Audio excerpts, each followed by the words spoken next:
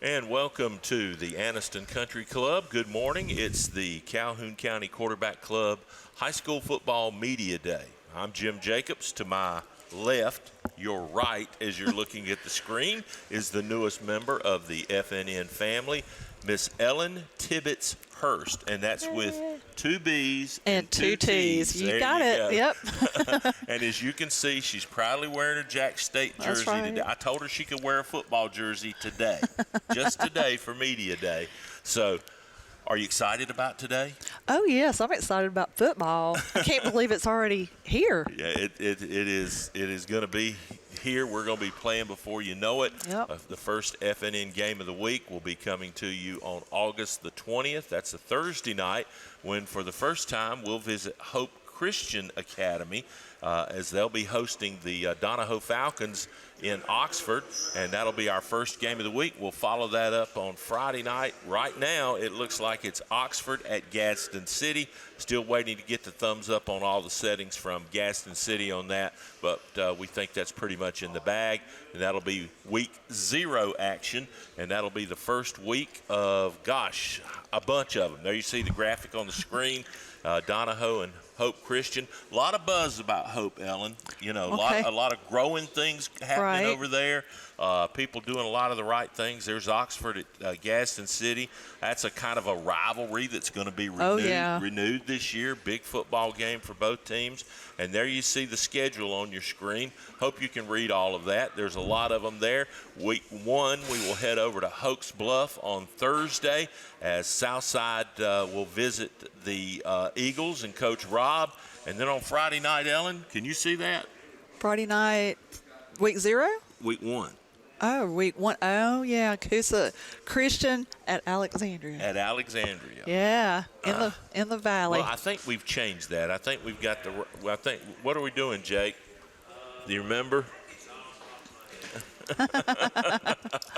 Well, we'll get it straight. We'll pull the graphic down and get the right one up there here in just a few minutes. Here's the schedule for today, and that's what you're here for right now. White Plains will get us started off here in just a couple of minutes. We're going to get the welcoming from the Quarterback Club. Danny Shears will handle that. We understand there's going to be a short 5-minute presentation on the realignments and what's gone on there. And you know, Ellen, going into the high school football season, that really has to be the top story. Not the teams, not the players, not the coaches, but what's happening with public and private. That's right. A whole realignment this year, right? Well, yeah, everything's changed. I mean, the public schools will have their own championships down in Mobile come December, and the private schools that are still members of the AHSAA at the time, or through this season for sure, will have their championships. There will be 2 of those down there, plus the girls' flag football stuff. Mobile will be hopping come the first week in December. First time ever for the football games or the championship games to be down there. Right. All right, I think we're about ready to go to the main stage where Danny Shears is welcoming everybody in. And we'll head to the stage now, and Ellen and I will be back shortly right after White Plains. This year more than ever, we look forward to this day because of so much realignment and the separation of the public and private schools this year for the first time. On behalf of our captain, Tony Ball, and the other Quarterback Club members, we thank you for coming. Our media partners, we especially thank you for coming and providing coverage of these young men and the coaches, not only today but throughout all of football season. We enjoy with social media, with the internet, with news print, being able to look at our favorite team and follow them and see how things are going. And today, we like to say kind of the unofficial kickoff of football here in northeast Alabama. I've asked one of the leading authorities on high school football around the state of Alabama, who just happens to live here with us, Mr. John Holder, to come and give us kind of an overall view of his thoughts on this whole realignment and how it's going to shake out in the years moving forward. So, John Holder, please come. Thank you, Danny, and thanks to the Calhoun County Quarterback Club for doing this. This is a premier event. It's an awesome event. first class in every way. So thank you, and thank you for the invitation to come and just speak for a couple of minutes today, just kind of setting the tone for today and for the season ahead. Obviously, the coaches and the players out there, they understand the changes that have come about in the last 6-7 months of the year to high school football. For us in the media, also, that's requiring a lot of work. We've got a lot of changes that are coming to high school football. This is probably the most monumental change in high school football this year of any year that we've had in my lifetime, certainly since 1984, back when we had 4 classifications and we went to 6. And so that's been 42 years. So this is monumental. In 2012, we went from 6 to 7. That was a pretty big jump as far as classifications go. But this year, now we've eliminated a class. We've added 2 more classes with the private schools, single A and double A. And so now we have 8 classifications, and we have totally separated the public schools and the private schools. One of the things that is our job as a media is to communicate all these changes to the average fan who's out there. Because the average fan, I don't think, really understands all this. They hear bits and pieces and things like that. So we have a tremendous job and a tremendous challenge ahead of us as far as media goes to communicate this to the average fan who's out there, who maybe doesn't understand all these single A's and 6A's and 7A's and these eliminations of classes and adding classes. And then also this year, for the first time, we're going to have a week-long state championship event, and it's going to be in a location that we've never had before down in Mobile at the University of South Alabama. So huge changes. To kind of put this in perspective, for instance, Sachs High School here in Calhoun County this year, they have never been Class 2A ever in history. Piedmont dropping from 3A to 2A. They haven't been in Class 2A in 19 years, since 2007. White Plains, who is first up today, they are dropping down to Class 3A for the first time since 2013. The guy that was coaching that year, a guy named Heath Harmon, who is now the executive director of the Alabama High School Athletic Association. Oxford dropping down to Class 5A for the first time since 2005. It's been 21 years. Josh Niblett was the head coach at Oxford the last time that Oxford was in Class 5A. We have 9 of the 14 schools. Danny mentioned 14 schools that play football here in Calhoun County. 9 of those 14 are changing classifications this year. And I looked this up. I do it the old-fashioned way with pen and paper. No AI, anything like that, because I want to be accurate. I wanted to know how many schools in the Alabama High School Athletic Association are playing in a different classification this year as opposed to just last year in 2025. You know what that number is? 247 schools are playing in a different classification this year than last year. Folks, that is the biggest change. This is the biggest change this year that we've ever had. So you combine the private schools being totally separate, you combine losing 7A, 6A being 32 teams, 5A kind of being squeezed, the 1A through 5A being kind of squeezed down, state championship event expanding out to a week in a new location in Mobile. There's a lot going on in high school football. So I challenge us, it's a challenge for us, and it's a challenge for all of you in the media out there, to educate the average fan out there of all of these changes so that they have an understanding of what's going on. So, Danny, I'm going to turn it back over to you. That's kind of my view of things. And again, I appreciate the opportunity and appreciate everything that the Quarterback Club of Calhoun County does, not only with this media day, but what they do during the season, what they do with the scholarships. And also, I'll just tell you, this is as first class of event as you're going to find in the state of Alabama for high school football media days. Thank you for the hard work you do. Thank you, John, for those kind words. We try. We want to give our best as a club so that we can let our coaches and players know how much we care about them. So thank you for that update, that overview. It is an exciting time, and a lot of the public schools, quite honestly, are happy about the separation of public and private. But then you've got some private schools that we'll find out a little bit more later on today as we talk to a couple of them. They will be traveling more and have more of an expense account for travel than they've ever had before because of having to cover such a big area. So are we ready, Jordan? All right, let's move right into our first school then. We welcome to the stage at the 2026 Calhoun County High School Football Media Day the White Plains Wildcats. White Plains competes in 3A Region 4. The head coach of the Wildcats is Coach Clint Smith. Today, Coach Smith has brought with him lineman Hudson Inglesby and wide receiver defensive back Bryson Cheatwood. So, Coach Smith, we will start with your opening comments, sir. Well, we appreciate you guys having us again this year. This kind of is the kickoff to the season. We appreciate the Calhoun County Quarterback Club for everything that you guys do, and all our reporters and media outlets for covering our team and our school throughout the season. We appreciate the work that you do and look forward to working with you through this season. Today I brought Hudson Inglesby, a senior offensive lineman, and senior Bryson Cheatwood, wide receiver, defensive back. All right, this is where we need the media now to step up. We have questions. We've got our Captain Tony Ball with a cordless mic out there in the crowd, and we will start with a series of questions. I will ask the first one as Tony, you find somebody else there. Coach, we've got in your region, Weaver is the only county school, but then you've got Asheville, Childersburg, Cleburne County, Handley, Mumford, and Talladega. Now, some of those you've obviously played over the last few years, but how challenging will it be week to week to get ready for schools that maybe we haven't played in the past? Well, there are several different schools in our region this year. That's exciting with the opportunity to play some new people that maybe these guys or we haven't played in a while.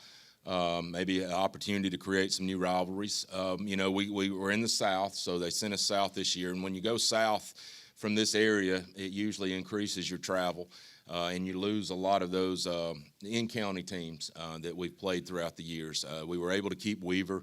Of course, we scheduled Pleasant Valley, so we have those guys. That's our two county schools that we play.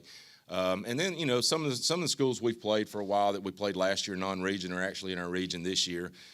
So we're looking forward to the challenge, to the opportunity to kind of go some different places and play some different teams, and we'll see how it goes.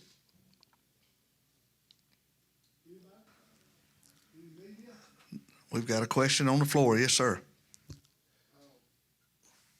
Coach, this is your second season here at White Plains. When you took over the program last season, and now that you have a whole full off season under your belt, where have you seen this team grow the most since you took over?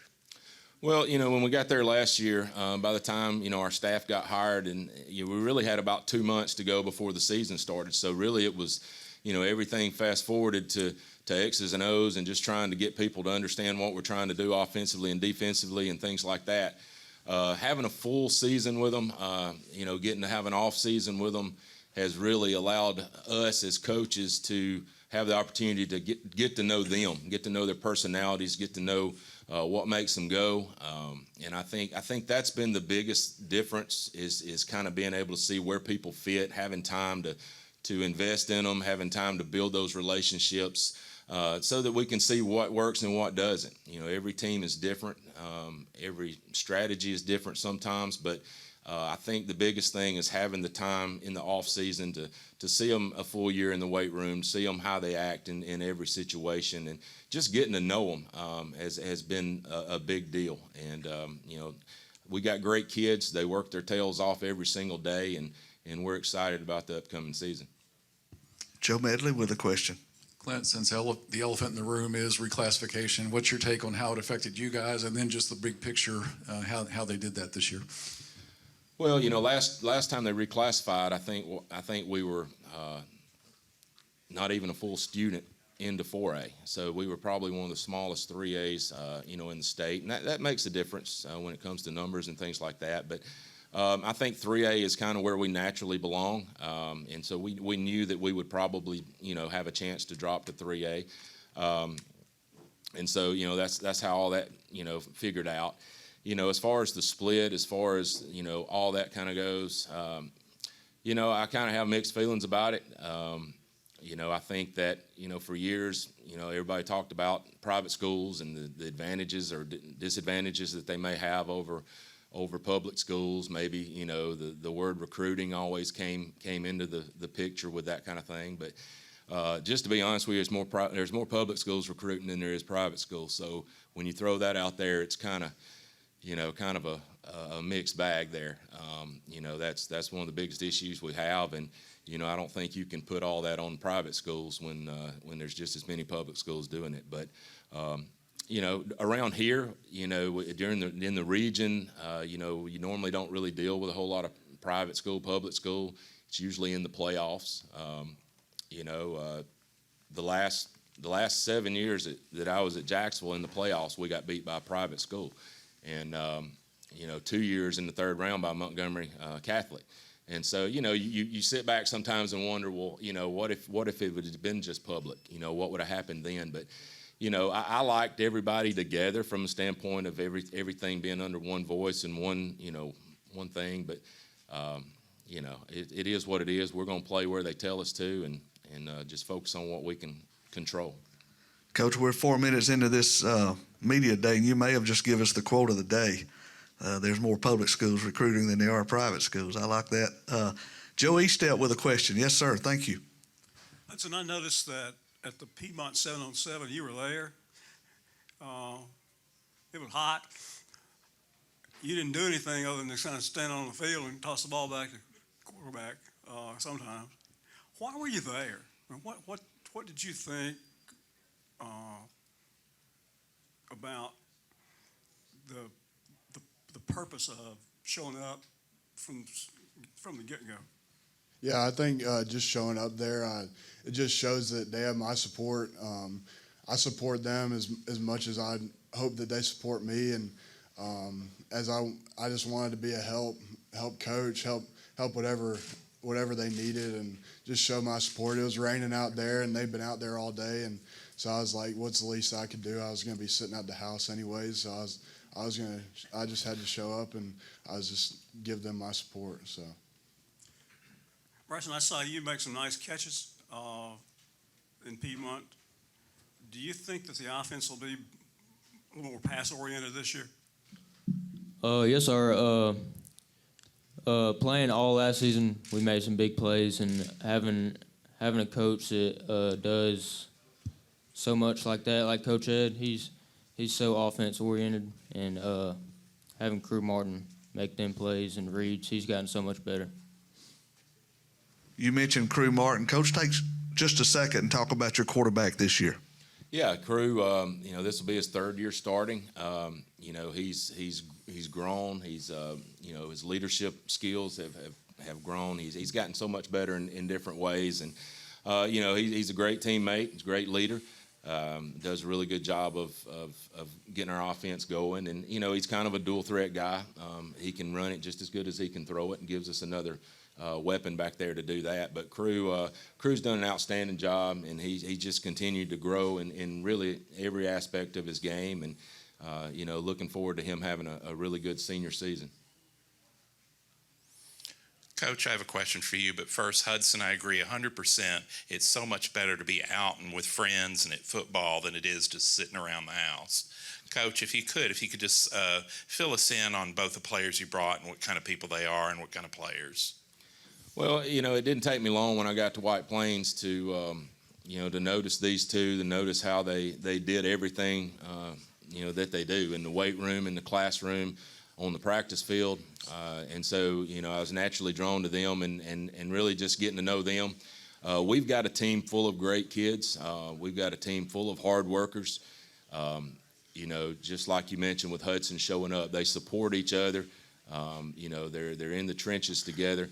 But, it was just, these two guys right here just really stood out with the way they did things and the way they led, not necessarily vocally, but, by example.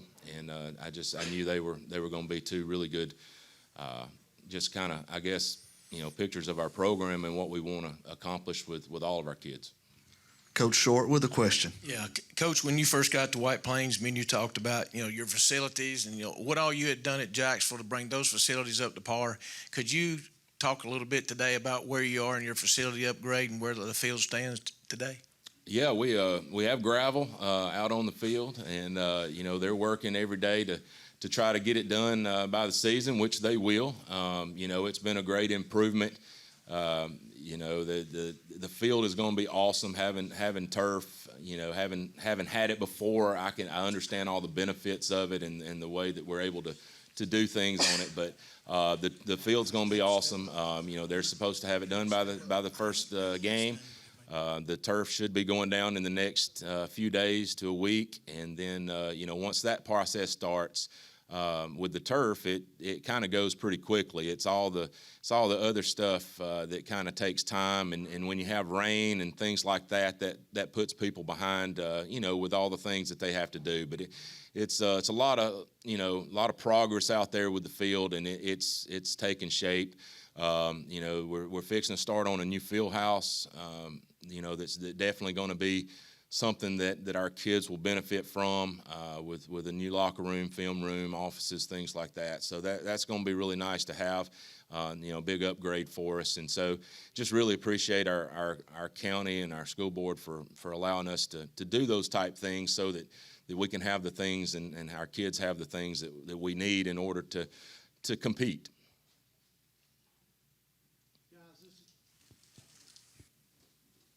This is for the. Here we go. This is for the players.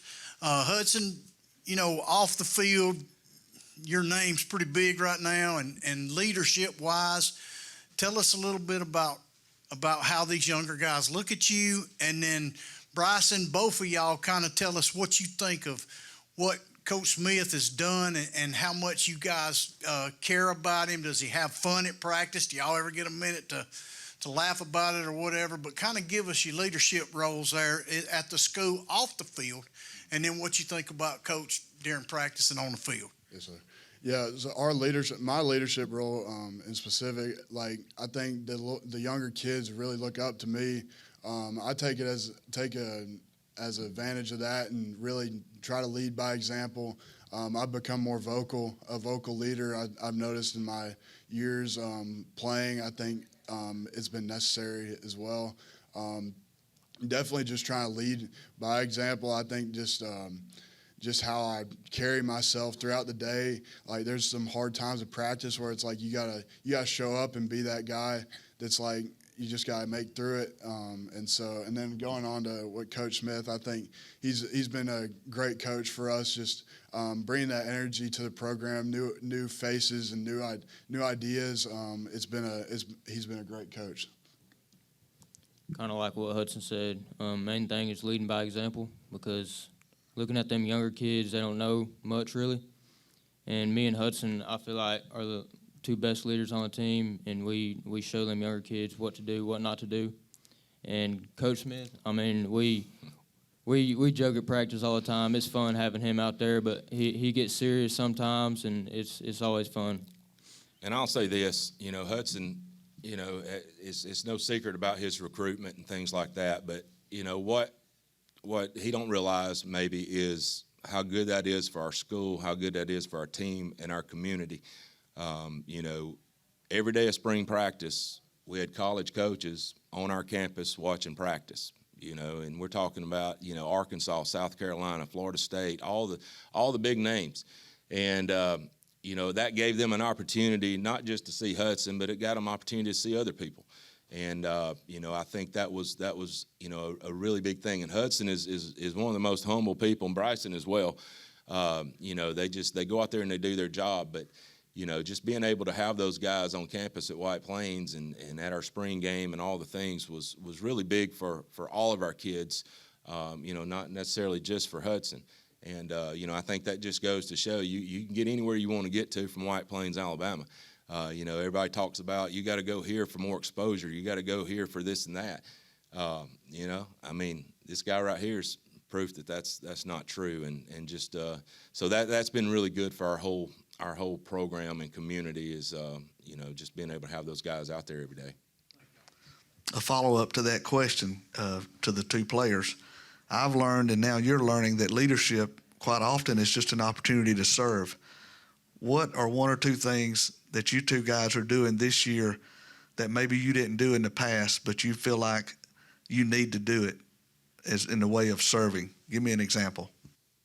I think showing up to like the 7-on-7. I think that was just a way to show like I'm not even a part of it, but just to be there and be able to, like, I was keeping the balls dry, like just like little stuff that like you probably wouldn't think it needs to be done, but whatever needs to be done, just get it done. And if you see something that needs to get done, just do it. That's kind of how I've seen it, and just taking initiative for sure.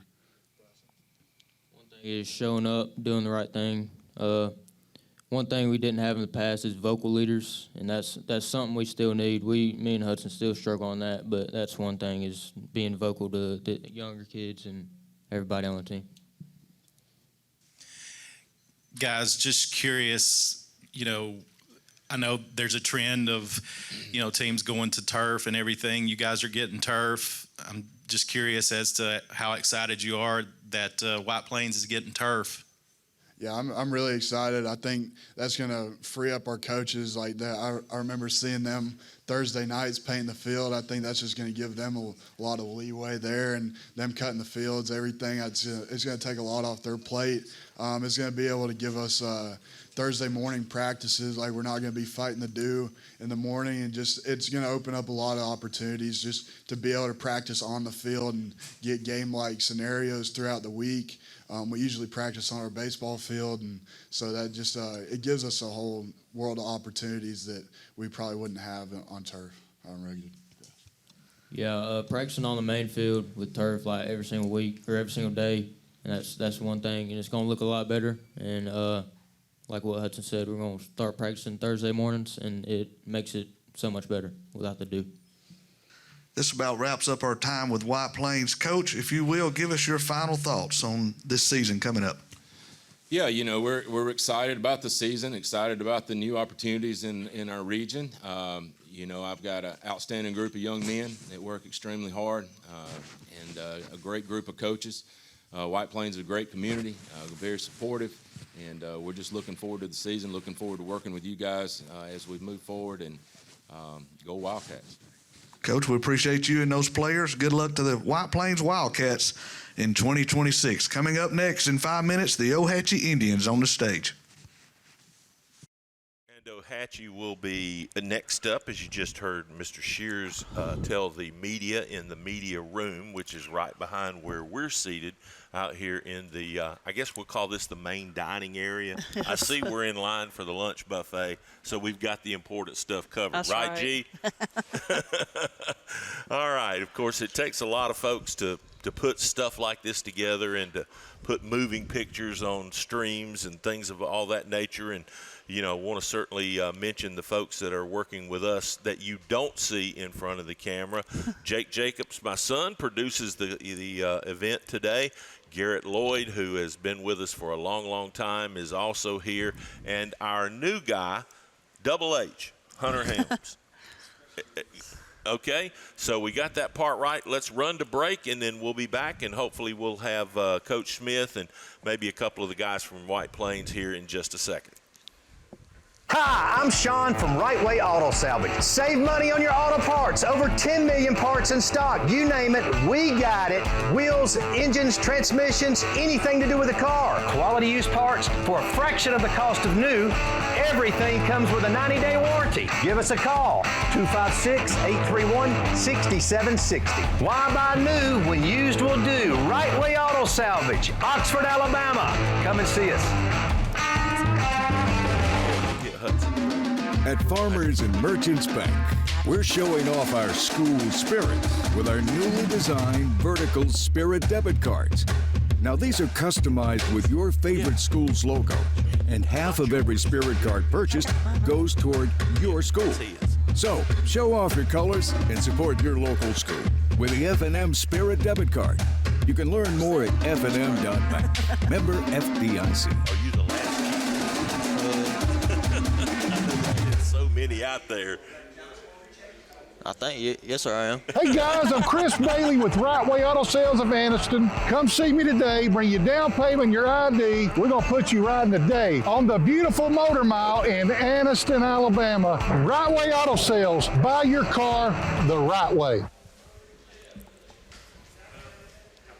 And welcome back to Calhoun County Media Day today, presented by the Calhoun County Quarterback Club. Jim Jacobs, Ellen Tibbetts Hurst here, along with Hudson Cheatwood from the White Plains Wildcats, getting ready. Senior season, right? Yes, sir. Okay. Oh. First question's yours. Have at it. Okay, so I was prepared for the coach. So what has your team been emphasizing this off season?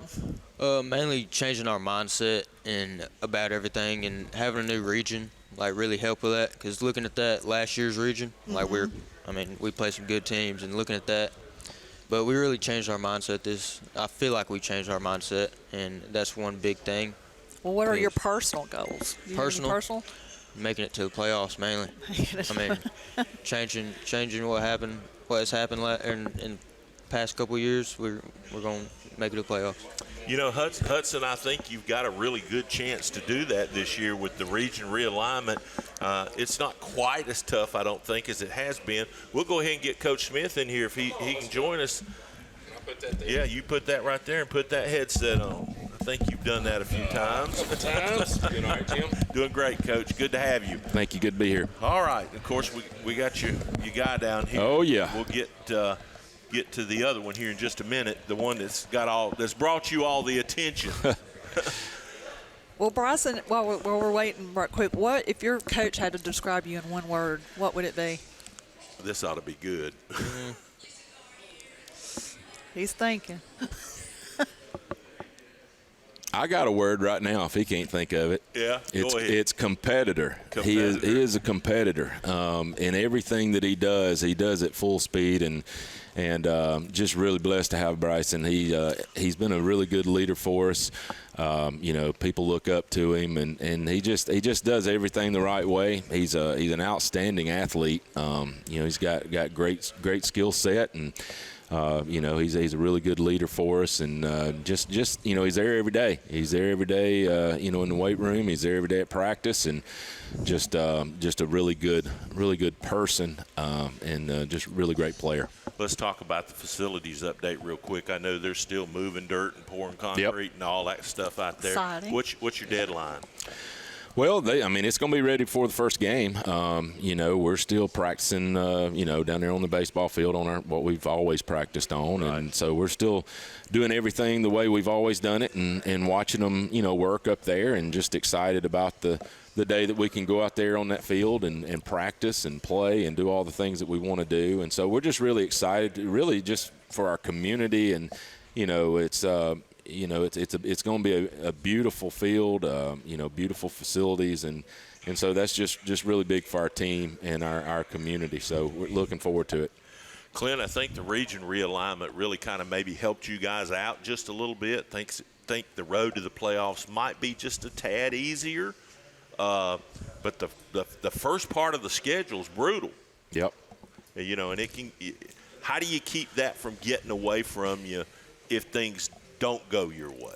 Well, it's just to stay focused on what the goal is. We've always had the expectations to go to the playoffs and build a program that can be sustained to where, we're consistent with that. And so, the drop to 3A, I don't even think we were a full student above, 3A last time. We were right there at the bubble and ended up in 4A. And so, it's kind of where we belong as far as our numbers go. But, it's going to be a tough schedule, especially early on. We got to stay the course, and be playing as well at the end of the year as we are at the beginning. And so that's going to be the big key, is just being able to make sure we peak at the right time and make sure that we're able to be playing our best ball when we hit that stretch at the back end. And so, hopefully we can do that and stay healthy and make a run at it. There is no community that is more loyal to their school than out at White Plains. I know you figured that out by now in this county anyway. You take them a couple rounds in the playoff, they might build you. They'll either build you a statue or a house, one or the other. Well, here's the thing. I want these guys on this team to experience what it's like to play in a playoff game. And we try to talk about how, don't let the past define who you are right now. Right. What's happened over the past several years. really doesn't have an impact on this year's team. It's not like the HSAA has come to us and said, all right, guys, y'all hadn't made the playoffs since 1994. We're not going to let you in this year. So, I mean, I want these guys to run out on the field for a playoff game. They have worked their tails off. They're great kids. It's a great community, and I want our community to experience that. And I guarantee you this, if we ever get to play a playoff game at home, that you won't have anywhere to go. There won't be anywhere to park either. But we got great fans. We've got great administration. They're very supportive in everything that we do. And just personally, from me speaking, I just really want these guys to be able to experience that, and this community experience that. And they're working every single day for us to get there. And we got to go out and prove that we belong. I think the expectations are growing, which is not a bad thing, because my thing on expectations is they're always there. They're either going to expect you to win or they're going to expect you to lose, and we'd rather them expect us to win. And so that's what we expect of ourselves, and we're just going to keep preaching that message and working, and our guys are taking that message and every single day trying to get better, and hopefully we'll get there. I hear you. Listen, we got to share you with everybody else. All right. So we're not going to keep you long, but one more quick question. Okay. Where's the field house going? I've had a lot of people ask me. Well, the thing about the field house, we originally were going to put it in the back of the end zone, away from the gym, on the other side. But it's just trees, hills, everything. Yep. So the dirt work and just the site prep was going to be so much to put it somewhere over there. That there's a flat place right as you walk in the stadium, close to the visitor sideline where the band concession stand is. Mm-hmm. They're going to put it right there, and it's going to be really, really nice. I've seen the drawings of it. It's going to be a facility that our kids are able to go into and be able to watch film like we need to watch film, and meet like we need to meet, and just a place to call home. And then they can take a lot of pride in. And so we're excited about that. And, unfortunately, these seniors won't get to see it because it'll be ready for next year. But I tell them, at least they're getting the field this year. So they're definitely getting something out of it. But, it's going to be beautiful. Good deal. Thank you. Appreciate you Thank stopping you. by. Thank Good luck you. this season. Appreciate it. Good luck. All right. We're going to keep Cheatwood. And Mr. Cheatwood, we'll bring Inglesby in. God, that's a big young man. No wonder everybody wants you. All right. My first question's simple. What was your impressions of Chapel Hill? It was great. Just the landscape and just the baby blue. Like you can't beat that. Jordan, like you got all that in one place. It's a great place. Wow. What can you tell us? What you got it down to before you made the choice?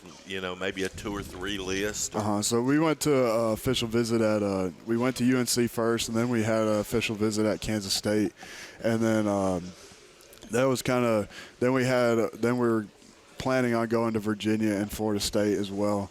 But after UNC, it was pretty clear that they had everything that I needed with academics and the whole nine. Like they had great football program, and just overall, I think they checked every box that I had. Not a bad place to watch a basketball game either. No, for sure. Yeah. Yes, sir. No doubt. Well, how excited are you about the season? Now that you've kind of got all that behind you, talk about what the season is coming up. It'll be a great season. Just having everybody, having coach for a year, a whole year, and being able to go through spring with them, and just everything. I think this year we're going to have a good solid team. We went through spring training and had that spring game, and I think that was really good for us, being able to put on pads early, and start learning the offense and just kind of dialing in some plays. I think that was great for us, and I think it'll be a good year. Well, who are you most excited about playing against? Oh, goodness. I think, like, week 1, we got Pleasant Valley. I think I'm excited for that game. And then you always have Cleveland County. That's a big rivalry game with it being at home. Hopefully the turf's done by then and everything's squared off there. But those are the two big games. We got Hanley, which will be a good test for us as well. Right. Absolutely. Yep, Hanley will be a top 10 team preseason anyway. All right, guys. Well, listen, we want to thank you both for stopping by. I got to share you with the room, so we're going to let you guys just kind of slip out and run out. And we appreciate you both for stopping by. Have a great season. Good luck on making the playoffs. I think you guys can do it. Go get it. Yes, sir. Yep. Thank you. All right, we're going to switch back to the room now where Ohatchee is on the stage and pick up what's left of that for you. And then I'll tell you about how we're covering all the stage stuff so you don't miss anything when we're out here interviewing players and coaches. Let's go to the stage. You know, as you kind of wind down your high school career, what do Friday nights, what will they mean this year as opposed to the years past, Gus? I mean, more than anything, I've been at Ohatchee since kindergarten. Like, I've been going to the games at the Creek Bank for the longest time, 2018, 2019, them deep semis runs, like, there's nothing like it over there on the Creek Bank, and it means a lot to be here for my last ride. Yeah, Friday nights are honestly the best thing, and just go out to win. That's what you want to do. There's such a rich history there. But, Coach, I want to go back again one more time, and the players feel free to jump in. When we talk about 2A football, you know, for years and years, the Indians were, 2A and they moved up to 3A, and we're back in 2A with this realignment. You've got 3, Gaston, Vincent, and West End. And, I kind of feel sorry for those 3 schools because they've got to come play 5 schools in Calhoun County that are over the last 10, 15, 20 years. When you look at playoff football, I mean, you see Ohatchee, Piedmont, Sachs has had their run over the years, and, of course, Walter Welburn's right there. What do you feel like coming into this region?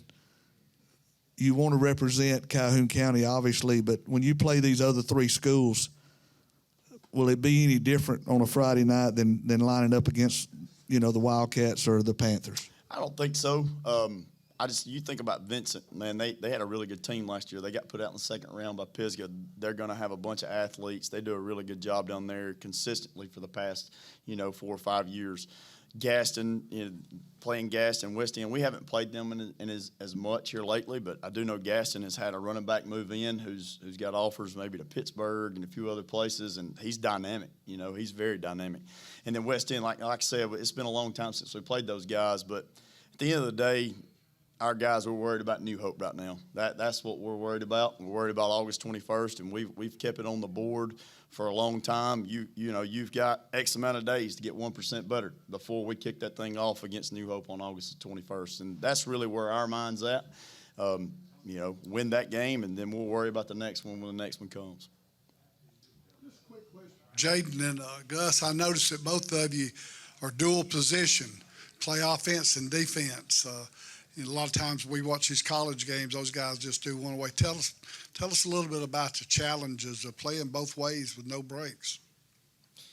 I mean, sometimes it gets rough. You're a loss of energy, but you do whatever it takes to help the team, and if that's what it needs, if that's what it takes, you do it. It's 2-3A football. It's kind of like you got 35, 40 guys on the roster.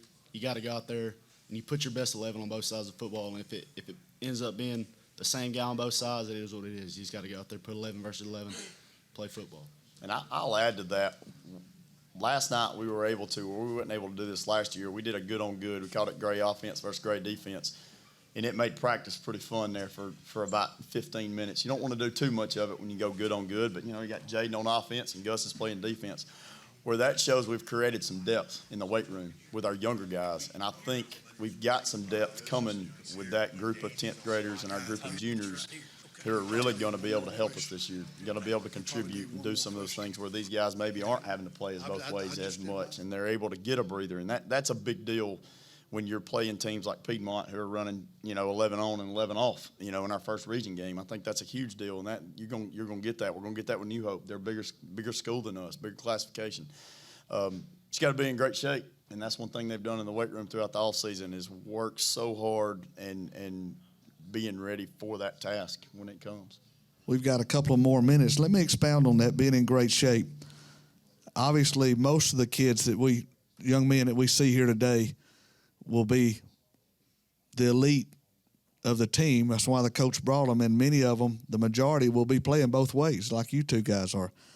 Coach, with that being said, conditioning has to be such a strong part of being prepared to play. Do you think conditioning is any different than it was 20, 25 years ago when you played at Alexandria? I don't think it is, and I think your conditioning comes more from, we can run our sprints, we can run our suicides at the end of practice, but I think it comes back to how you practice, and that's what we're trying to get our guys to realize. I think yesterday morning, during our practice yesterday morning was one of our best practices we've had because we got after it, and everybody was trying to play fast, and it took a little bit of, somebody getting popped in the mouth a little bit to bring that out, but when that happened yesterday morning, the last 40 minutes of practice, I felt like we're really, really good. It felt like you were on a Friday night playing football.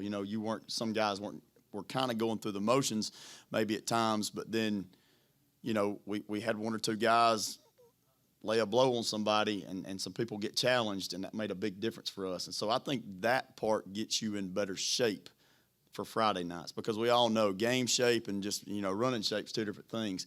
It's going to take 2 to 3 games to get in game shape, but we want to be in as the best shape possible as we can August 21st for that first game. All right, any other questions from our media friends?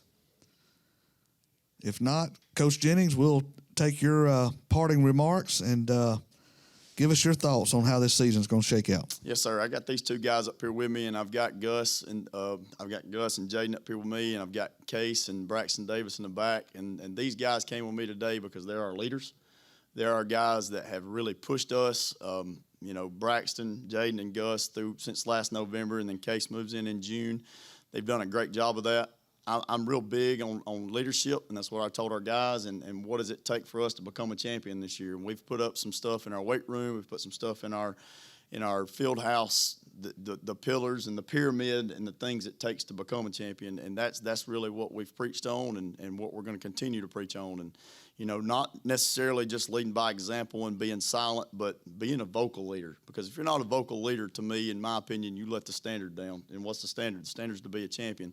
So you got to constantly preach it to everybody in that building, and everybody's constantly got to hear it. And I think if we don't do those things, we let ourselves down. And I think these kids have done a good job of that. And just the work they've put in since last November, I'm super excited to see all the work they've put in for them on August the 21st. I tell them a lot, practice is really more for the coaches. We get to put our stamp on it. We get to do all these things. We're out there helping you, but Friday night I have to stand by that sideline. They don't let me out there. It's up to y'all at that point, and these kids have done a good job of that, and that's what I'm most proud of, and we're excited for August the 21st. We sense that excitement for you, Coach, and the players. And for the Ohatchee Indians, good luck this season. We'll be watching you all the way through. Coming up next on the stage, Weaver Bearcats in 5 minutes. Back to out in the lunchroom. We got to come up with a better name than lunchroom. You work on that while we go to break. We'll be right back. Hopefully we'll get Coach Jennings and some of the Ohatchee guys on with us here at our table when we continue from the Calhoun County Media Day 2026 here on the Friday Night Network. Family owned and operated for over 50 years, Miller Funeral Home is committed to providing families with the finest services for their loved ones, including our newest service, Aquamation. Aquamation is a gentle, respectful, and eco-friendly alternative to flame cremation. Miller Funeral Home is the only facility in the state of Alabama that offers the Aquamation service. Call us or visit our website today to learn more about how we can serve you and your loved ones. Hey guys, I'm Chris Bailey with Right Way Auto Sales of Anniston, where we sell it all. We have cars, trucks, SUVs, four-door sedans, no credit check. Come see me today, bring your down payment, your ID. We're going to put you riding today on the beautiful Motor Mile in Anniston, Alabama. Come see us today, 256-770-4211. Right Way Auto Sales. Buy your car the right way.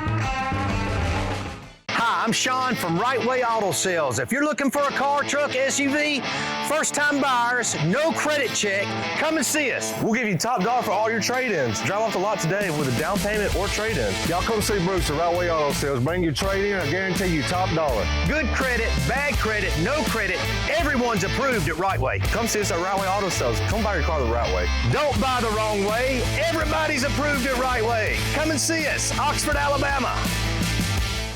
Are you ready to hit the road with an RV but worried about your credit? At Right Way Auto Sales, we make it simple. No credit check required. Bring your ID and your down payment and you're all set. Located on the Motor Mile in beautiful Anniston, Alabama. Right Way Auto Sales has the RV you want for the price you'll love. Come see us or call Chris or Wade at 256-770-4211. Right Way Auto Sales. Travel with freedom the right way.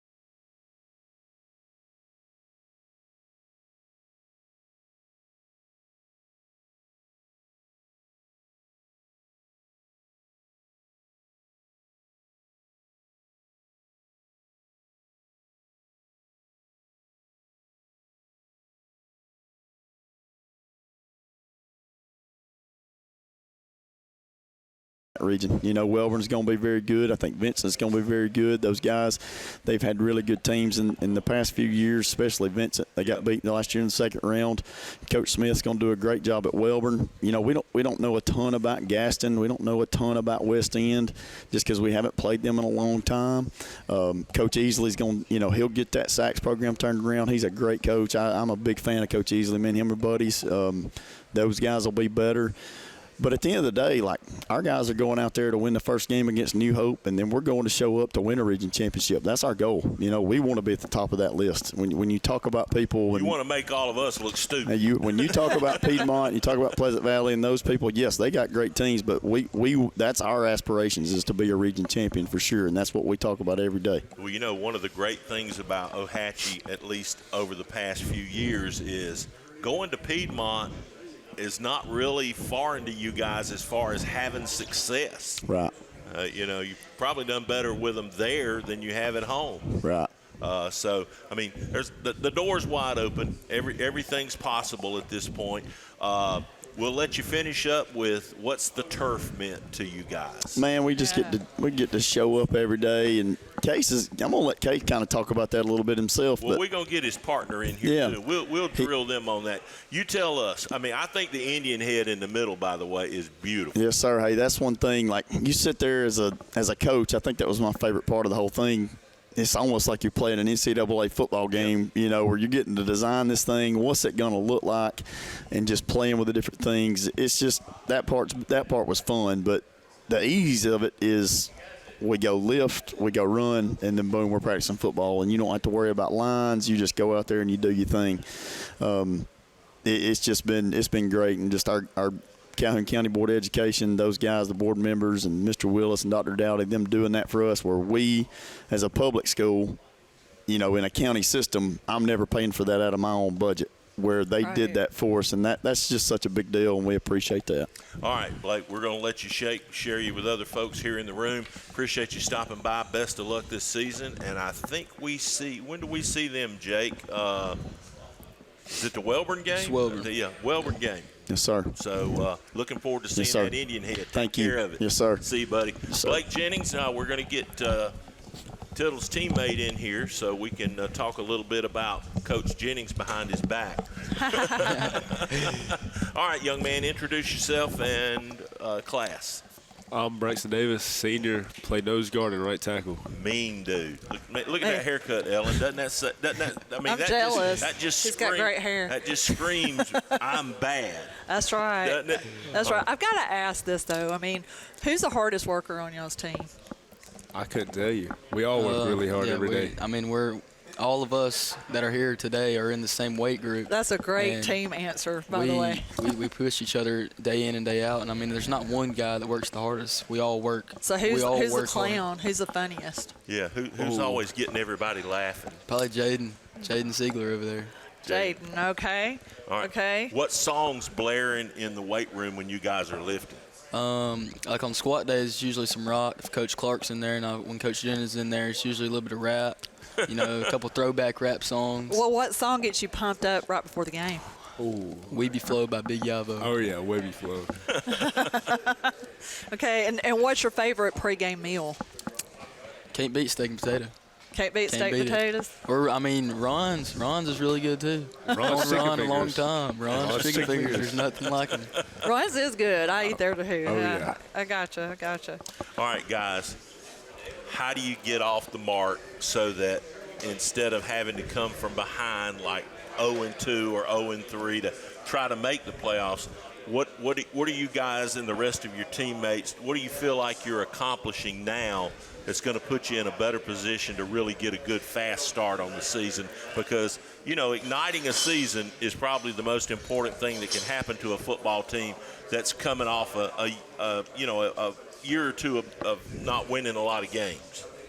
Yeah, I would say, you know, like you said, you got to start off hot.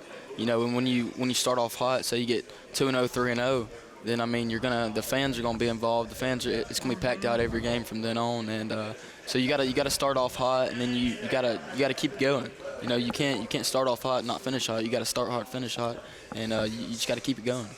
Like you said, I think one thing that helps us bring the physicality. Like, we've showed up every day, got aggressive. Like, we get fired up for practice. Like, we want to be there. We fell in love with being at practice, and that's one thing Coach Jen has pushed was falling in love with practice, because you got to love it, because then on Friday nights, you got to want to be there. Like, you want to show up. So I think that helps, because we all show up. We want to work. We want to be there. So it's helped grow so much. Well, guys, kind of a new region picture, some old folks, some new folks.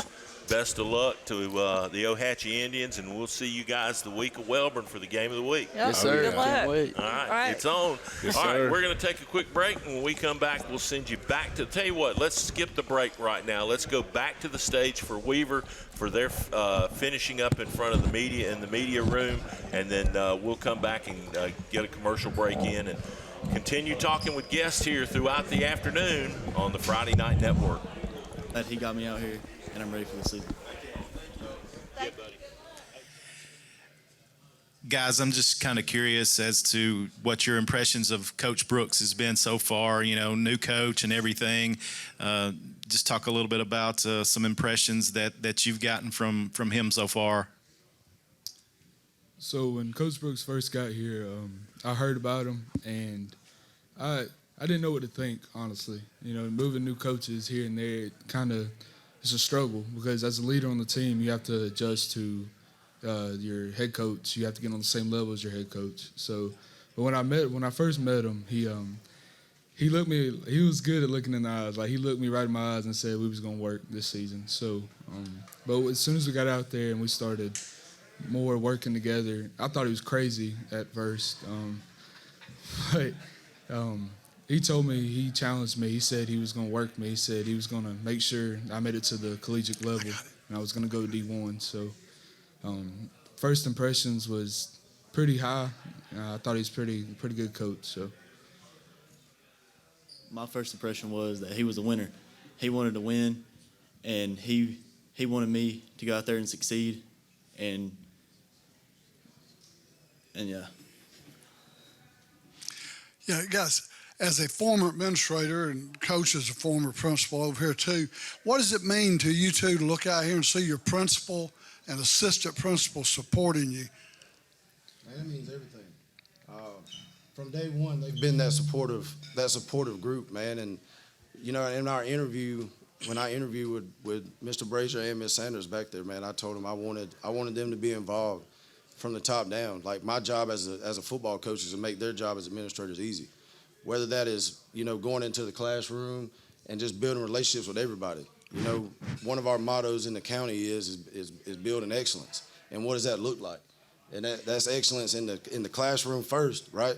In the classroom first, in the community, and then on the football field. I think it goes hand in hand, man, and I feel like they really understand that. As a head coach, man, it's awesome to see them, and they're always there. They're always there, no matter what we do. Every day at practice, we see them come down there on the golf cart, and they checking in on us. Always asking us what we need, and man, that takes a burden off of me as a head coach, man. And I love them to death. They know it. I tell them all the time, man. I do. And man, what we have at Weaver is special. It's a special group. It's a special close-knit community in the school, in the community. And it boils down into the sports. Coach, we've got a question in the back. This gentleman that just stood up is a former teacher, principal, Calhoun County superintendent, but he'll always be a Weaver Bearcat. God bless you. Joe Dyer. Joe, you got a question? Yes. Thank you for letting me ask you a couple of questions. Talk to us a little bit about building the program from the ground up with the elementary school and the youth leagues. All the successful programs around, they primarily are going to be from the ground up with the youth facilities and all those coaches. Tell me a little bit about what you're beginning to do from that aspect and next steps. So, man, one of the first things I did here was we had a signing day for the sixth graders coming into seventh grade. Man, we did it just how colleges do it. We had them a letter of intent, with the folders. We took the pictures just like how you would if you were signing a scholarship. Those guys are important to us. We want them to feel like they was a part of what we do.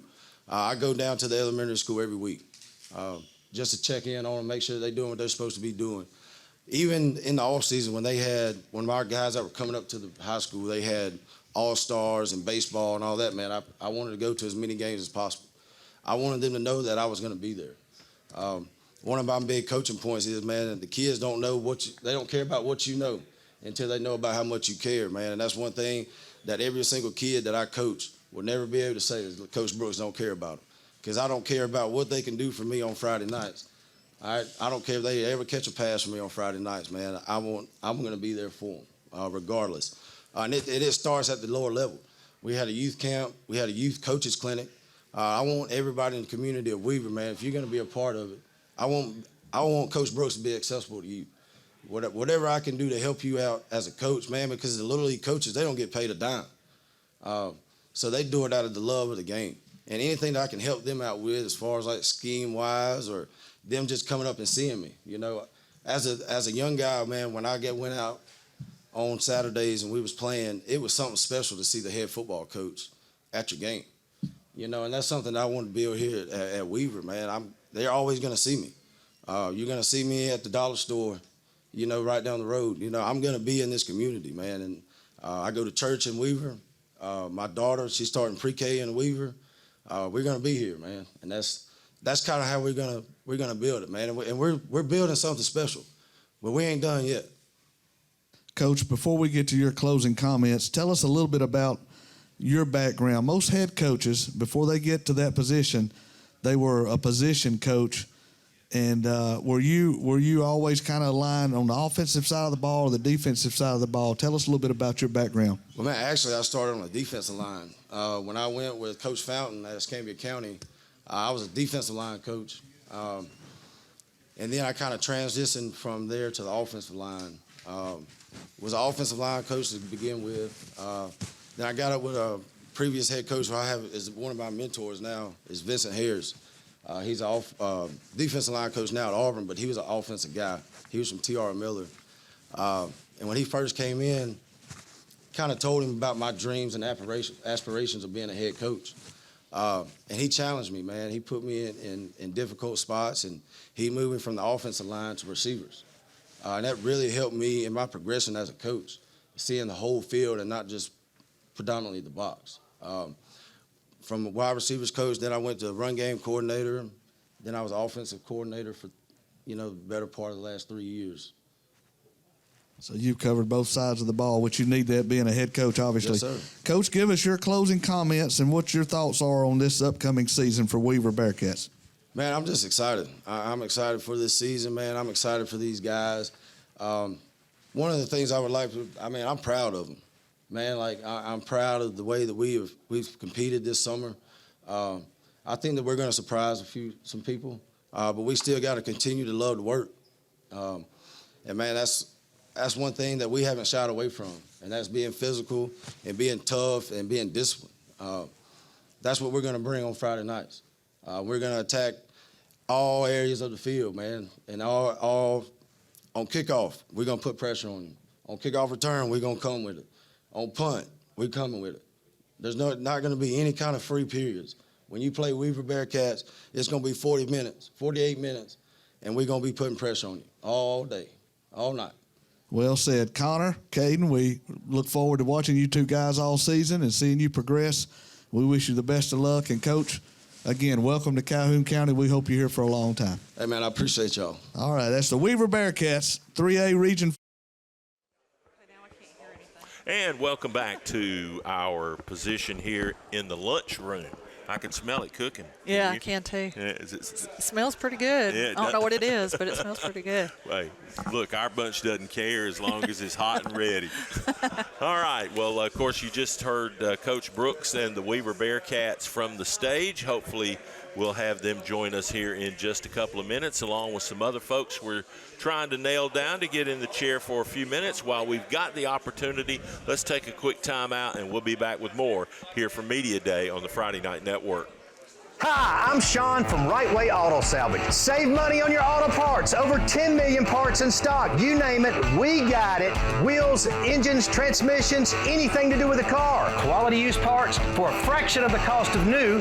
Everything comes with a 90-day warranty. Give us a call, 256-831-6760. Why buy new when used will do? Right Way Auto Salvage, Oxford, Alabama. Come and see us. At Farmers and Merchants Bank, we're showing off our school spirit with our newly designed vertical Spirit debit cards. Now, these are customized with your favorite school's logo, and half of every Spirit card purchased goes toward your school. So, show off your colors and support your local school with the FNN Spirit debit card. You can learn more at fnn.bank. Member FDIC.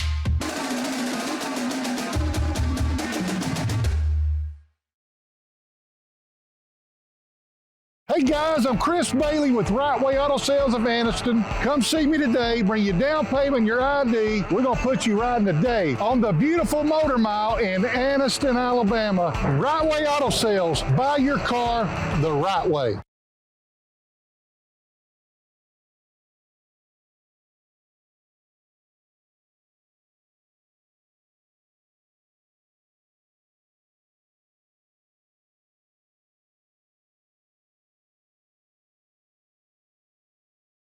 Know anything about you? Kind of give us a little quick path to getting here.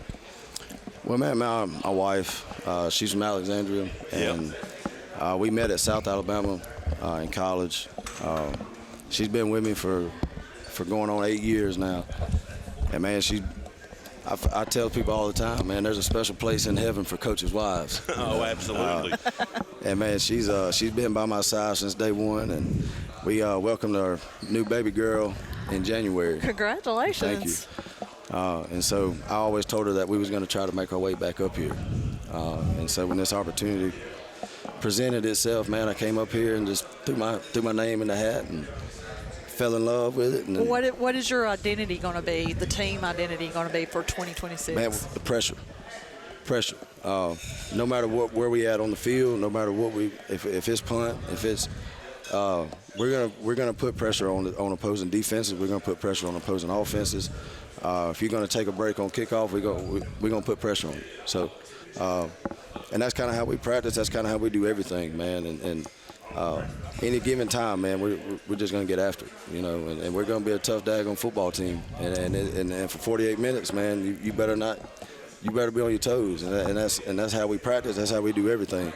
Coach, you really love on your kids a lot. I've seen that in some of your 7-on-7 stuff and things like that. But how do you manage that with sometimes the discipline that a football team needs to turn the corner and do those things you just talked about? Well, man, those go hand in hand. You know, I love on them really hard, man, and this game is supposed to be fun. So I want them to have fun, but I also want them to know, man, when you walk on that field, man, a switch has got to flip in your head, and they realize that and they know it. But man, this game is supposed to be fun, so I let them have fun with it. But they also know when Coach Brooks when I mean business, I mean business, and they really responded well to that. We're big on discipline, man. We do all the small things. You know, I really harp on the small things about being on time and wearing the right shoes, wearing the right colors. We always wear the same thing when we go out to practice. We got 3 different sets of gear, so they always know exactly what we wearing. We wearing red and black, you know, or red and white, whatever. So they already know that. So, man, I'm not worried about the discipline part, man. I feel like we're a really disciplined football team, but that's something that we harp on every day. But I feel like you can't just be disciplined and not have fun, and then have fun and not be disciplined. I feel like as a coach, you know, as a coaching staff, that's something that we really harped on, is coaching them hard, but also loving them hard as well. Well, what leadership qualities have your team shown this offseason? Man, adversity and competing. One thing that I saw, you know, on film, watching from the last couple of years, man, is we wasn't really good at handling adversity. We was always in the game early, but it seemed like when something bad happened, we let that dictate. And around here, we always define everything, you know. We don't assume that a kid knows anything. So we define win. You know, we want to win in everything that we do, and we define win as what's important now. So it don't matter what happened the last play, what happened before you got here, what's important now. And what's important now is the next play and your job. You know, Coach, that's an interesting community out there. They love the school. They love the kids. It's just been a while since they've had a lot of success to cheer about. I know that's got to be a high priority for you to get everybody going again. Oh yeah, man. Like I tell people all the time, man. We're gonna build something special here, regardless. You know, we don't have a choice, and we practice that way, man. This community, man, I love it so much, man, because they've welcomed me and my family in with open arms, and we win at everything else. You know, we won the baseball area championship this year. We won 2 state championships this year in wrestling. We got an awesome band. Won the area in basketball. So, man, we just got to be very intentional about what we do, especially on the football field and getting those guys out there. One big thing is we just hadn't had a whole lot of guys out there in the last couple of years because they was afraid of getting hurt and injured. You know, last year they had about 15 guys that got hurt. And so that kind of shied guys away from coming out. And that's been one thing that we've kind of harped on is trying to eliminate injuries. I mean, you can't completely eliminate it, but you can be smart about it. And when I first got there, I took my staff up to Vanderbilt, and we went to a clinic and met with the strength and conditioning coach up there, and they kind of showed us what they were working on, what they were doing, and then we jumped in with both feet. And we've been more of a sprint-based system, keeping it fun for them. And, man, we have a leaderboard for everything. Every day we run sprints, and we do velocity-based in the weight room. We got 4 TVs set up in our weight room, man, and we have leaderboards every day. So we compete in everything. Every single day that those leaderboards are. Well, do you think that the new field will contribute to? Oh, yeah, for sure. For kids wanting to play and. Yeah, but anytime somebody new comes in, I think that, you know, they have to see what I'm about first, you know, right. and that's the reason why we went to everything, you know.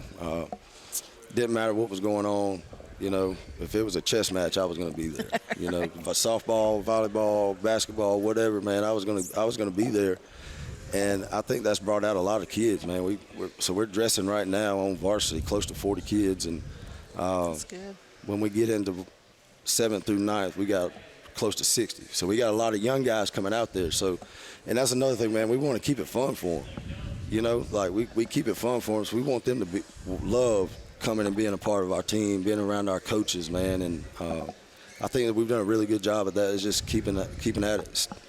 My saying to my coaches all the time, man, you got to keep watering the green grass, baby. You got to keep watering it. Well, you don't have to water it anymore now. Yeah. No, you're right. That's right.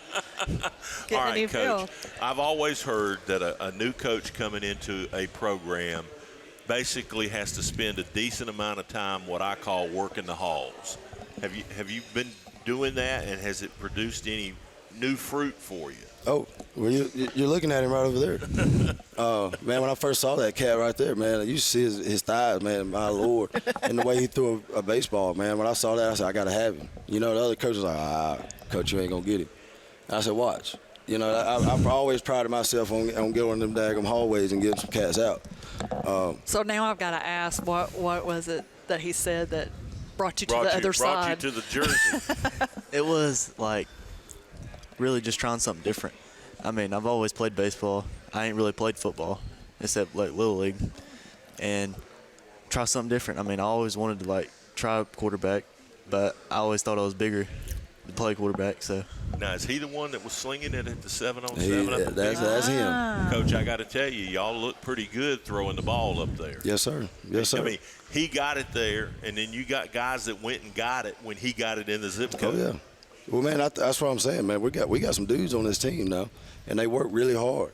And I'm excited to let other people see it. You know, in that 7-on-7, man, we really competed, but we didn't finish. You know, we started out hot. You know, we beat Alexandria, you know, and then we kind of fell short a little bit. That's one thing that, you know, we coach. We coach everything, you know, so yeah, I think they was on. Even the coin toss. Oh, I was undefeated. You're undefeated. Tails never fails. So is it tails every week? It's tails every week. Every week. Every week, all right. Every week. Well, what are you most excited about for the season since this is your first season? just getting out there, really like just trying something different. Like I said, it's different. I'm not used to it, so I just got to get used to it. You're out of your comfort zone. Yes. But yeah, are you comfortable with it, though, that, you know, it may not always be bright red, shiny, smelly roses. Right. There's going to be some things that are going to test your character. Yes, sir. I'm ready. Is he ready, Coach? Yes, sir. Yes, sir. I have complete confidence in that guy sitting right over there, man. He's been through the fire. And one good thing about our team, man, we got really good cats. He can just hand that pill off to them and just let them go do their thing. And he's got a really good offensive line, man. We actually got 5 returning starters up front. And we got a new kid coming in to snap the ball, so we're moving some other pieces. But we got a really, really mature offensive line, and we got some guys that can tote that thing too. So. Well, then I've got to ask you too. Then, what is your personal goals for the season? I would say mostly just having fun. I mean, that's all I really want to do. Since I'm trying something different, I always want to have fun. So. Gotcha. Coach, can he get you there with a more fun approach versus intense, go out there and lead his team? Oh, man, let me tell you something. That cat right there is intense, too, now. He's intense, too. So, in other words, he's peddling us. Oh, yeah, no doubt. No doubt. So he's a competitor. Oh, yeah. Gotcha. Well, Coach, I'm going to give you something you don't know. The very first FNN game of the week was at your place back in 2012, I think it was. And this will be our 16th season, and we have not been out there in several years. But your fan base has blown my phone up wanting a game out there this year, so we're coming for the Asheville game. I like That's it. on the schedule. Oh. So don't let us down. Well, you don't let me down, man. Let this be a thing where you keep coming back. Well, you win enough, we'll be there. Winning fixes a lot. Winning fixes a lot, baby, and that's what we're going to do. So, hey, I want you to start having 2 games out there. I hear you, Coach. Well, congratulations to you on the new job. I like your attitude. And, what I saw at the 7-on-7 to me looked very promising. So I know a lot of people that know football around here have always said if Weaver ever makes that big step, there's tons of athletes out there. Yes, sir. There's good support, and that can be a really powerful program. Yes, sir. Yes, sir. Yes, sir. Can. You here to deliver? I am. All right. Hey, baby, I ain't scared now. I'll shine when the sun won't now. What do you think, Ellen? You buying his Kool-Aid? Yeah. I mean, he's gung-ho. I like it. All right, well, we're going to turn him loose so he can go work the rest of the room and spread that love. Coach Brooks, good to see you. I appreciate y'all, man. Welcome to Weaver. Welcome. And good luck at quarterback. Thank you. Now, I can't wait to watch. You're not supposed to stand there and let people hit you, right? Yes, sir. Okay, good deal. All right, let's get your teammate in here, and let's see what we got, Ellen. We had Caden. Caden and yeah. But they may be eating. Yeah, they may be. And okay. Well, he's busy, so I'll tell you what we're going to do. Jake, you want to switch us back to the stage here real quick, and we'll continue with Media Day from the main media room on the stage right now here from the Calhoun County Media Day. 5 back-to-back years, and our region went to the quarterfinals. Our region came to the quarterfinals 2 years in a row.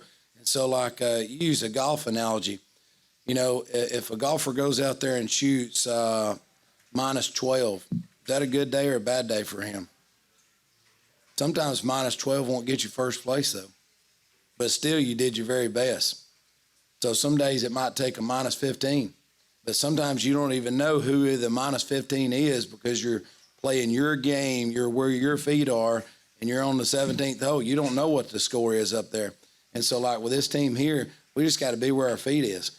Sometimes the history, all right, it can be rat poison also because you start thinking about that, all right? And so it doesn't matter. Sometimes the hardest teams to coach are the ones that are letting blurry stuff get in their way. We got to be where our feet are. It really doesn't matter 3 years ago if we were 5-5 or we were 2-8. What matters is right now we're 0-0 and we're going into the season. And so the confidence that's going into that is confidence that these guys have done things the right way. So why would they not look in the mirror? Why would they not be excited about what they're about to do? And they're going to do it together. And at the end of the day, they're going to give all the honor and all the glory to God, and they're going to move on to the next day. And that's what I see every day with this group. It keeps everybody grounded. Braxton, just curious about your mindset, going into this season, committing to Virginia Tech. I mean, was that something that you thought about, that, hey, I want to go ahead and make this decision before we start playing, this season, to kind of, just kind of put that behind you and focus on your senior year? Yes, sir. That's for sure one thing that I wanted going into the year. I wanted to be able to say that this school is the school I'll be attending for the next 4 years. So yeah, and making that decision, it was difficult, but it was also just a straight blessing from the Lord. The people that have been in this decision making, I couldn't thank them enough. From every school to Virginia Tech to all the schools that gave me scholarships. I mean, everybody believed in me, and I've had a great family behind me to just support me in everything I've done. One final question, and then we'll, David, you got one? While you're getting the mic, I'll ask this. Cooper, in 3 words, describe your teammate Braxton to us. He's a hard worker for sure. He's a great leader, and most of all, he's a great family man. He loves his family more than anything. Hey, Coach, we know about Braxton, how fortunate you are to have a player like that on your roster, but I want to give you one opportunity to maybe give us a couple of names of guys that come to your mind that are important as well to this program. I know they all are, but you'd only get to bring 2. And maybe a coach that helps you, that's, kind of your rock on the sideline, that knows what you know. I just want to give you an opportunity to share any names that mean something to you and give them some. That's an awesome question, and there's a lot of stress on that question. That's probably the toughest question been asked, just because, like, when I say this, I mean this wholeheartedly. Like, I've got one of the best coaching staffs in the state. I've got some of the best players in the state, and I mean, like, what they bring on a daily, it just makes you excited to get up, and I always say, like, which part of the program are you helping? Like, we have some leaders that are vocal leaders. We have some leaders that are not vocal, they're by action. The way this kid leads in the weight room is way different than how this kid leads over here. But there's just so many of them that's really hard, because I'm not going to leave any coach out on that, and I'm not going to leave any player out on that. So I'm going to I told these guys, sometimes when they ask you a question you don't like, just reword the question to what you want to say. So I'm going to reword this question right here, and I'm going to let Braxton tell 3 things that he likes about Cooper Dougal. All right. Well, Cooper is an absolute hard worker. His entire life he's been told that he can't do stuff because of his size. And, he's just continued to prove everybody wrong. So I'd say he has some of the best work ethic I've ever seen. He's a great leader. He's not very vocal when it comes to leading, but he has become more vocal. But his actions show what he's about week in and week out. And then I'd say third and final thing, he's just a great person. He's one of those people that you want to be around all the time. If you want a best friend, you want to look for somebody that's got your back no matter what you're going to do. You want somebody to, if you're in trouble, you need to call somebody, he's that guy. You want to celebrate with somebody, he's that guy. No matter what it is, he's not a jealous person. He's not someone that's going to give you a bunch of backlash. No, he's going to tell you how it is, and he's got your back throughout everything. So, he's a hard worker, a great friend, and a great leader. Well said. Coach, give us your final thoughts on this season. Final thoughts. I'd like to just say, again, how blessed we are. Like, we've got, I want to thank our superintendent, our deputy superintendent, our school board, all of them. Our facility right now, it's got to be one of the top 2A facilities around. You look at our weight room, from where it was 12 years ago to where it is now. That we have one of the weight rooms where all of our athletes work together. We have one, we're getting a new baseball field, new softball field, upgrades left and right. Practicing this week on that turf field meant so much. And yesterday we had a youth camp, bringing those guys out there, making sure that they see where the future's going and things like that. And just so many things to be blessed with, so many things to be thankful for. But, it's all about, to me, who you're getting to enjoy life with day by day. Who you're getting to enjoy life with day by day. You know, I've got a great spouse, great family that I get to enjoy life with every day that lets me be able to do this. I get a coaching staff that's bought into the same thing. But all that wouldn't matter if you didn't have a bunch of players buying into the same thing. So at the end of the day, no matter what happens, man, we're going to have fun and we're going to get after whoever we need to get after each week, and then we're going to push past that, and then next week, you know, next mindset. Well, we're looking for a special season at Pleasant Valley this year. Coach, players, appreciate y'all being here. Good luck to y'all this season. Coming up next, the Anniston Bulldogs. And welcome back to the dining area out here where the other members of the media have been congregated to kind of do our one-on-one stuff. Jim Jacobs, Ellen Tibbetts Hurst here at the main table. Let me make sure that those of you watching understand what we're doing with the main stage today. During our coverage, there are segments from the main stage that you have not been able to see. Don't worry, we've got you covered. All of that is being recorded.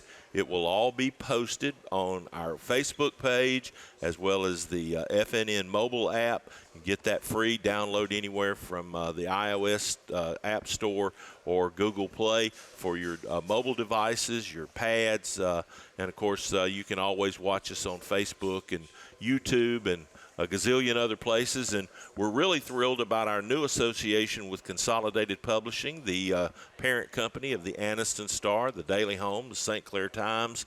All of our programming from FNN is now available across all of their platforms anytime we go live, just like when you watch us here. So if you're an Anniston Star fan and, you know, you have their stuff, you can watch FNN there as well. So we're all over the place. Lots of folks have access to it. And according to Ellen's phone, a lot of people are watching. Yeah, my phone's been blowing up. So. Well, we're going to try to get Coach Nix over here in just a couple of minutes. Of course, Pleasant Valley coming off being named the FNN Team of the Year in 2025. And Ellen, it looks like the Raiders are set to make another run this year. I hope so. I'm a proud alumni. I know. Yeah, that's fantastic. And you need to get you a Pleasant Valley jersey from do. Coach Nix. Yeah, I do. I know you're a big Jack State girl. Yeah, big Jack State. But I'm a big Pleasant Valley supporter too. Here he is. Hey, Coach. How are you? All right, let's get this headset on you there, Coach. Coach Jonathan Nix joining us here at the table from the Pleasant Valley Raiders. We were just talking how, you know, we got to get Ellen a Pleasant Valley jersey since she, you know, alumni over That's there. it. That's it. Yeah. Definitely. You want what number? You want her wearing those colors. Whatever number y'all want. Whatever number. I like that. That's even better. She doesn't care. I don't care about the number.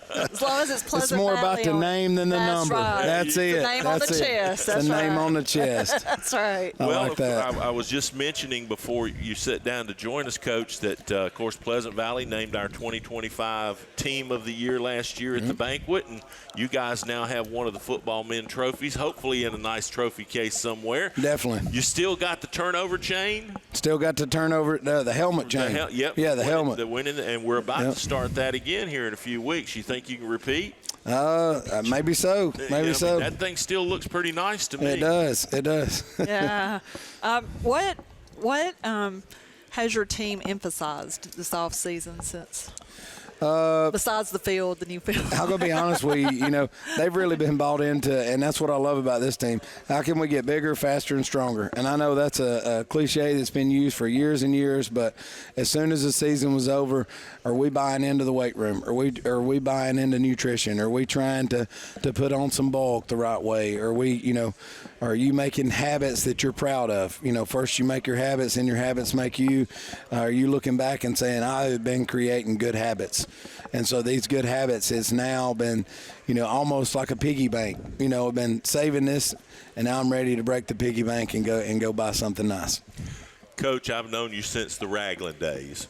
You took the job at Pleasant Valley. You had a lot of coach cred, and a lot of people kind of wondered maybe if that was the right move for you professionally. but you've steadily just made that better. Can you talk about that process and, what you saw when you took the job versus where you're at now? Oh, definitely. Every year has been, every year's been different. And, and sometimes, like, we love to look at, you pull back and you say, all right, this team had 10 wins. This team had 8 wins. This team had 1 win. Hey, this team had 0 wins. But, it's not about that to me. It's about I can name players on every one of them teams, and those players still come around, and those players want to be involved.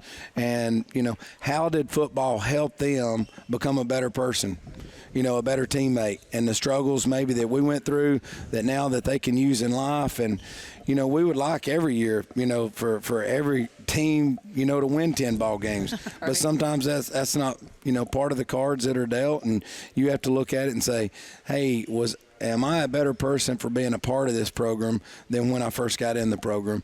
And I feel like every year our program has got better and better at, the commitment, the talk at home, and we just talked about it in there. Like, I love this group of parents that I have right now. This group of parents is elite. And when I say that, like, the stuff they say at home matters. Like, yes. If you don't think it matters what you say at home, then you're crazy. And if you tell your kid, I don't know if you can win, well, you're planting a seed in them of doubt. Right. So then now they don't know if they're going to win in life. They don't know if they're going to win in their job. Like, I'm going to go out there, son, and I want you to do your very best. And whatever the scoreboard says at the end, like, I'm more worried about how you did things during the game. Let that take care of itself. And we've got a group right now that they're hearing it from their parents, they're hearing it from the coaching staff, they hear it from each other. So they don't know anything else. But how do we build each other up? And everybody knows Braxton. We'll talk about him in a little bit. But is there anybody on the team that you feel that maybe the fans don't know them yet, but they will? Special guy by the end of the season? We always have that guy. Every year, and that's what's so unique. And we just talked about that this week during our fall camp. Isaiah Nevins is a prime example of last year. Isaiah had over 110 tackles last year. 2 years ago, he had never played football a day in his life. Wow. So the first year he came to us, it was really only JV. He got in a couple of JV games, and that was it. So last year was his first year ever to play varsity football. And by the time week 2 or 3 got here, everybody wanted to know, who is that kid on the field? Right. Why does he play with that kind of energy? What's his story, Coach? Where did he come from? Right. And so now, like, I think that sets a tempo for teams to come. Like, hey, I want to be that guy that the youth league kid, and he remembers. Like, they might not remember your name, but they remember the number. So when they come to these games, they'll say, man, Coach, you need to control number 50 whatever. You need to do this or that one. Or, hey, you need the whole team playing like number X right here. Right. And so, that's where you need to be an and guy and not a but guy. And what I mean by that is, he's a good player and he believes in the weight room and he treats people right. He's a real good player, but we have a lot of problems with him in the classroom. Yeah. He's a real good player, but he misses a lot.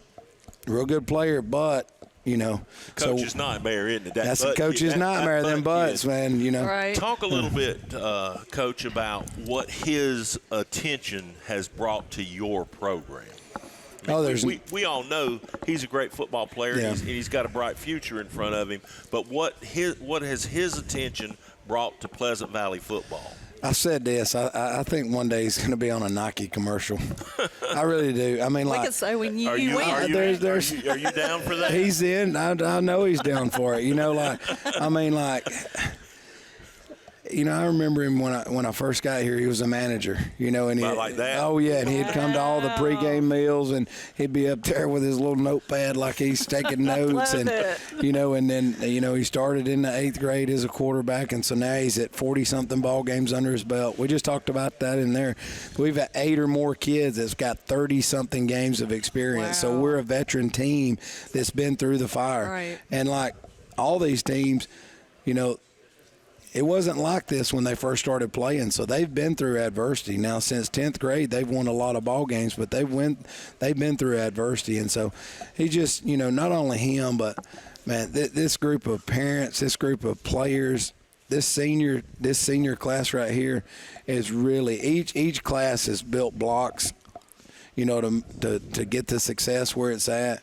But this senior class right here is make sure that they've put their fair share of blocks on there. Coach, there's nothing like Mo, and you guys got it right now. How you feel about that? I do. I feel great. I mean, you seem to be at a different level than I've known you at 2 or 3 years ago. Oh, definitely. Yeah, and it's it's rewarding. It's rewarding when you go out there and the players are giving their kind of energy and the coaching staff's bringing their kind of energy, and and sometimes you just need to look back and say, hey, appreciate the season you're in, because we all go through seasons in life, and sometimes iron sharpens iron, and our iron is getting sharp by the day. Talk about that beautiful field. Love the field. Love the sharp, field. Coach, it's sharp. It is sharp. It is. And just so thankful that we've got, our superintendent, our deputy superintendent, board members, everybody that's made this possible for all of our schools. But, I'm only here to talk about our school. And I say we got the best school in the state. I really do. Well, I have to add this, though. I have to let you know a little tidbit here. When I was in school, I was Pleasant Valley alumni. Our PE consisted of picking up rocks in the field when they were building our football stadium. Yeah. So she's got hard labor. We had there you go. buckets where we picked up rock. That was our PE. What about that? Yeah. Yeah, and now here you are, and I see this awesome field. Yeah. I mean, as an alumni, that's fantastic. Yeah. Yeah. We're still Makes working you on the proud. cell service, though, right, Coach? Definitely. We're still working on it. Look, if you can do two things, if you can fix the cell service and hey, there's your guy right down there. and the Cherokee. That and, Nike commercial, yeah, Coach. Yeah, two things that you'll make a lot of people in Pleasant Valley happy. You fix Cherokee Electric and you fix that cell service. So Cherokee Electric with us on our power bill is brutal. Well, Coach, we're going to talk to him for a little bit and just get his other teammate in here. We're going to share you with the room. Yeah. Always good to see you. Thanks Appreciate for being it. a friend Thank to us y'all. for all the years. And I'll be looking for that jersey. Yes, definitely. Thank you. Thank you for being an alumni and being so supportive. Coach Jonathan Nix of the Pleasant Valley Raiders. We're going to take a quick break, get the other teammate in here, and then we'll be right back on the Friday Night Network. Cooper. Family owned and operated for over 50 years, Miller Funeral Home is committed to providing families with the finest services for their loved ones, including our newest service, Aquamation. Aquamation is a gentle, respectful, and eco-friendly alternative to flame cremation. Miller Funeral Home is the only facility in the state of Alabama that offers the Aquamation service. Call us or visit our website today to learn more about how we can serve you and your loved ones. Hey guys, I'm Chris Bailey with Right Way Auto Sales of Anniston, where we sell it all. We have cars, trucks, SUVs, four-door sedans, no credit check. Come see me today, bring your down payment, your ID. We're gonna put you riding today on the beautiful Motor Mile in Anniston, Alabama. Come see us today, 256-770-4211. Right Way Auto Sales, buy your car the right way.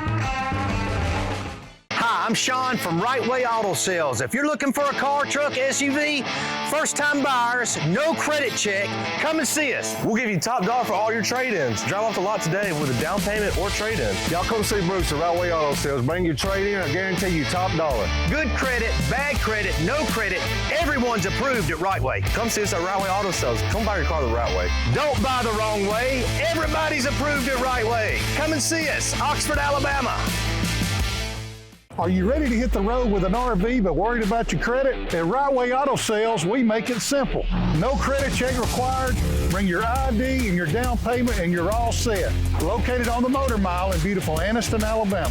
Right Way Auto Sales has the RV you want for the price you'll love. Come see us or call Chris or Wade at 256-770-4211. Right Way Auto Sales. Travel with freedom the right way. Back to the Calhoun County Quarterback Club High School Football Media Day here at the Anniston Country Club. Jim Jacobs along with Ellen Tibbetts Hurst. Maybe we could get you a nickname or something. That's too long to say every Just call time. me Ellen Hurst. Ellen Hurst? Yeah. or just E? Can we call you E? Or L. like a lot of my high your school friends friends called me L. L? Yeah. While you were picking up rocks. Yes, while we were picking up rocks. The in guys Pleasant Valley. The guys have gotten such a great kick out of Ellen's rock story while we were during break. All right. So I do want to ask Braxton here, who are you most excited to play against this year? I'm just excited for our whole schedule all around. I mean, we have a really tough schedule. We have a really good schedule this season, and I mean, we're going into the year just we're 0-0 right now. We're just going to look forward to 1-0 and just 1-0 mindset every week. Cooper? I agree with Braxton. You know, there's not just one team that I'm just like super stoked. Like, we just got to come in each and every week ready to go 1-0 every week. What does it mean to you when he was asked in there on the stage to talk about things about you and his response? I mean, man, I dang near cried. That was awesome. It means the world to me. I mean, me and Braxton have been best friends since about he came to Pleasant Valley. So, I mean, it means the absolute world to me that Braxton thinks about me. That's awesome. And I watched you play last year. A little speedy. Yes, ma'am. Thank you. Isn't he? Yeah. Braxton, let's talk a minute about your recruiting process. Obviously, you've made the choice. Can you kind of give us what the short list came down to for you, and maybe some of the visits you took, and what you saw that made you walk away and say Virginia Tech is my place? Absolutely. Well, first of all, I want to just thank every school that gave me that opportunity. I mean, getting a scholarship's really hard, and especially nowadays with the transfer portal being how it is. You don't get a lot of you don't get a lot of high school athletes blowing up like it used to be. You don't get as many. Right. And so I'm super blessed for that. But my three main things, I came down to three things. And so I'm super big into my faith. And so wherever I go, I want to know that I'm going to continue to grow my faith, and I can help others just as much as they help me grow theirs. Excellent. And then secondly, I want to go somewhere that's going to help me get to where I want to be, and that's I want to go to the NFL. I've had that goal my entire life. And so the next goal is college, and then the next goal after that's the NFL. And so I want to go to a staff that can help me get me there. And then third and finally, I'd say just becoming the man I want to be. And if 1 and 2 is covered, then 3 will be covered. There you go. Good answer. Great answer. So awesome who'd you visit? Where'd you go to make the choice? So I visited multiple different schools. I visited Ole Miss. I visited Alabama. I visited Auburn. I visited Virginia Tech, Virginia. And so, I mean, there was multiple schools in the decision making. And I mean, all around just had a blast, just being able to go places that I honestly never thought I would be able to go to. I mean, of course, it's a dream. Yeah. And then getting into high school, and it's not going as planned as I wanted it to. And then all of a sudden, the Lord blessed me with just it blowing up. And so it was really fast, really quick, and then just so much blessings upon that. What drew you to Virginia? I mean, the in-state stuff makes sense for any kid that has your kind of talent. What drew you to the Virginia visits? So I was. Do you have family there or something? I do not. No, sir. No. So I was just Mom in and Dad's touch. got to travel. I was in touch with some guys there at Virginia Tech and at the University of Virginia. And so I had plans to go to the University of Virginia, and then the next day travel to Virginia Tech. And so, I mean, it was when we got to Virginia Tech, and it was awesome. It was everything I wanted, and I was like, can I find something closer? And I never could. Everything that I had there was what I wanted. Well, guys, we're up against time constraints here, so we got to wrap this up. Thank you both for stopping by. Yes, sir. Best of luck this season. And go Raiders. Yeah, you guys got the mo. Go take advantage of it. Thank you. Yes, sir. Right. Thank y'all. Good luck. Thank you. All right, I think we're headed back to the stage here at the No, we're not. We're going to go straight. What are we doing? Keep it right here, okay? All right, so we'll keep it right here. How about that? It's Jim Jacobs along with Ellen Tibbetts Hurst as we take you through Calhoun County Media Day. Ellen, we started with White Plains earlier this morning, and of course we've seen Weaver, Ohatchee, and now Pleasant Valley, and currently Anniston is on the stage in the main media room. And I think they just finished, so we're going to try to get them in here. We're going to take a quick break. How about we do that? We'll pay a couple of bills, and we'll be right back. Hopefully we'll have the Anniston Bulldogs with us here on the Friday Night Network. Hi, I'm Sean from Right Way Auto Salvage. Save money on your auto parts. Over 10 million parts in stock. You name it, we got it. Wheels, engines, transmissions, anything to do with a car. Quality used parts for a fraction of the cost of new. Everything comes with a 90-day warranty. Give us a call, 256-831-6760. Why buy new when used will do? Right Way Auto Salvage, Oxford, Alabama. Come and see us. At Farmers and Merchants Bank, we're showing off our school spirit with our newly designed vertical Spirit debit cards. Now, these are customized with your favorite school's logo, and half of every Spirit card purchased goes toward your school. So, show off your colors and support your local school with the FNN Spirit debit card. You can learn more at fnn.bank. Member FDIC.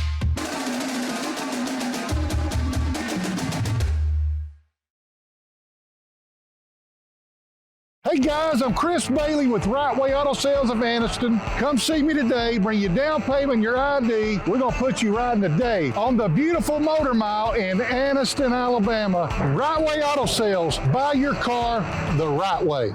Family owned and operated for over 50 years, Miller Funeral Home is committed to providing families with the finest services for their loved ones, including our newest service, Aquamation. Aquamation is a gentle, respectful, and eco-friendly alternative to flame cremation. Miller Funeral Home is the only facility in the state of Alabama that offers the Aquamation service. Call us or visit our website today to learn more about how we can serve you and your loved ones.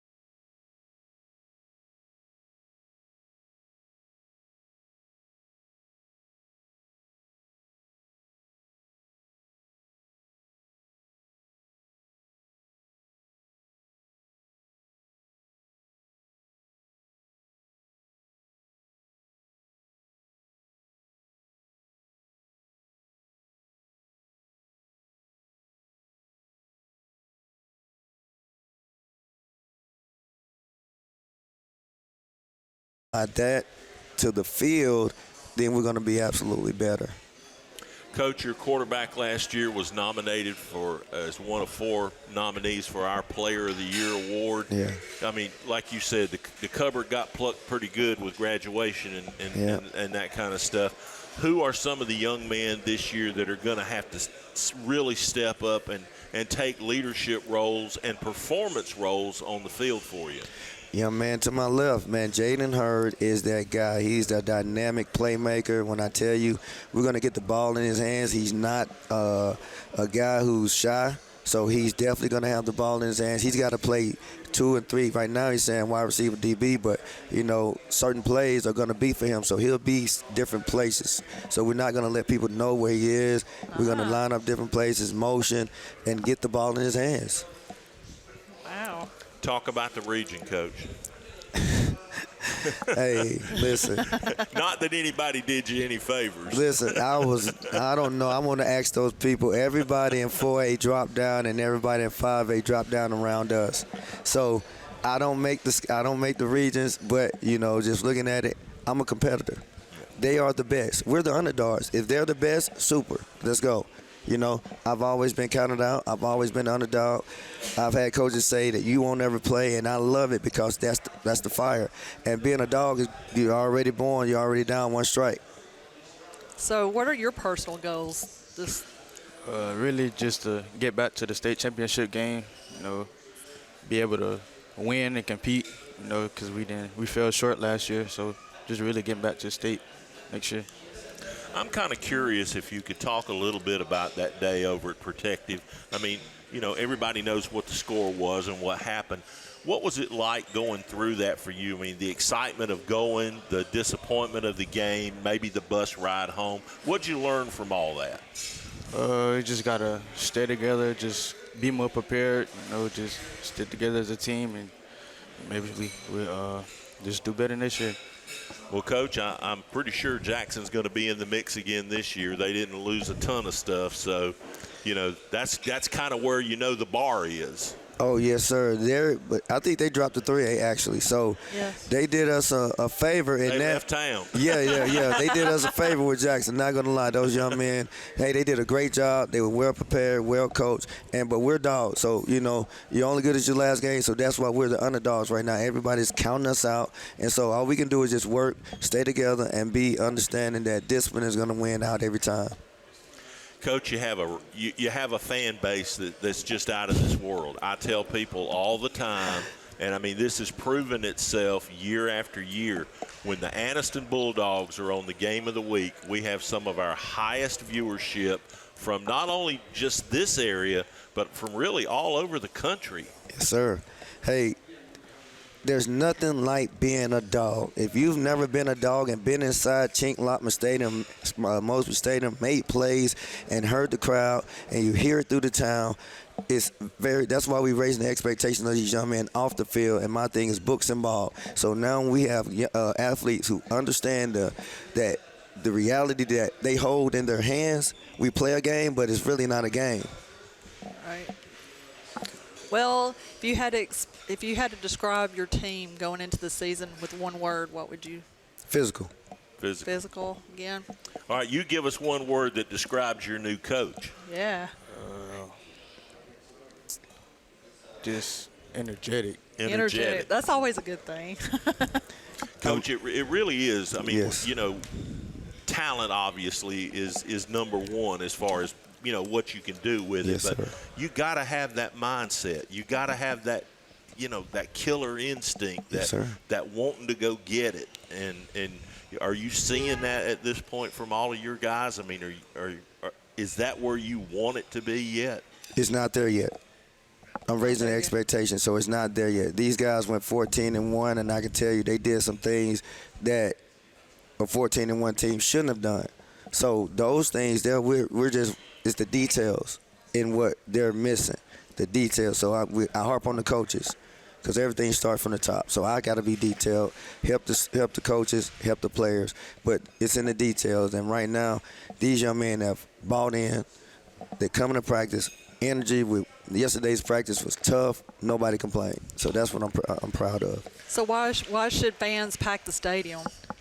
Man, because they're dogs. Like, and when I tell you there's nothing like being. You had to have been there, right, Coach? Man, it's just there. Then these young men are proud. They're definitely going to represent for their families, and that's what I tell them. You know, make sure you represent for your family. It's one of our favorite places to do a football game. Yes, man, I'm telling you. The energy there is off the chain, especially when it's like an Alexandria or it's coming. A rivalry type game. Welburn, yes, sir. Yeah. Man, I pray. I promise you, I would love to play Welburn. Man, it's just Anniston, Welburn, Anniston, Oxford. Come on now, Welburn and Oxford. That triangle, those man. Yeah. If those games come back, we need to play those at Jacksonville State. Just tell me. Because they'd pack it out. What you mean? It'll be a sellout. Anniston Oxford play is a sellout. What are we talking about? Let's do it. All right. Well, Coach Dorsey and Jaden Jaden, I'm getting old. I'm forgetting names, but I won't forget your face. Okay. Sure. You go out there and lead that team, young man. Yes, sir. Yeah, we'll be watching. Good deal, Coach. Yes, sir. Crank them up. Hey, man, listen. Hey, come out. Let's do the Bulldogs. Come out. The Bulldogs. Dogs on 3. We here. We're ready. Man, these young men are definitely doing what they need to be doing. So just out of respect for their work, because I say Genesis 3:19, man don't work, man don't eat. These guys are ready to eat because they put in the work. And I got one more question for you. Yes, ma'am. So your offensive lineman, Bailey. Yes, ma'am. He committed to Tulane. Yes, ma'am. So what has that meant for your program? Man, we have Sharante Bailey committed to Tulane means that we're going to create now a pipeline. They've come in and help do some things. Show him some things when he went down there. So we're just absolutely ready. We also have Eli Lanier, who's committed to Wake Forest. Oh, okay. So, I mean, they've offered some more people. That's what this is. We have the talent. Now we're going to get these guys on books and ball. And so they can go to any school in America instead of just, being in Anniston. That's not going to happen. The football roots at Anniston High School run deep, don't they? Yes, sir. And a lot of great players have come through there. And I want to give respect to Orlando Waters. Yep. I appreciate that. I really do. I want to say, because that's why when I went to Anniston, I wore number 3. He was a guy for me. So, and these are the next guys that these young guys are going to look up to. If you go out there and make some plays at Chink Lock, you'll forever be etched in stone. Yep. All right. Coach Damian Dorsey, the Anniston Bulldogs, getting set to compete in another season. They played last year to a 14-1 record, lost in the state championship game to Jackson, who is a team that, quite honestly, I think could have probably beaten just about anybody that was there. Yes, sir. Class. Respect to them. Great football team. But Anniston's going to get another shot, and hopefully this guy right here. Is it true? I keep rambling here, but is it true you're the first alumni to be the head coach at Anniston? No, that's respect to Coach Eddie Bullock. Eddie, yes, sir. I didn't know Andy. Yes, sir. He was an Anniston guy. Yes, sir. Coach Bullock is a legend, and that's what I'm saying. He works with us. Yes, he's a legend at Anniston. I mean, you have to give it up to him. Yep. Yes, sir. Well, hopefully he's going to come by here in a little while. He told me he would. Yes, sir. All right, Coach Dorsey, thank you, young man. Have a great season. Have a great season. Thank you. Bulldogs on 3, Coach. 1, 2, 3. Bulldogs. We'll be back in just a minute here on the Friday Night Network. Thanks for joining us. Yes, sir. Hey, guys, I'm Chris Bailey with Right Way Auto Sales of Anniston, where we sell it all. We have cars, trucks, SUVs, 4-door sedans, no credit check. Come see me today. Bring your down payment, your ID. We're going to put you riding today on the beautiful Motor Mile in Anniston, Alabama. Come see us today, 256-770-4211. Right Way Auto Sales. Buy your car the right way. Hi, I'm Sean from Right Way Auto Sales. If you're looking for a car, truck, SUV, first-time buyers, no credit check, come and see us. We'll give you top dollar for all your trade-ins. Drive off the lot today with a down payment or trade-in. Y'all come see Bruce at Right Way Auto Sales. Bring your trade-in, I guarantee you top dollar. Good credit, bad credit, no credit, everyone's approved at Right Way. Come see us at Right Way Auto Sales. Come buy your car the right way. Don't buy the wrong way. Everybody's approved at Right Way. Come and see us, Oxford, Alabama. Are you ready to hit the road with an RV but worried about your credit? At Right Way Auto Sales, we make it simple. No credit check required, Bring your ID and your down payment and you're all set. Located on the Motor Mile in beautiful Anniston, Alabama. Right Way Auto Sales has the RV you want for the price you'll love. Come see us or call Chris or Wade at 256-770-4211. Right Way Auto Sales. Travel with freedom the right way.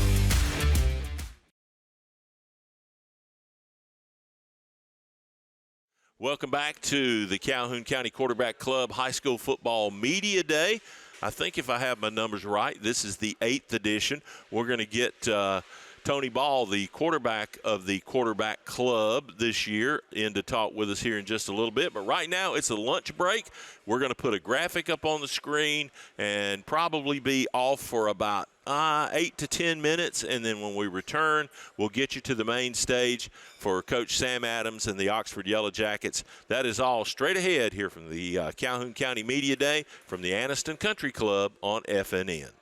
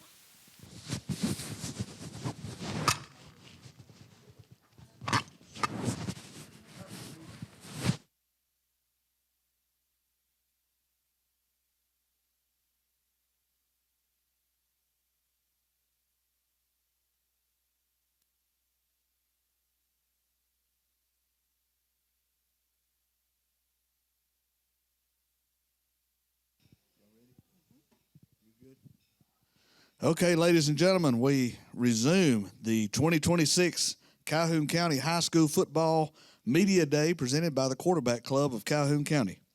Next up on the stage, we have the Oxford Yellow Jackets. Oxford competes in 5A Region 6 this year. The head coach of the Yellow Jackets is Coach Sam Adams. Today, Coach Adams has brought with him linebacker Jaiz Fleming and offensive lineman Bryson Sanderson. Coach Adams, we will start with your opening comments, sir.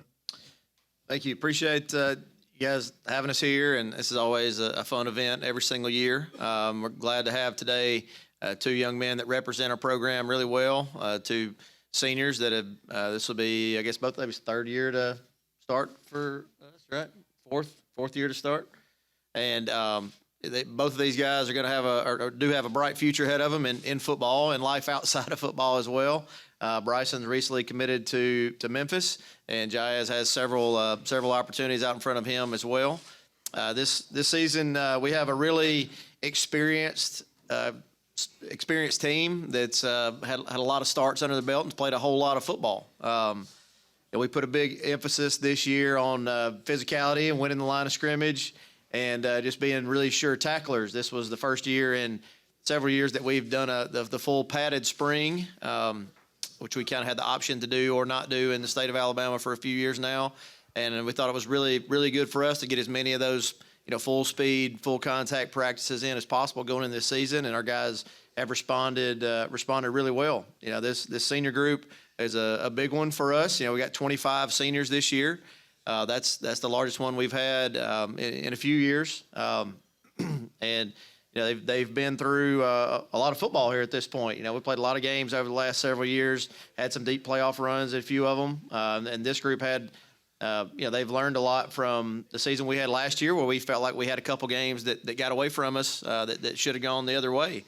So we put a lot of time in the offseason kind of reflecting on, how should we respond in certain situations that we're going to get put in throughout the season, how to handle success, and also how to handle it really well when things don't go our way.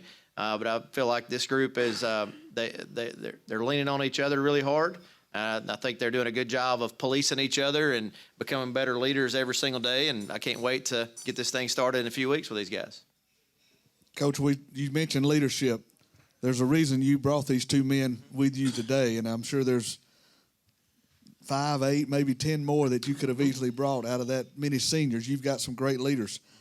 What, in that group of seniors you've got, what tends you to believe that this year, those games that didn't go your way last year, maybe we can get on the right side of the coin this year instead of on the bad side? What do you think will happen?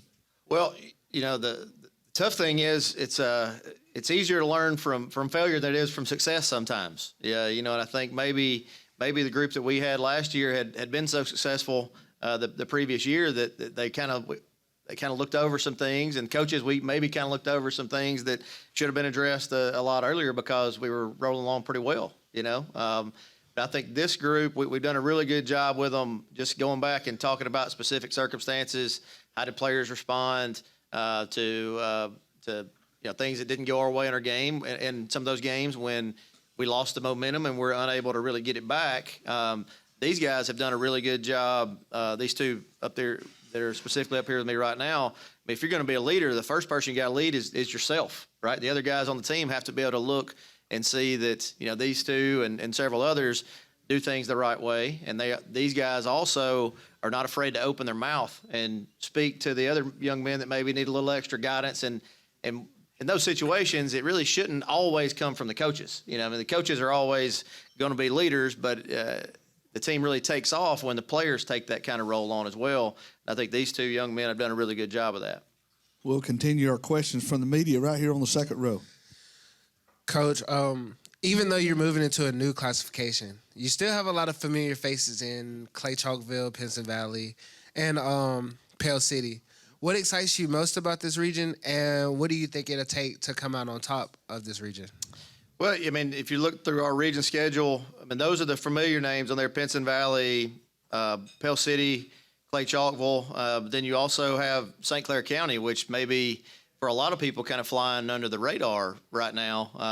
I've seen them enough to know that they're a really good football team as well. And that'll be the first region game for us. And, because of, some of the sanctions against Pell City this year, we're really, Pell City's, they're not eligible for the playoffs. Those games don't count toward region standings. And it's a really unique situation where we really only have 5 region games on our schedule. So with St. Clair being the first one of those, and I can assure you those guys have our full attention before we can ever start to worry about any of the other ones. Then soon after that, you have Clay Chalkville, who's really been the standard of high school football for the last couple of years, regardless of class. A lot of people would say Thompson. Then you really dig into there, they've beat Thompson, I think, 3 years in a row. We were fortunate enough to play really well against them a couple of years ago and knock them off at our place. But, until somebody proves differently, Clay Chalkville is they're the one who's on top of the hill in 5A. I have a hard time getting used to saying that. And it's going to be no different. I think those guys have 9 or 10 starters back on the defense that was unbelievable last year. But then, you look through the rest of the schedule, you got Pinson Valley, who was they had a coaching change last year, but Pinson Valley was much improved last season. You look at the record, and they ended up not in the playoffs.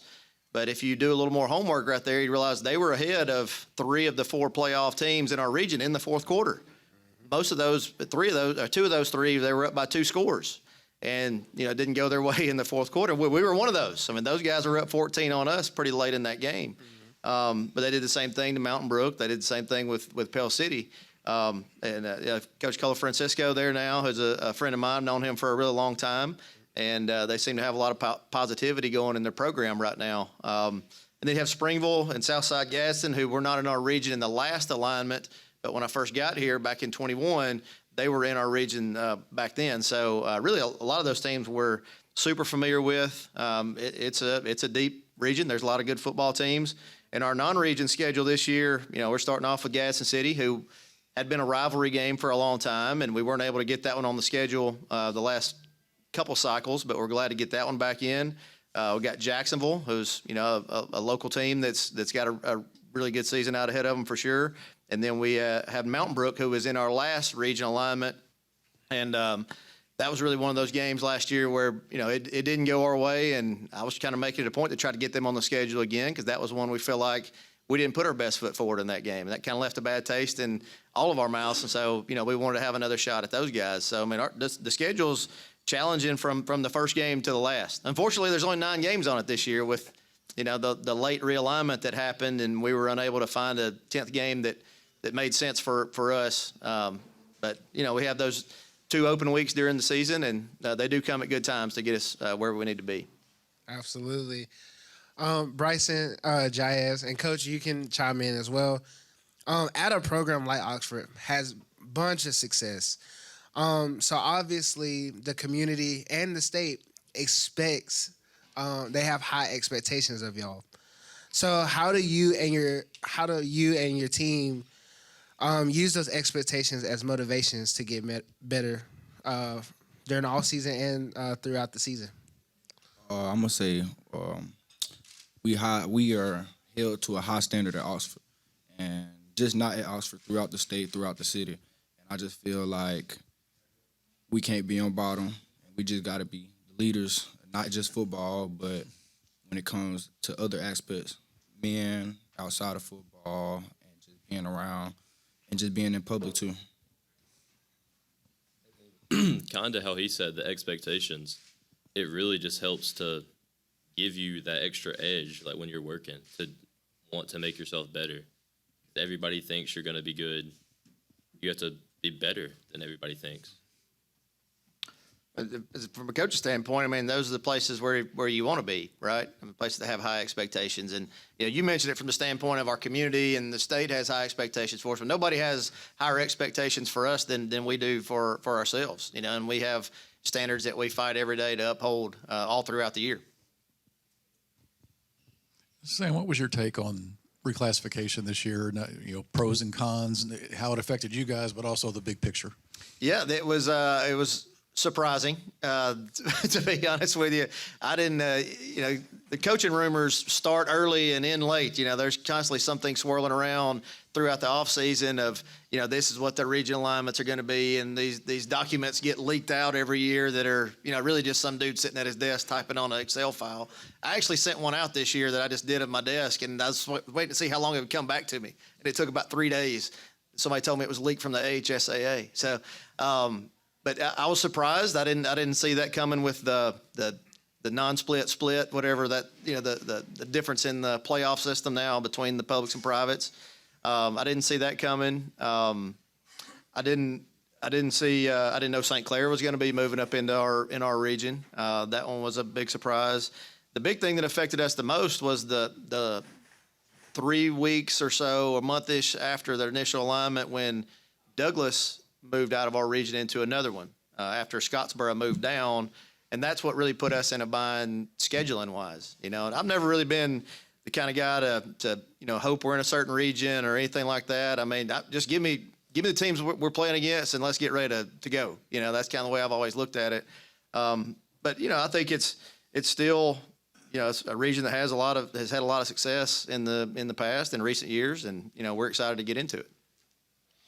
Guys, for the players, with all the things going on now, the weight room, the film room, the classroom, mom and dad, family, how do you balance your time for the schoolwork? It's in there. There's a lot. You got schoolwork, you got football work, you got family life. Tell me a little bit about how you approach the balance. I was always told student will come before athlete, so I'm gonna get done with my schoolwork, then football my next priority. Everything's just gonna fall in place, but I just gotta make time for everything. Good, that's good. I always just try and take it step by step, just whatever comes first in the day, get that done, move on to the next thing, the next. Off of that, Jaiz and Bryson, talk about Fridays. As you're ending your career in high school, and then whatever's happening after that, what are you going to do this? I think we got 4 home games this year. Is that 4. 4 Yes, home games. It's kind of weird, not 5, but until the playoffs, obviously. But what's your favorite part of? Is it when the champion starts playing with the band and they run through the big paper and run out on the field, or is it once that first kickoff is made? What's your favorite part about the game itself? I want to say my favorite part, it starts off in that morning. We do walkthroughs 7 o'clock in the morning. A walkthrough. What do you mean? Elaborate a little bit more on that. So we game plan every week. So we're gonna do a walkthrough Friday morning, 7 o'clock. Everybody on the field, and on that walkthrough, like, you need to get your head right before you go into school, and you need to think about this game, what you need to do, and have you prepared your body and prepared your brain for Friday for 7 o'clock. And then when Coach say those few words to us, it's go time. How do you keep from peaking too soon, as the old saying is? It's 7 o'clock. You got 12 hours. Bryson, talk about that. What's your Friday like? Personally, I feel the most excited as soon as the first play starts, like offense, the first play, because you have all these nerves. But once I go out there and get a thud, I'm ready. Whether you're giving it or getting it, you just want to get that first hit out of the way. Yes, sir. All right, good. We got a question right here. Coach, you had alluded to, having 2 open dates. The first one, obviously, between 3 road games, right there, and then the second one being right before the playoffs. Just elaborate a little bit more. I mean, those do seem like they are, coming at the right time, so to speak, for you guys, just from a scheduling logistic there. Yeah, the original plan was to have Week 10 be our open date. And we have historically, over the last several years, played really well in that week after our open date. We handle open dates. The way we do it is we practice early in the week 3 times, and then we give them an extra couple days off. And obviously that helps heal some bodies up as we go along. And a lot of people don't understand, besides the physical toll that a season takes on you, I mean, it's emotionally a lot too to get up for all these games in a row. So sometimes you need to just kind of clear your brain a little bit. So the original plan was to have Week 10 be open right before we start our playoff run. And then, originally Douglas was in that slot right there between Mountain Brook and Springville. But if you look at our first 6 games, we had this conversation the other day with the team. Gadsden City, Jacksonville, St. Clair, Pell City, Clay Chalkville, Mountain Brook all in a row. Those are 6 really, really tough games. And we feel like, if we play our best, we'll be right in there with a chance to come out on top in each of those games. But our margin in each of those games is not going to be very big. Now, so if we're not at our best, there's a lot of those that could go the other way. Any of these games could go the other way. But those 6 in a row, those are all kind of a who's who of upper level teams in each class. So I think after those 6, it's going to be time to get a little breather before we come back in for 3 more region games there. And like I said, with the way our region is worked out this year, really only 2 of those will be region games in those first 6 that'll count toward the playoffs. And then we have, that stretch of Springville, Southside, Pinson Valley that's going to determine whether, maybe we're 1, 2, 3, or 4 in the playoffs or fighting to get in the playoffs, if that happens to be the case too. But, there's going to be a lot of questions still be out there in front of us, whether we're 6-0 or 0-6 at that time. That's going to be important for us at that point to kind of take stock of where we are and understand what's ahead of us. Coach, as we wind down, before we get your closing thoughts, let's go way back to your opening comment. You talked about how you changed it up this spring with the pads. Yeah. And things trend, and usually they come back around. But what happened from last year's season to make you decide to want to change that up? And was it all your idea, or did you get together with your assistants, or what? How did it come to where you said we're going to go back to old school this spring? Yeah, it was a collaboration with the assistants. Everybody gets a vote. I just get more votes than anybody else does. So really, you have the option. If you don't do the padded spring, you can start your fall camp a week earlier. We could have been full go for right now. I thought for this particular group that we needed as much full contact, tackle to the ground, really kind of old school, if you want to think of it like that, football practices as possible. I thought in the games that didn't go our way last year, I thought we had some deficits there that we needed to work to make up some ground pretty quickly. We wanted to answer as many questions in that regard as we could in the spring and not go into the fall with question marks about, will this certain guy really stick his face in there when it matters? Or is this guy willing to strain to finish a block, or, whatever it may be? And I think we made some huge strides from practice 1 to practice 10. And then we'll still, we'll tackle a little bit more in this preseason than we have in some others. You have to be really smart about that. Because the number one thing is, we got good players. We feel like we got as many good players as most teams out there. Now you do have to make sure they're all playing on Friday night and not over on the sideline in a boot or, riding a bike at practice or something. So, but we'll have, probably 4 to 5 full contact practices in this camp leading into our first game. And, I think even though you can look at it as old school or new school, I mean, the same things that won football games 50 years ago still win them today. If you can block and tackle and win the turnover margin, you're going to have a chance to win a whole bunch of games. And we felt like last year that didn't go our way, so we were just trying to do something a little different to make sure that our trademark is going to be playing a physical brand of football. Well, I know from experience, Oxford's a special place on Friday night. If you will, just give us your closing thoughts on what you're looking at for this season. Yeah, I just can't wait to get these guys in front of our community. I wish we would have had another home game in there. When you were asking the guys, what's their favorite part of Friday, mine's really, my office overlooks the stadium right there. And, before I leave my office every Friday night to get ready for warm-ups, I just take a moment and, look out over the stadium and you see some people kind of filing in and getting their seats, the ones that get there early every week, and the music's already kind of playing and the players are starting with a warm-up routine down there. And, I just always take a minute and think about how blessed I am and how blessed we are to get to coach and play in a community like Oxford. That, athletics matters, and our community definitely understands the value of of athletics, not just football, but all athletics. That's part of helping our guys become great men, is the things that they'll learn from being in our program and playing against the teams that we play year in and year out. But I really like the personality of this team. Every team is a brand new living organism every single year. This one is a group that they show up every day and they're going to put in the work that's required of them. I think this is also a group of guys that enjoys just hanging out with each other as well. And it's enjoyable for me as a coach to be able to hang out with these guys too. And we're just looking forward to getting on the field with them on August 21st. Well said. Coach Sam Adams, Oxford Yellow Jackets. In 5A Region 6, we wish you all the best this season, guys. Next up on the podium, Wellborn Panthers. Wellborn Panthers. And welcome back to the lunchroom. That's right. It was a good lunch, too. Boy, you tore through that plate, young lady. I did. I had to eat real fast. You brought it over here and you set it down in front of me. You never offered me a bite. And then you said, I don't think I can eat all this. But you did. Well, almost all of it. Close. And all she could talk about was her husband was going to be so jealous. Yes, it would be. He'd be like, dang, they fed you good, didn't they? Well, the Oxford Yellow Jackets just finished up on the main stage in the media room. Wellborn is still to come. And, of course, we've got several more this afternoon before we're done.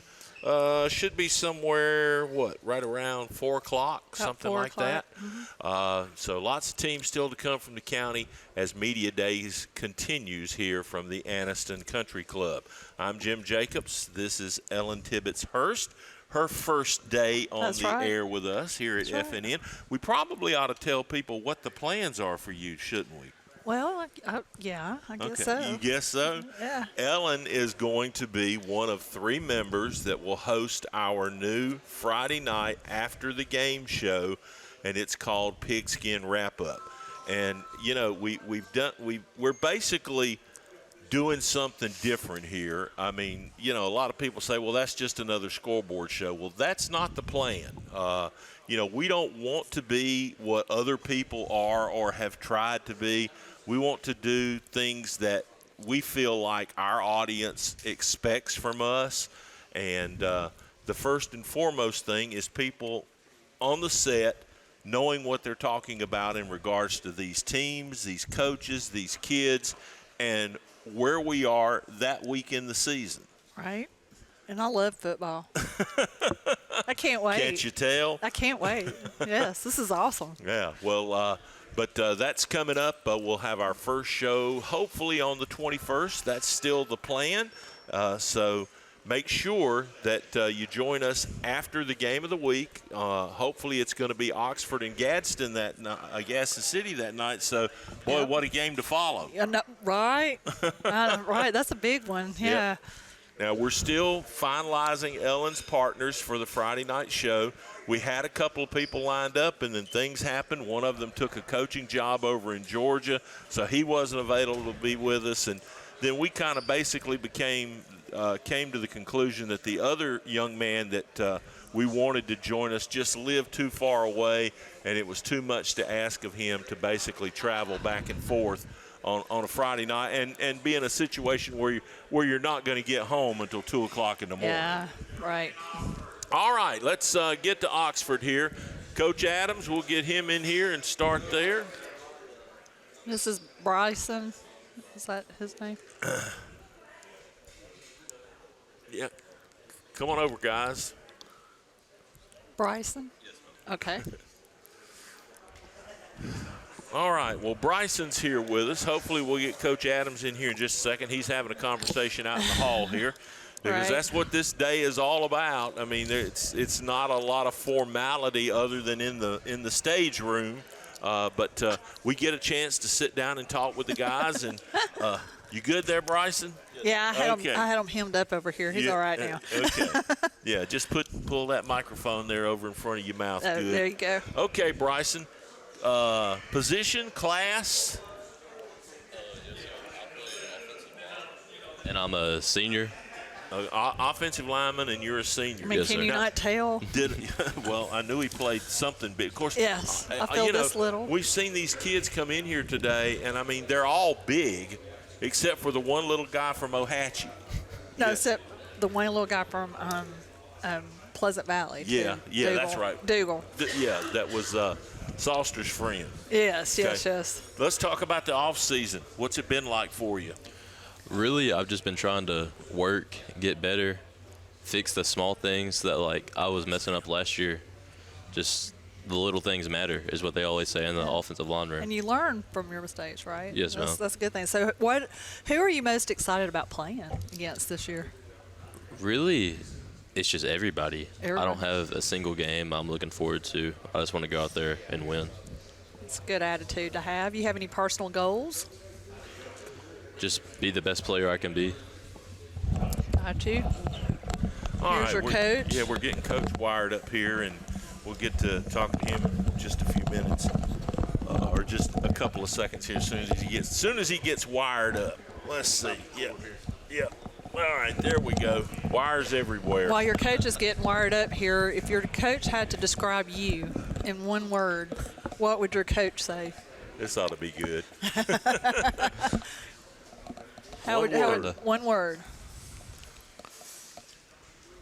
I'm trying to think what a one-word way would say to get after it. What would you say, Coach? What is one word you would say about him? Yeah, I think for Bryce, I think conscientious is a good word. He's very. I don't know if it's got a hyphen in it. Self-aware. Does that count as one or two? We'll count it. I don't know. Hey, if it's a hyphen in it, it's one. Well, and I mean that.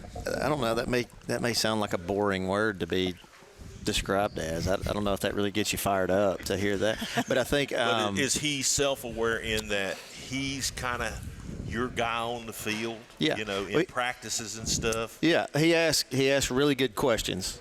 As a high school educator, sometimes, teenage males ask you questions and you wonder, like, what planet are they living on? Because the questions don't really always, you'll get taken by surprise on some questions. Well, but he's not like that. He has a really good awareness of I think who he is as a person, football wise, what his skill set is. He also has a really good awareness of just football schematics in general, and he comes over to ask, how do we handle this? How do we handle this? It's not a question that he should already know from like the day one of installing that play, if that makes sense. You know what I mean? It's because there's something the scenario has been presented to him football wise that he may not have seen before, or something new in practice.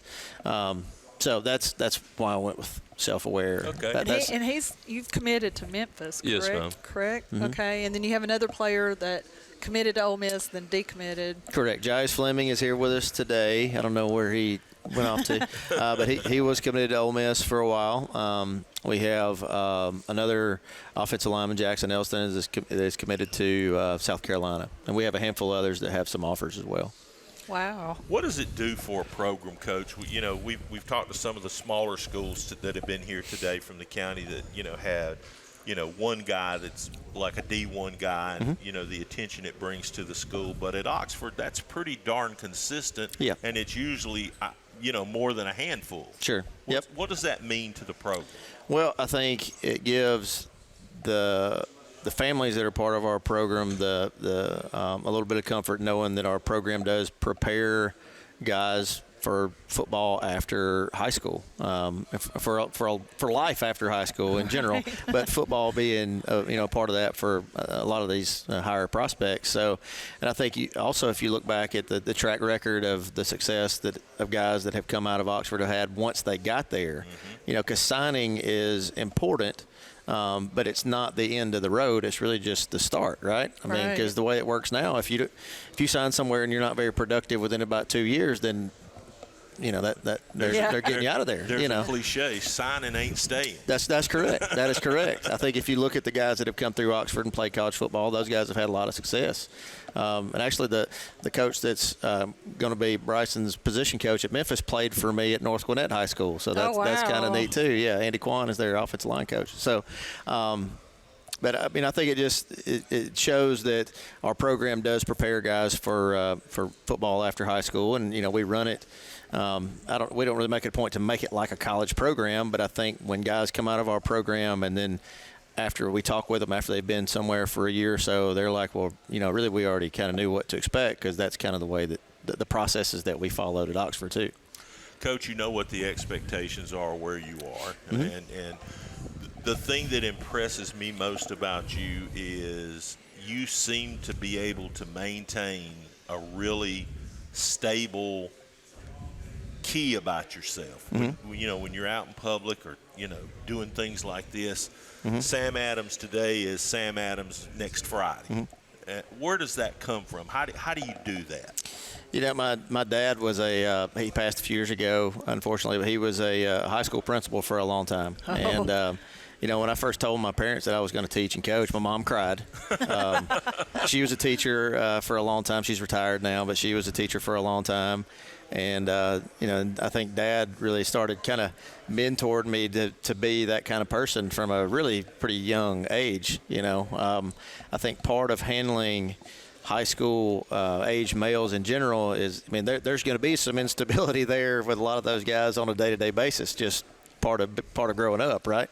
But they need people in their life that are going to be stable, that they know every day they're going to be they're getting the same thing out of them. You know what I mean? They're getting that relationship's not really going to change. Now I think my demeanor on a Tuesday practice may not be exactly the same as my demeanor as we're sitting here at this table. But our players do know now, like with me, if they stick their hand in the fire, that fire's going to be hot every single day. Like there's never going to be a time where I'm going to turn my head and act like I didn't see something or, let something slide. It's what I call the daily fist fight in coaching. It's just maintain the standards, Right. And I'm not talking about anything really like football schematics wise or any plays that we run or anything like that. It's, we're going to dress a certain way. We're going to conduct ourselves a certain way. We're going to be on time. We're going to be reliable, all those types of things. Teaching them on and off the field behavior. Yeah, for sure.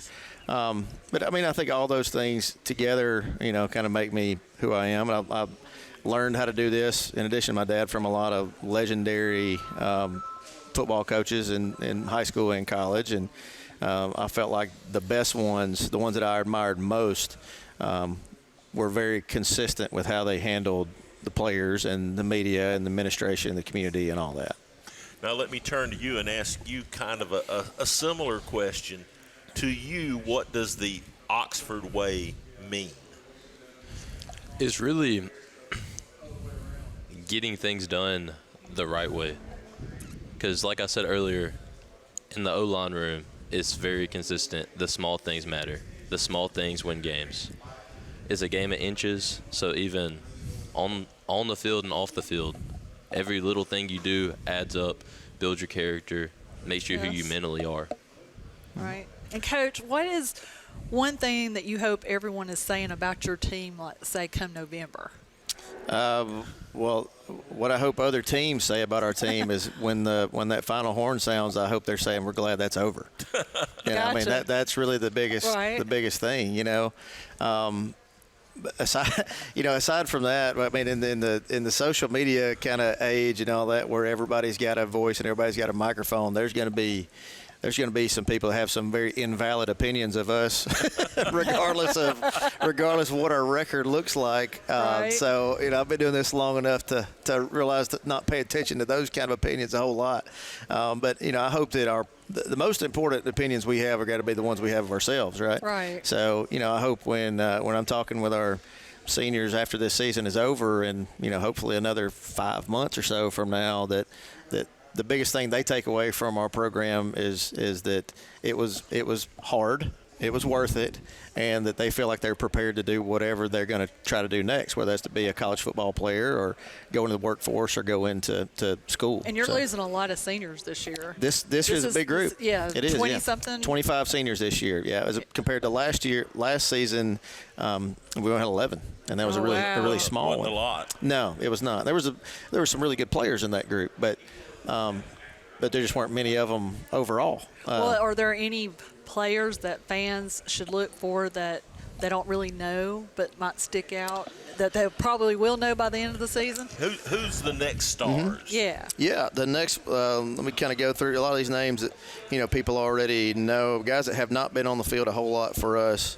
leading up to this year. There's a sophomore D lineman, Hurst, that is a dynamite player that actually gave us fits as a scout team D lineman last year in pass rush situations.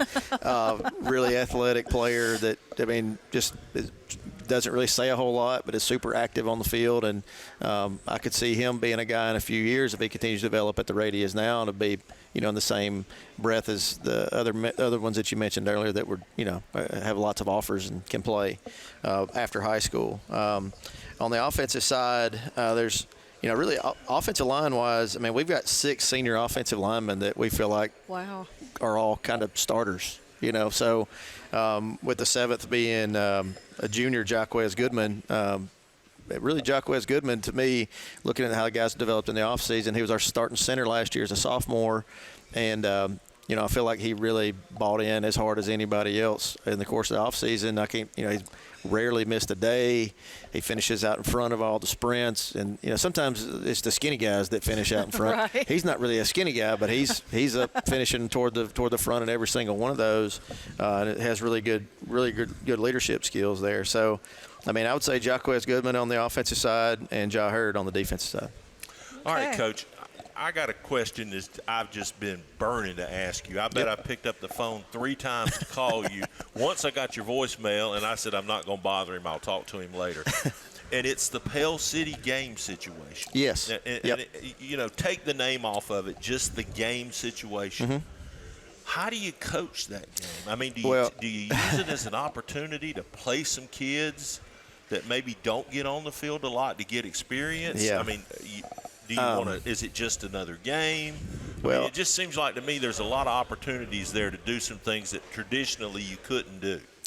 Yeah, I had another coach that I won't name who plays us both that asked me the same question, and the way I responded to him was, look, the way you handle that game is going to be the way different than the way we handle it. I mean, because Oxford and Pell City, whether it's a region game or a non-region game, or we're playing in our stadium, or we're playing in the parking lot, or whatever it is, I mean, that game means a lot to a lot of people in this area, So we're going to handle that game just like it was the most important game on our schedule, because on that particular Friday night, that is the case, So now there is obviously, it's with the way that thing currently stands, it's not actually a region game. It's just another non-counting. It's barely a game. It barely is a game, yeah. So I think some other coaches at different schools are going to look at it as a way to kind of maybe play some younger guys a little bit more. That will not be the way that we handle it at Oxford. I got you. Okay. Gotcha. Well, I kind of thought that might be the way because of the proximity of the two communities, but it certainly presents different coaching opportunities. It does. I mean, that's a game that a lot of people get up for, in our community and in theirs as well. And we've ended up on the good end of that thing for quite a while. I know the number, but I'm not going to say it. It's every year that the word seems to be it's the biggest game in Pell City history. Year in and year out over there. So I think this will be the 6th year I've heard that in a row. So and you don't mind hurting their feelings? No. I mean, any time that we play them, it's an important occasion. Okay, good deal. Well, I kind of thought that's what your answer would be, but I had to ask. Yeah, I understand. Okay, good deal. Well, Coach, talk a little bit about the path to region success. And, everything's kind of gotten shaken up for you guys a lot, but not a lot. Right. Yeah, most of the teams on our schedule we're at least somewhat familiar with as far as, we've played them at some point in my time here, except for St. Clair County. That'll be the one completely new opponent that's on our schedule. It's a unique situation where we only have 5 region games, unless something changes with the further information on what's going on with Pell City and that saga. So I saw what you said on stage about St. Clair County, and you are spot on. We saw them twice last year. They're dynamite football team, and Coach Rob's done a good job with them. He does. He has. And we were actually It was a surprise to us and them on the day that region alignments came out. I don't think anybody really had that on their radar with us being in their region, but we were going to play them as a non-region game. I like playing quality non-region opponents. So, I mean, that shows you my opinion of them before they ever showed up in our region. But, I mean, five region games. We'll have the first region first region game is St. Clair County at their place. And I know they got a big senior class as well. A really good set of skill players on the field. Receiver is really good. He's the real deal. He could play for anybody that's on any of these teams that we play throughout the year. And then after that one, Pell City, as of right now, at least doesn't count. Clay Chalkville, I already told you, in there that's they're the standard of high school football in the state of Alabama in any class right now. And then we get a couple weeks where we don't have region games, and then we'll finish it up with Springville, Southside, and Pinson Valley. So, and Pinson Valley was a much improved team last year that could have just as easily been a 2 seed, and they were not in the playoffs. They just had some really catastrophic things in some fourth quarters that turned games the other way. So, Springville and Southside were both in our region. When I first got to Oxford in 2021, and actually Southside beat us in that year. So I mean, I haven't forgotten about that either. So, Coach, we're out of time. Yeah, they're giving me the wrap it up signal over here. Sure. We can talk. We can sit here and talk ball for hours. Yep. Thank you so much for stopping by. Good luck to you. Best of luck Thank you this season. Thank you very much. Appreciate it. Oxford Good Yellow luck. Jackets. Thank you. We're going to grab a quick break, and then we're going to grab some Welborn Panthers and Jeff Smith to join us here in just a second on the Friday Night Network. Hi, I'm Sean from Right Way Auto Salvage. Save money on your auto parts. Over 10 million parts in stock. You name it, we got it. Wheels, engines, transmissions, anything to do with a car. Quality used parts for a fraction of the cost of new. Everything comes with a 90-day warranty. Give us a call, 256-831-6760. Why buy new when used will do? Right Way Auto Salvage, Oxford, Alabama. Come and see us. At Farmers and Merchants Bank, we're showing off our school spirit with our newly designed vertical Spirit debit cards. Now, these are customized with your favorite school's logo, and half of every Spirit card purchased goes toward your school. So, show off your colors and support your local school with the FNN Spirit debit card. You can learn more at fnm.bank. Member FDIC.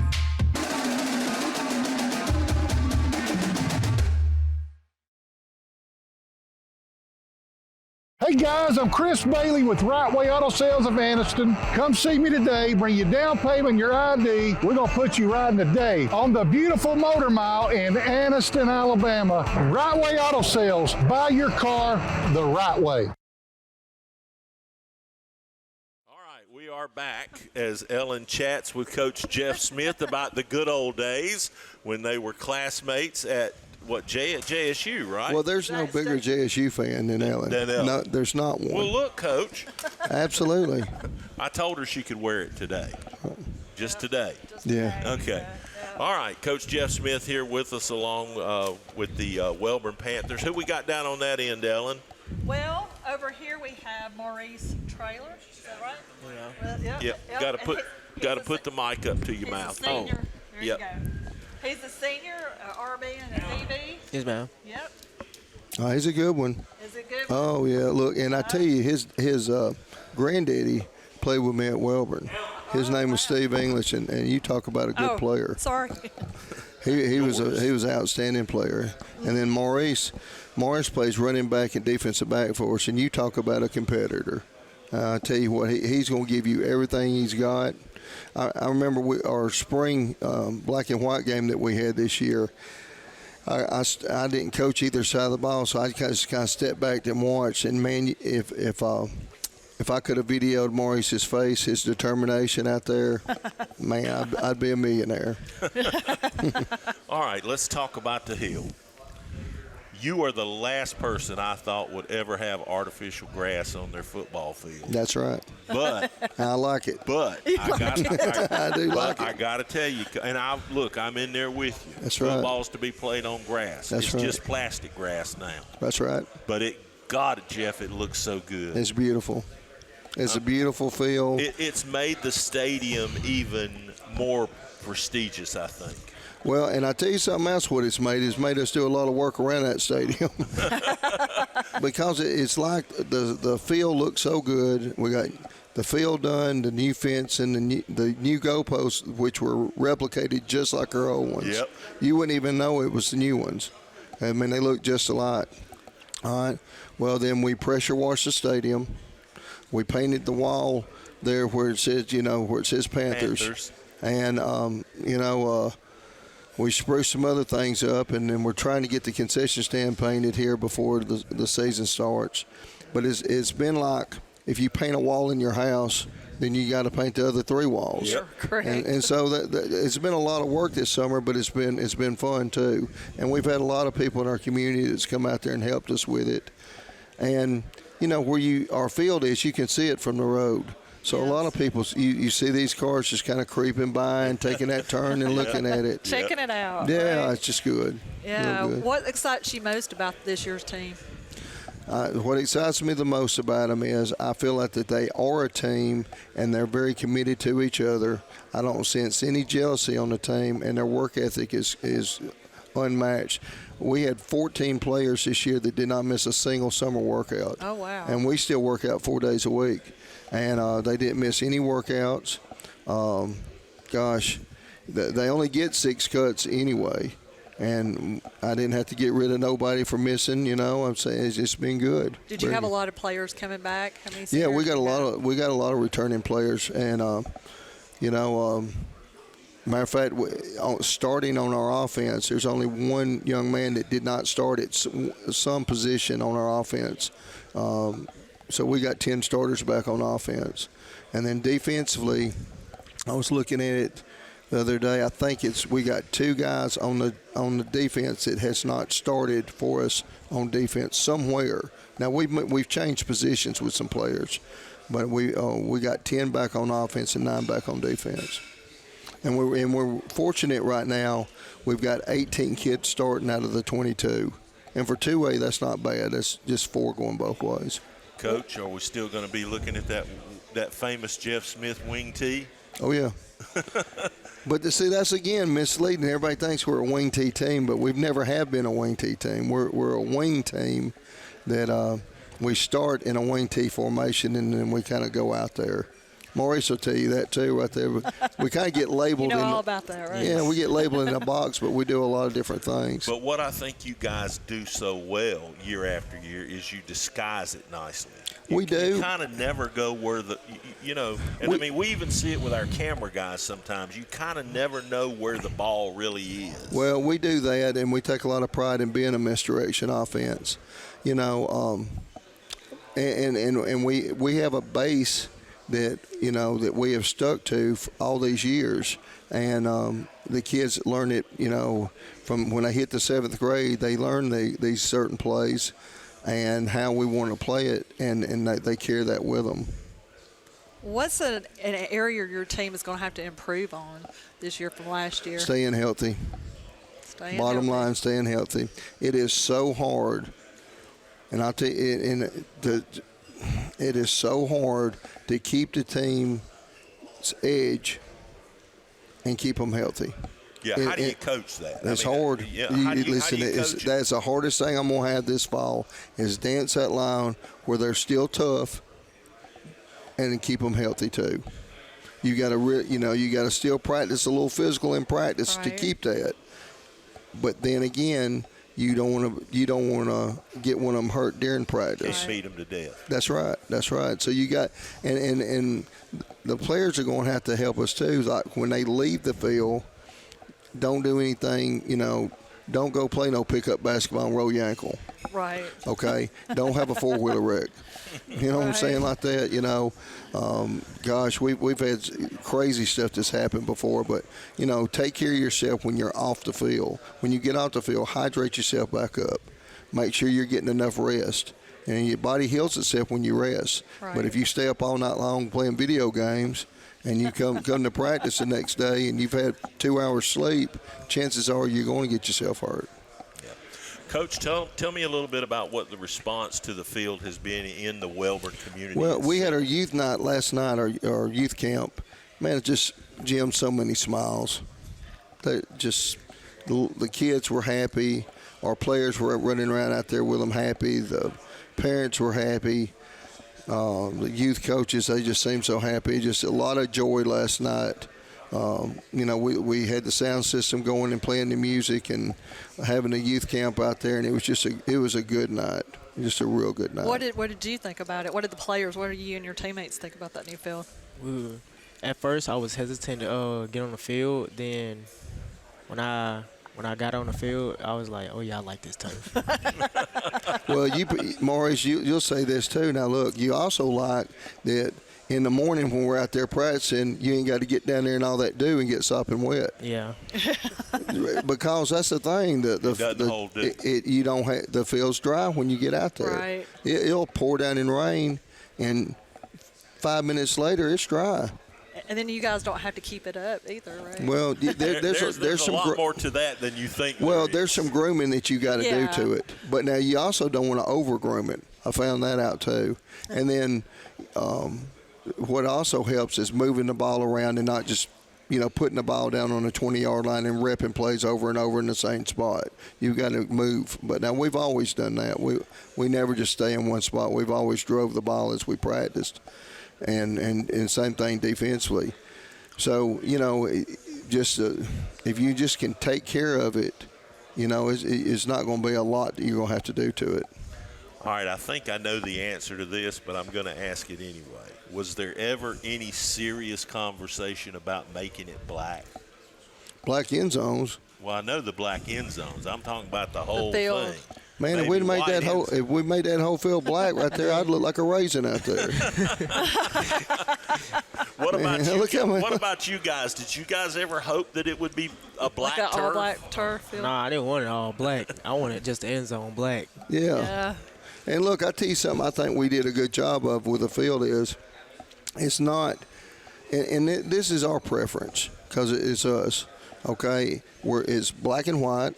There's no other color scheme. There's no gray in it. It's black and white. The field is solid green instead of light green, dark green. It's solid dark green. I like that much better. Well, for us, our color's black and white. It makes it jump out. I think it makes it pop. Yeah. Talk about the region schedule a little bit, Coach, and the path to a potential playoff berth. It's tough, but it always is.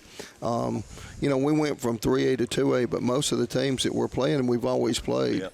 So it's not that different. I told them in there, it wasn't Tom Brady that said this, but it was Joe Flacco because I've been watching that Netflix quarterback. The most important game's the first one.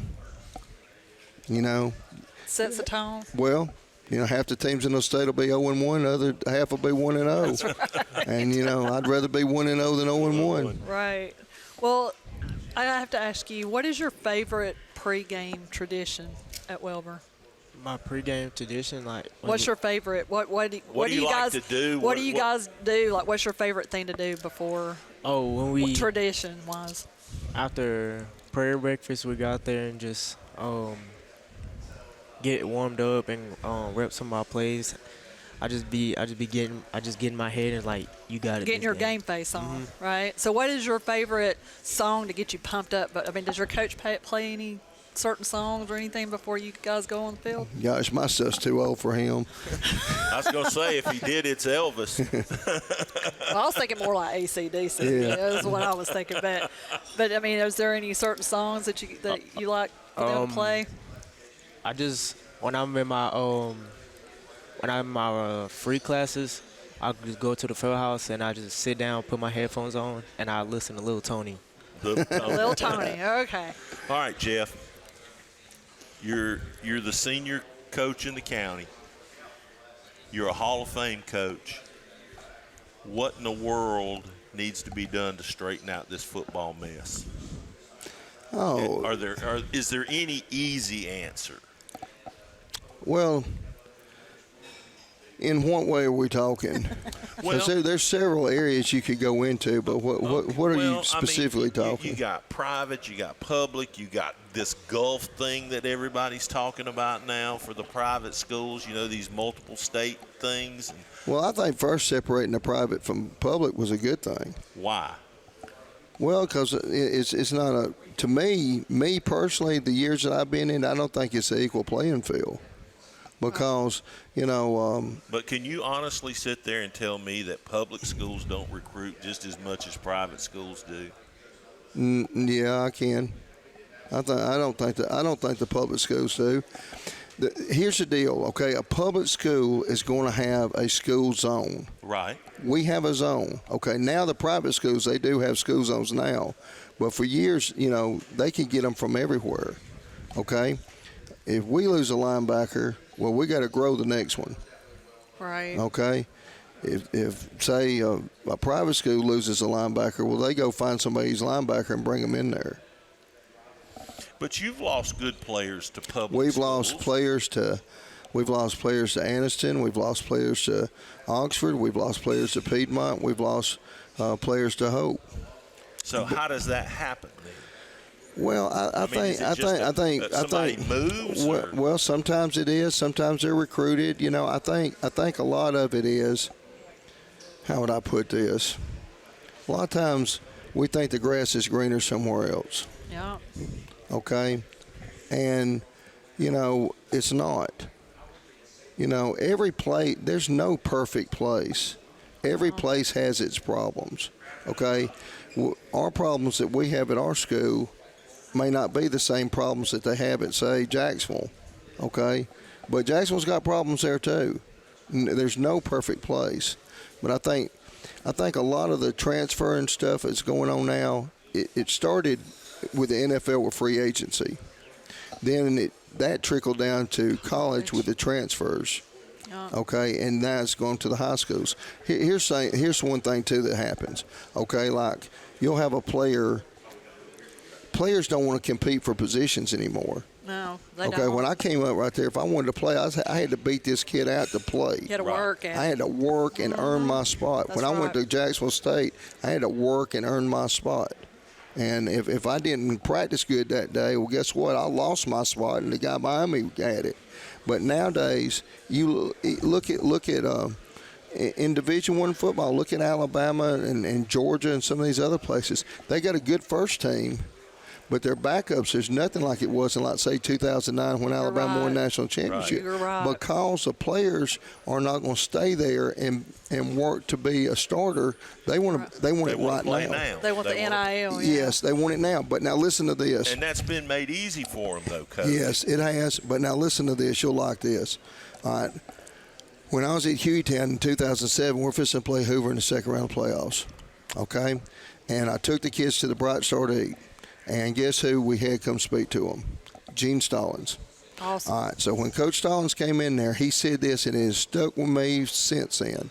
He said, we live in a microwave world. Okay, people, they put something in the microwave. Oh, my Lord, it takes 2.5 minutes to cook this. I can't got 2.5 minutes. But we live in a microwave world. The problem is football is not a microwave sport.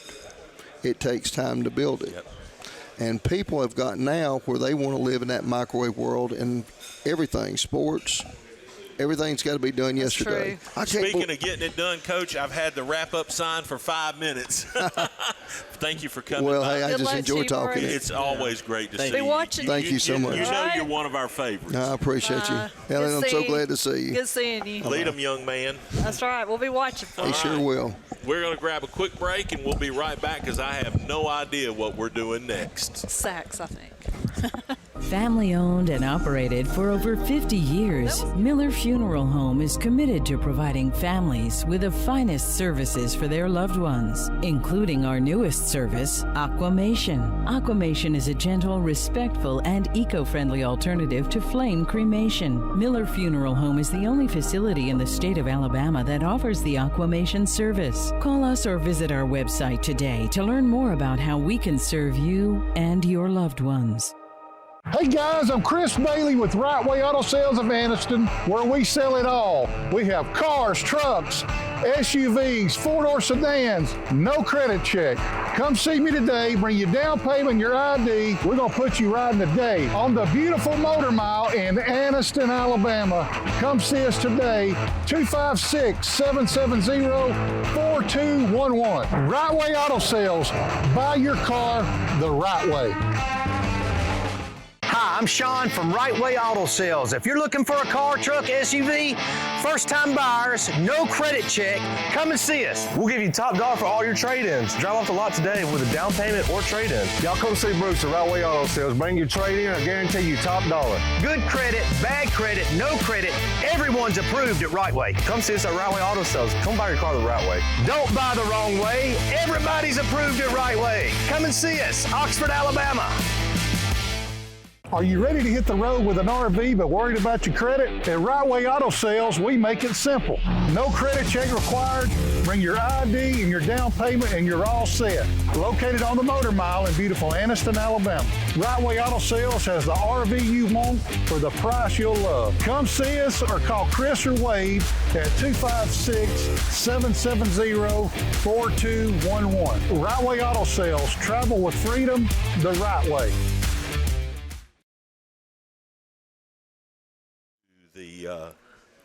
The post-lunch, Post-lunch room now, yeah. at the Calhoun County Media Day, joined now by the Sax Wildcats, starting off with Coach Michael Easley. And who we got on that end, Ellen? We have Ja'Cory Jackson over here. He's a senior wide receiver and linebacker. What up, man? Give me some. There you go. All right, Coach. Well, your colors didn't change a lot. You're but right. Your job did. You know, I'm thinking about my closet. Look, I can only imagine. For as long as my wife has known me, in my closet, you go, you're red, you're white, you're gray, a little bit of black. It's just been the same, and I don't have to buy new clothes for the most part, so I'm good. Well, you can use the old stuff to work in the yard. How about that? I do that. You do that? I do that, yeah. All right, talk about the transition. What's it been like, and where do you feel you are at this point? Well, we feel pretty good. Just from a standpoint of kids buying in and doing what we're asking them to do. They've been wonderful. I told the story twice, and I told it to Mike Paris and told it to somebody else. We had to bring them in early, Wednesday, because we had new teacher orientation, and I brought my whole staff in, so all of us had to go. So we had to go ahead and bring them in at 6 that morning and get early practice in so we could get going, and everybody was there. We had one kid that didn't make it. He actually texted me at 5:30 about being sick, and so just that level of commitment that was impressive to us as a staff. And so we've tried to set expectations, and we've tried to create accountability, and for the most part we've done that.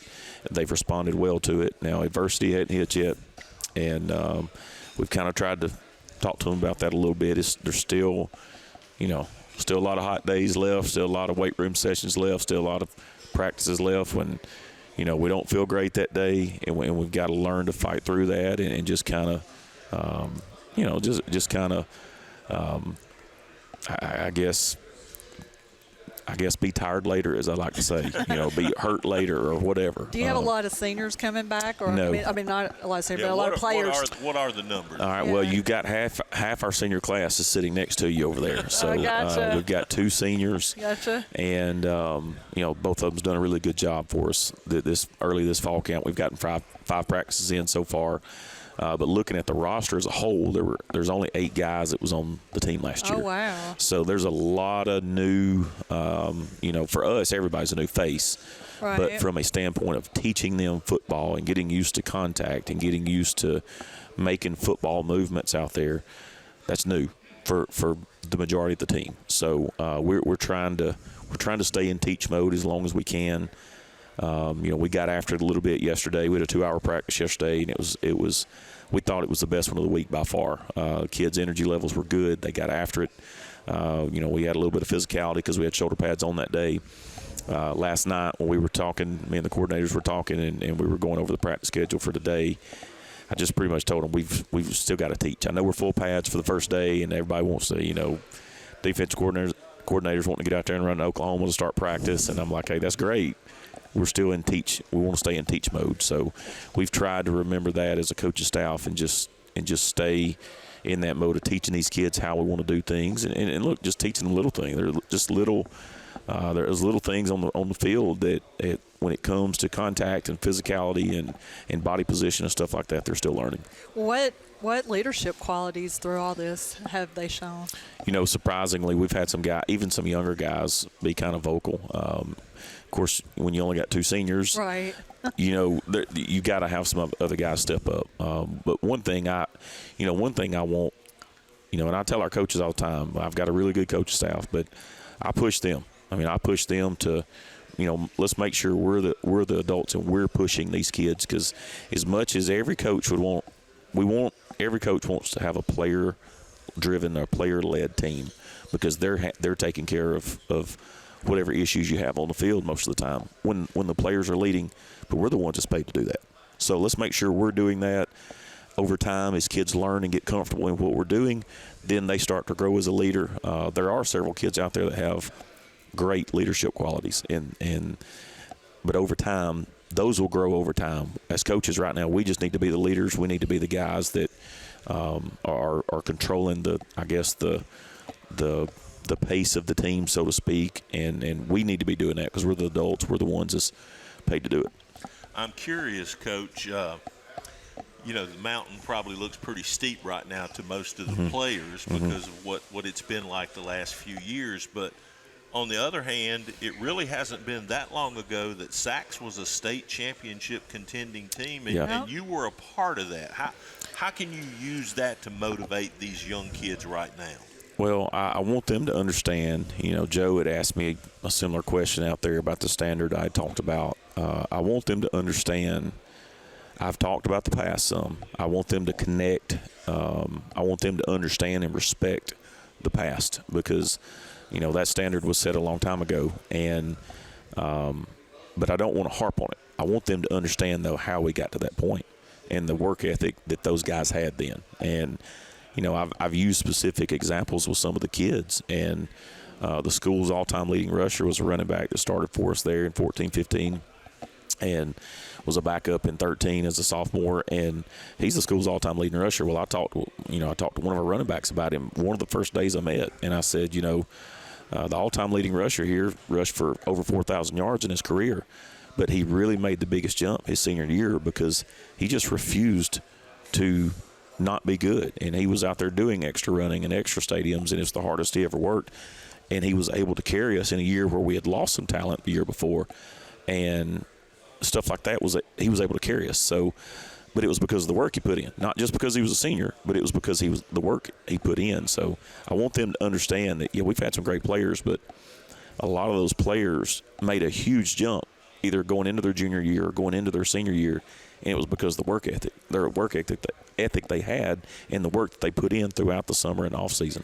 Average can become great if you're willing. If you're willing, yeah, and that's what's been fun. I'll be honest with you. I've had a lot of fun. Obviously, having the contacts and a lot of people that I've known back in Calhoun County, and still several teachers at Sachs. It was there before. It's been fun because of the way the kids have just been willing to learn, willing to be coached, willing to do something different. Well, who are you excited most about playing and facing this season? It doesn't matter who.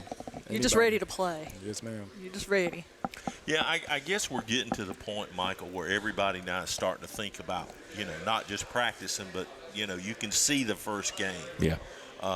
How do you kind of throttle that enthusiasm back? Because you got to save it for that, that first week. And, really for you guys, getting out of the gate at least decent is important.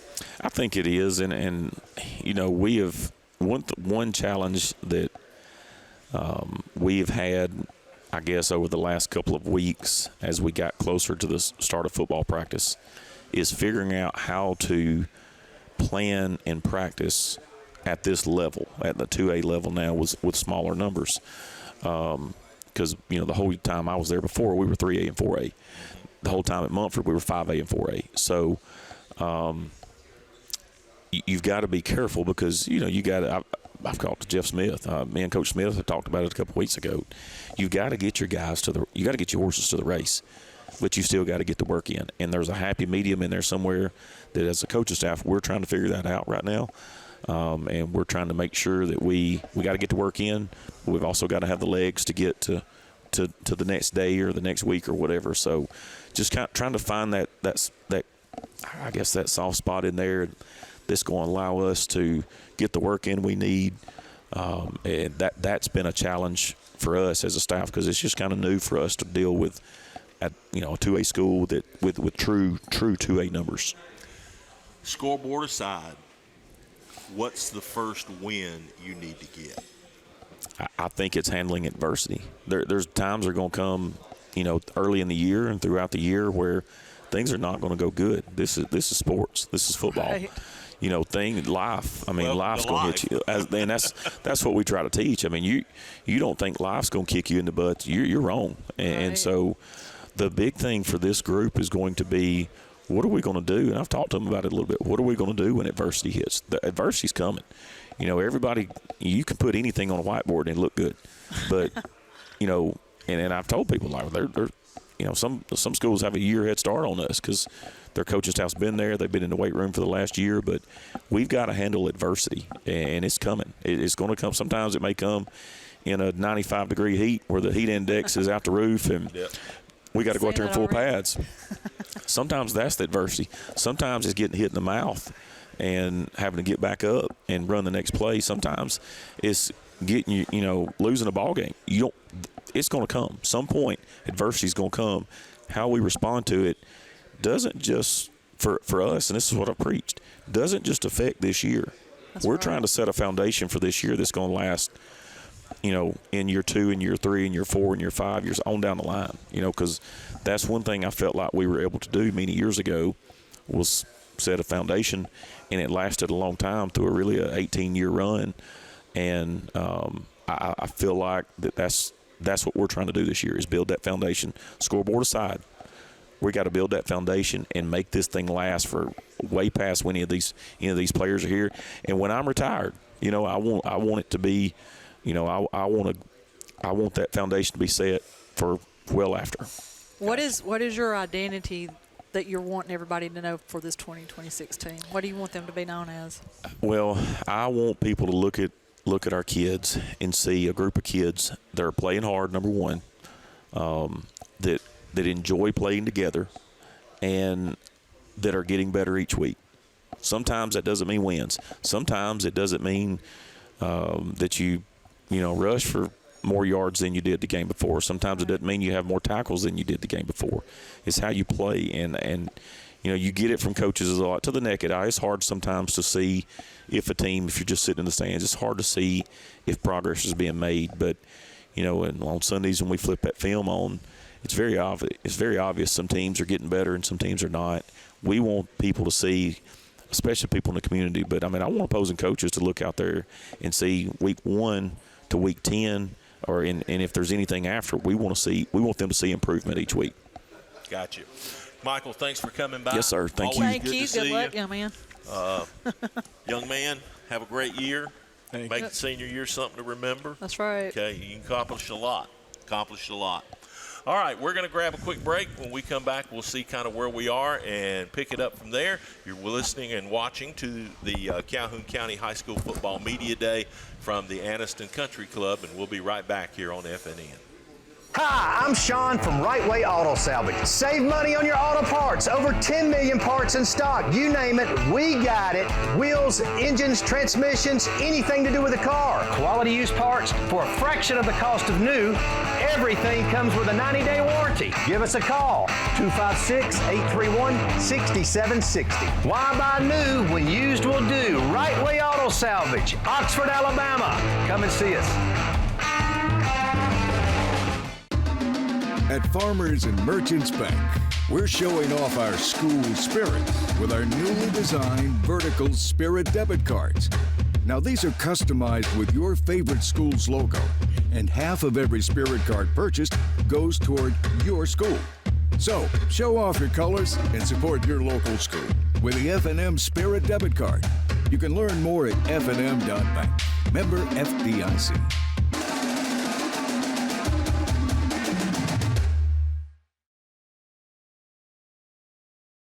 Hey guys, I'm Chris Bailey with Right Way Auto Sales of Anniston. Come see me today. Bring your down payment and your ID. We're going to put you riding today on the beautiful Motor Mile in Anniston, Alabama. Right Way Auto Sales. Buy your car the right way. Family owned and operated for over 50 years, Miller Funeral Home is committed to providing families with the finest services for their loved ones, including our newest service, Aquamation. Aquamation is a gentle, respectful, and eco-friendly alternative to flame cremation. Miller Funeral Home is the only facility in the state of Alabama that offers the Aquamation service. Call us or visit our website today to learn more about how we can serve you and your loved ones.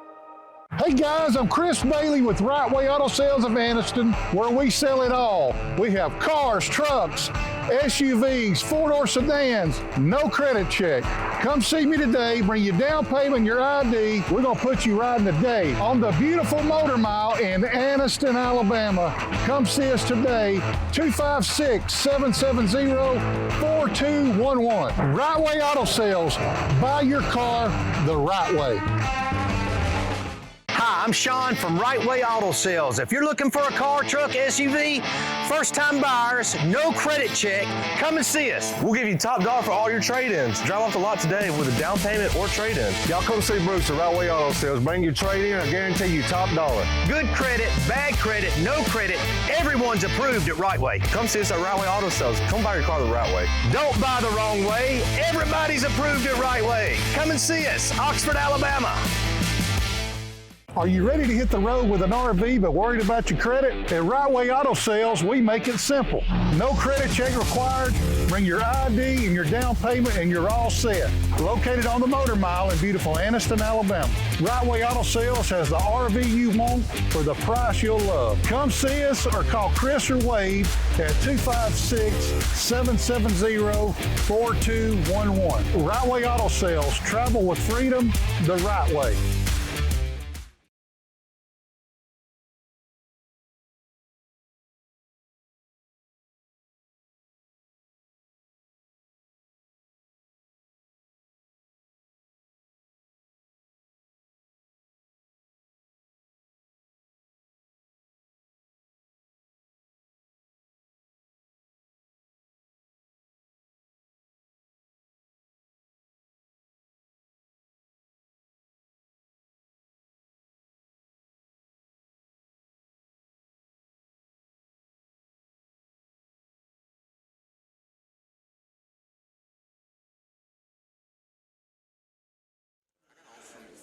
And welcome back to Calhoun County High School Football Media Day.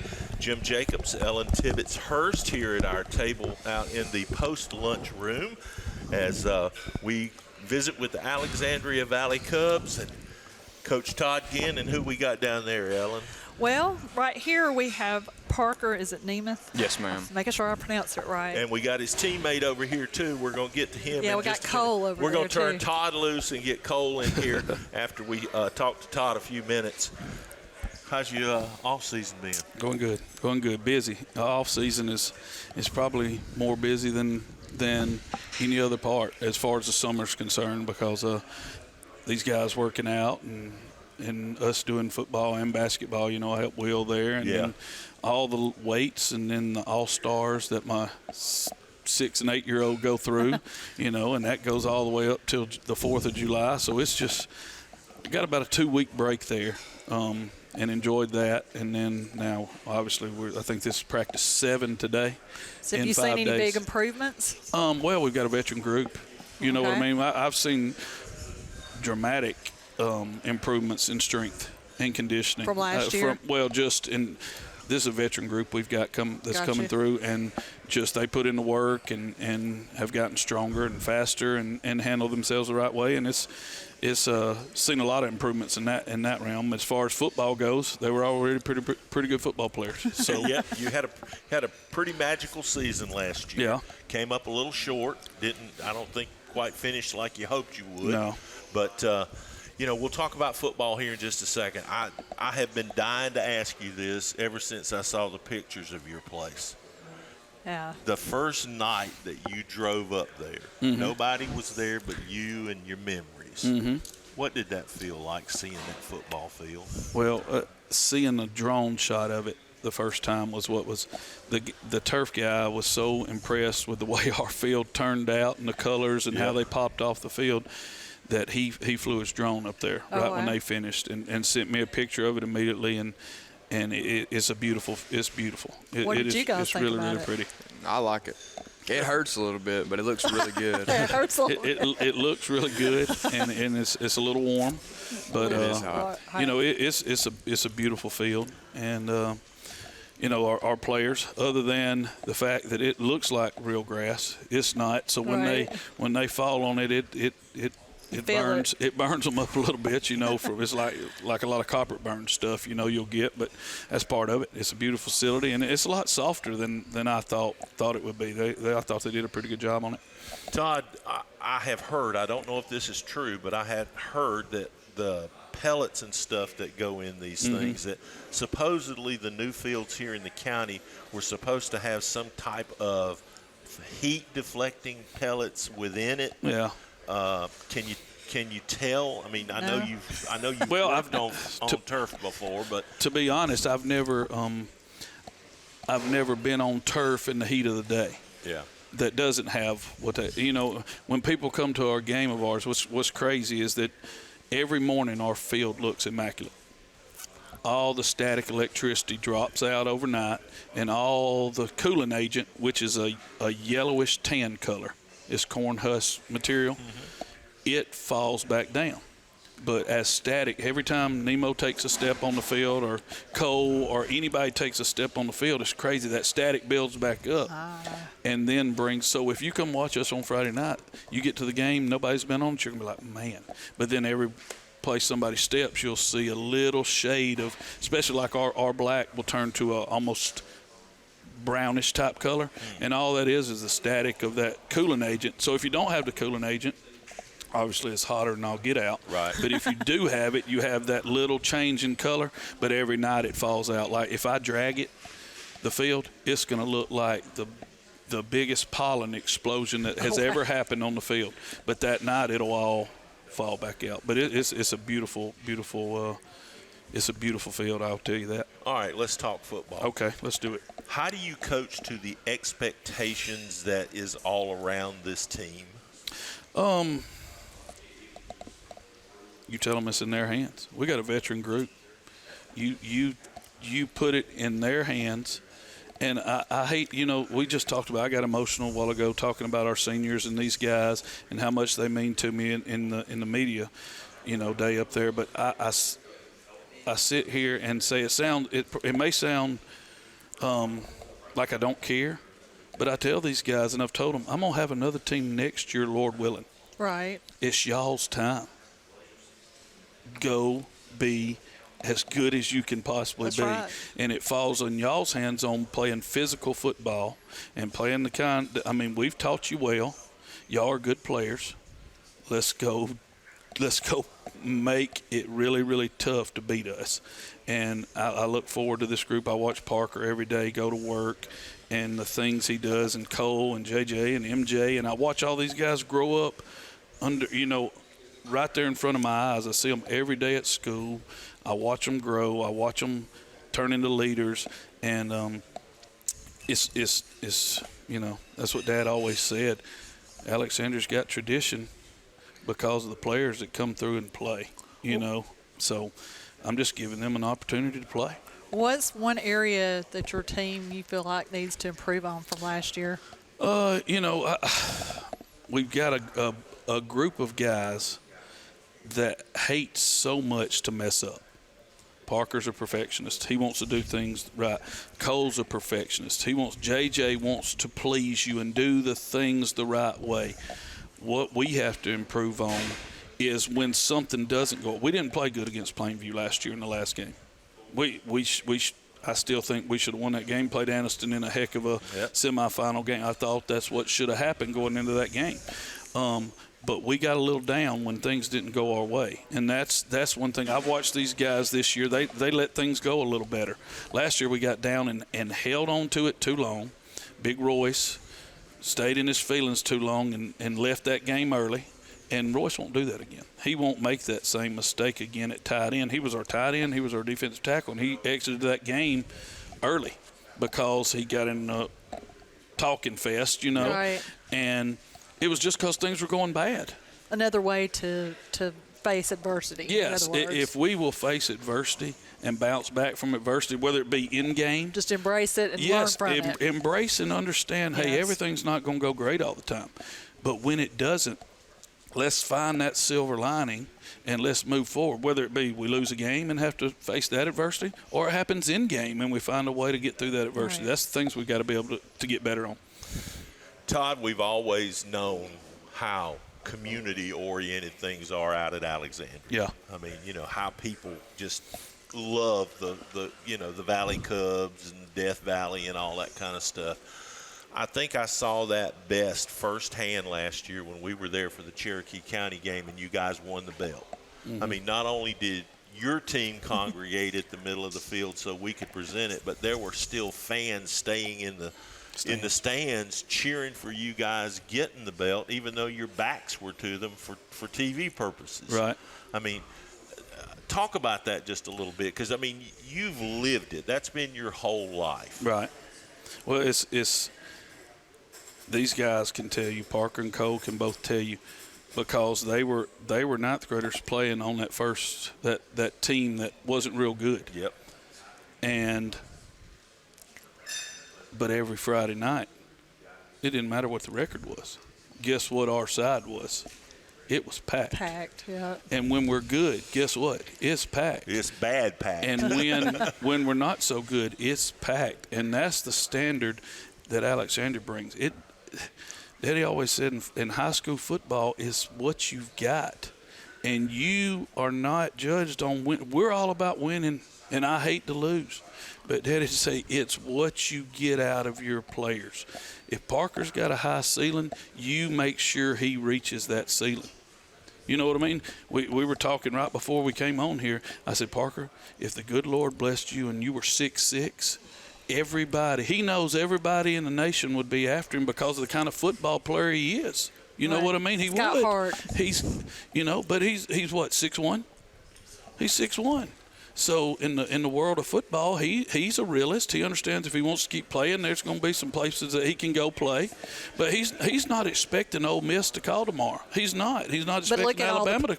But I will take that young man and go to war with him every single day. And you look at all the other players too that have been, the same thing has been told to them, like Devontae Smith from Alabama. He was undersized, and look where he is today. So I'm curious, what does it mean to you here when you hear your coach say what he just said? It means a lot because I've worked my tail off since freshman year. Freshman year I was getting thrown around, and I told myself that I wouldn't let that happen anymore. And I think I've stopped that pretty much. I had a good sophomore year. Last year, I wish we would have went deeper. I feel like I had a good year. I feel like our team could have been better. I feel like our schedule, I don't think we were ready for Plainview. And when we went in there with a big head, because we killed Fayette County week 1 of the playoffs, went in there with a big head and we got beat. This year, that's not going to happen. So why should the fans watch you guys this year? It's going to be a show. Is it going to be a show? They're still kids. They're still kids. I love it.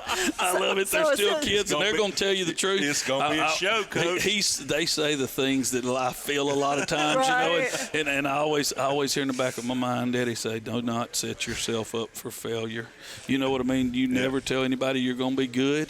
But nowadays, Daddy didn't live during the social media days. You can't beat yourself down all the time because people think you don't have confidence in your players. I love my guys. I love the heart they play with. I look forward to this season. And, look, it doesn't matter. We want to win a lot of games, and we're going to win a lot of games.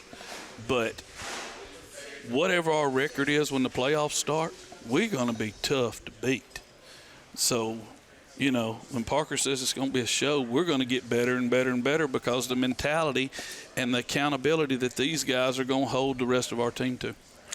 Since we were talking about tradition and all that, what is your favorite pregame tradition at Alexandria?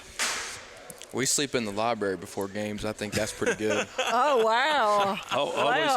Always have. You know, I don't. That's the first. That's the first time I've ever heard that. Yeah. Well, I think what happened way back, and Coach Scales was still coaching, and the team would go home and show back up at a certain time for the game if it was a home game, and I think some players didn't come back. Solve that problem the way they were supposed to come back. Lock them up in the library. And then I think from that on time, we eat pregame at 3. Yeah. Right after school. And then we go up to the library in a cool place and let them relax until we walk to the field at 5. And that's just something that is a control factor that we can control. Right. You know what I mean? As a coach, Dad used to say, man, I used to hate sitting in that library with y'all boys, but I knew it was a variable on game day that I can control. And there's so much in high school you can't control. These kids go home, and some of them don't have food, and some of them don't have this, and some of them, you're on them to get in bed and they're trying to go to work and help their family. You know, there's so many factors and variables in high school that you can't control. Right. That anytime you can, we talk about our community, man. Tuesday night, Thursday night, these boys are having popsicles right after practice. Last night y'all had cold watermelon, didn't you? Yes. Last night right after. That's awesome. And that's nothing. That's not anything we're doing. That's the community doing it. And then Thursday night, I tell them they're spoiled rotten. They eat probably 3 meals on us during the week. You know what I mean?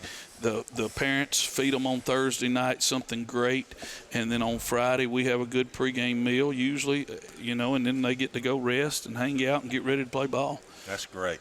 What's your favorite pregame meal? Probably just the chicken tenders. Oh, I know where those come from. Well, I mean, yeah, most of the time, sometimes, you know, the crazy thing with these guys, they've had it all because Ron's has done it the past couple of years. Yeah. The year before that, I think Foodland did it.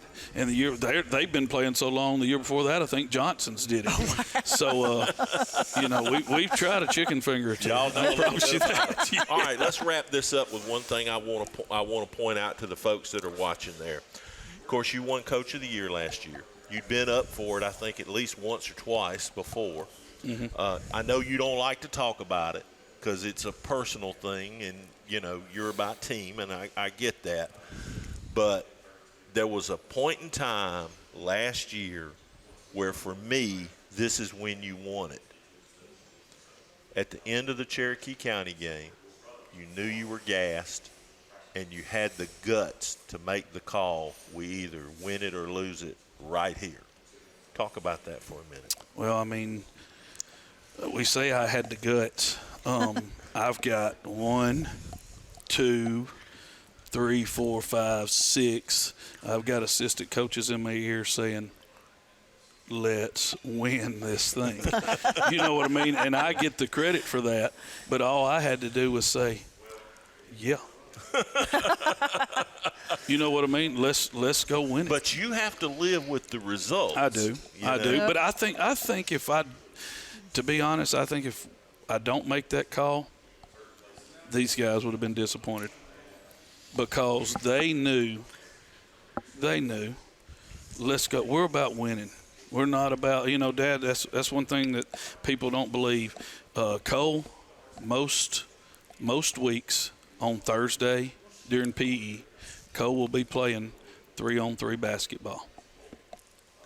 He will. 4th period during football season, he'll be playing 3-on-3 basketball every day. Parker can account for that. Parker doesn't play basketball, or he would be doing the same thing. And people look at me and go crazy. What if Cole turns his ankle? Well, what if Cole walks out on the thing right there and turns his ankle today? We can't live in a shell and in a bubble. Things happen, and Cole said it best a while ago. God puts us, he has a path for us. He knows what's best for us. And, yeah, sometimes that comes with adversity. And we can't live in a – and at that moment, this goes back to that. We can either play overtime with this bunch, or we can go ahead and beat them. So let's go ahead and beat them. Losing never came. You know what I mean? I never thought about it. I said, do we kick, tie this thing up, and go into overtime, or do we go ahead and win this thing now? And that's what it came down to.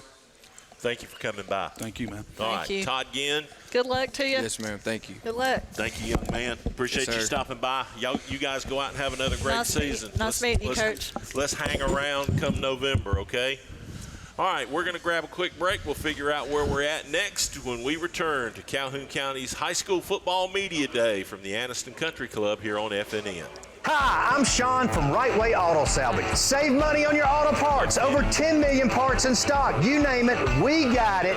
Wheels, engines, transmissions, anything to do with the car. Quality used parts for a fraction of the cost of new. Everything comes with a 90-day warranty. Give us a call, 256-831-6760. Why buy new when used will do? Right Way Auto Salvage, Oxford, Alabama. Come and see us. At Farmers and Merchants Bank, we're showing off our school spirit with our newly designed vertical Spirit debit cards. Now, these are customized with your favorite school's logo, and half of every Spirit card purchased goes toward your school. So, show off your colors and support your local school with the FNN Spirit debit card. You can learn more at fnn.bank. Member FDIC.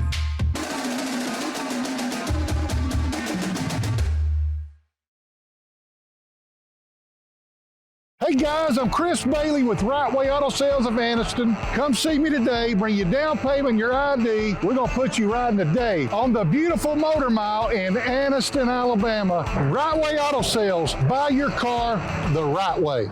Family owned and operated for over 50 years, Miller Funeral Home is committed to providing families with the finest services for their loved ones, including our newest service, Aquamation. Aquamation is a gentle, respectful, and eco-friendly alternative to flame cremation. Miller Funeral Home is the only facility in the state of Alabama that offers the Aquamation service. Call us or visit our website today to learn more about how we can serve you and your loved ones.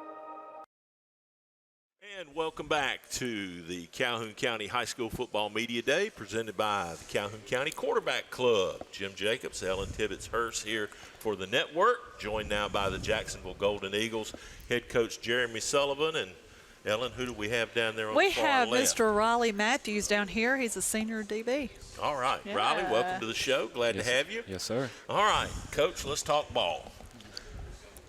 Reclassification. Good for you, bad for you, status quo?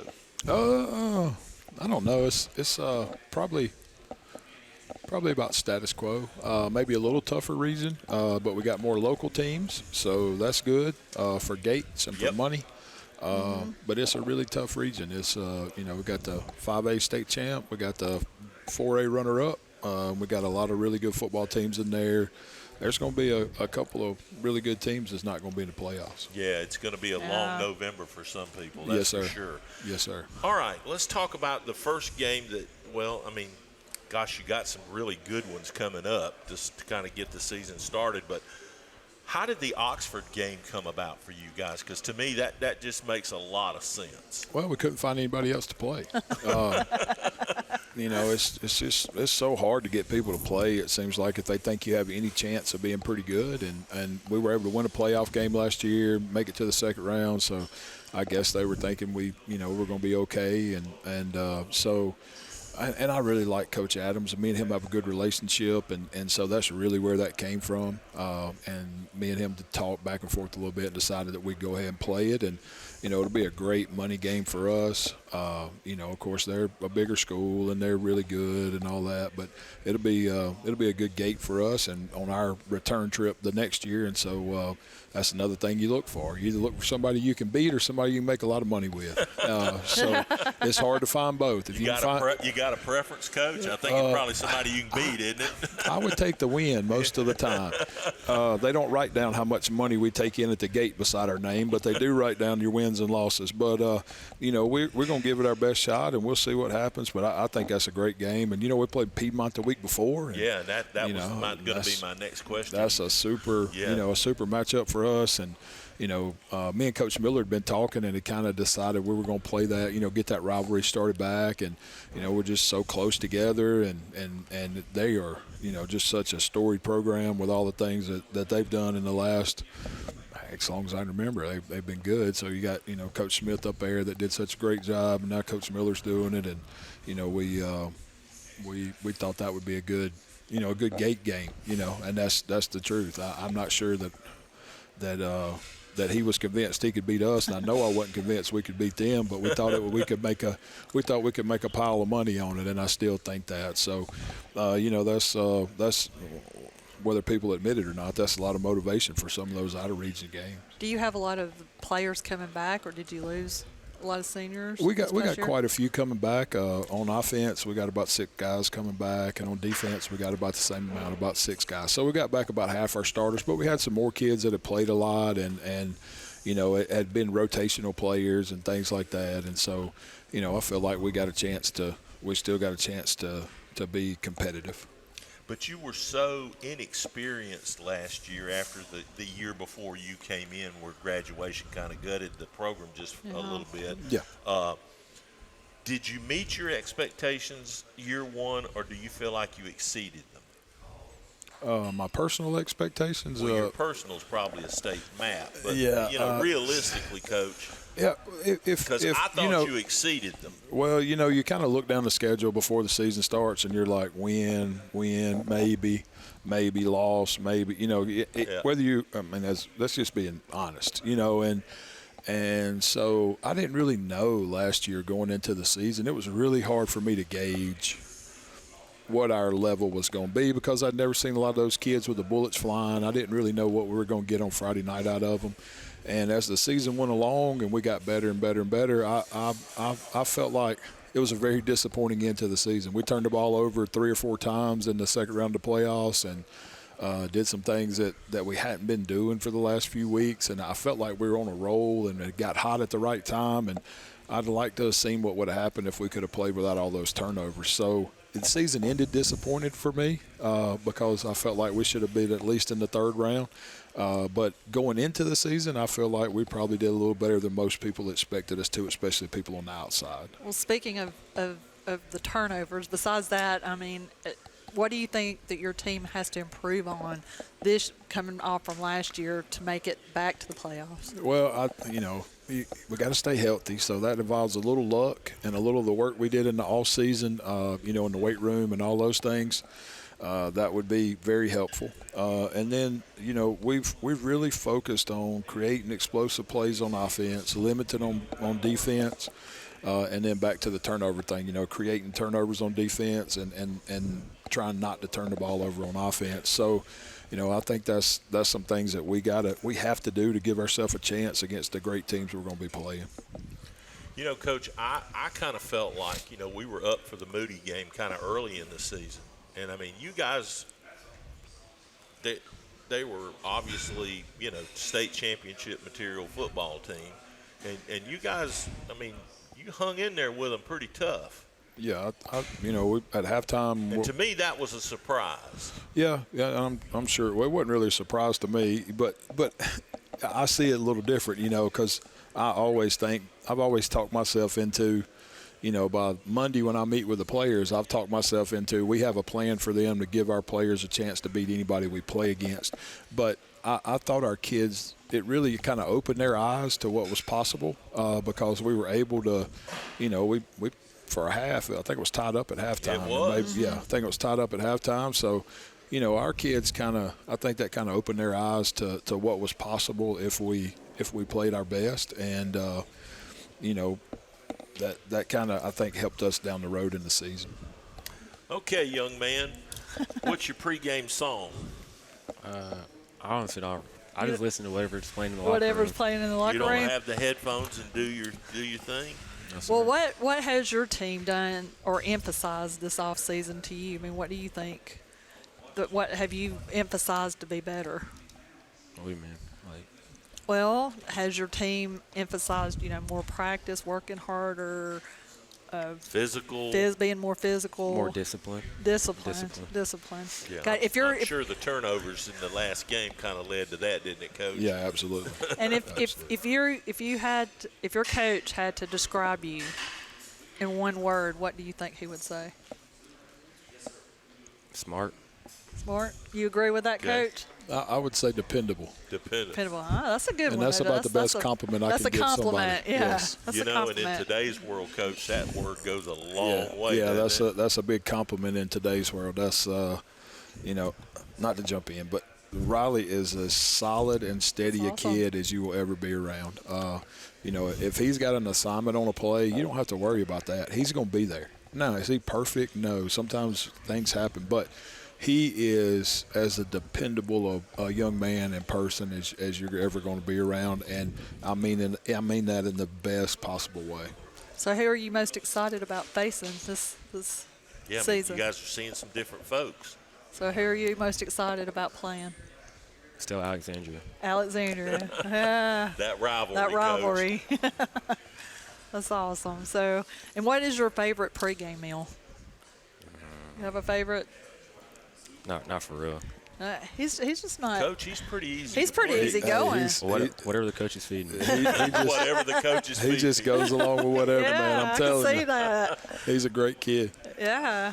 Wow. Coach, what have you got to see game 1, game 2, game 3 maybe that will make you feel like we're better than we were last year and we have potential to do more than we did last year? I think it starts at the line of scrimmage. And I thought we were pretty good, especially defensively up front last year. I'm really excited to see where the offensive line is this year, and I coach them. So that's something that I'm, kind of in love with is offensive line play. And I think, if those guys are in the right place and as far as development-wise and being ready to play, I think we will have an opportunity against anybody. That don't mean we're going to beat anybody or that we'll win every game, but I think if they're where I think they can be by that time, that it'll give us an opportunity to be very successful.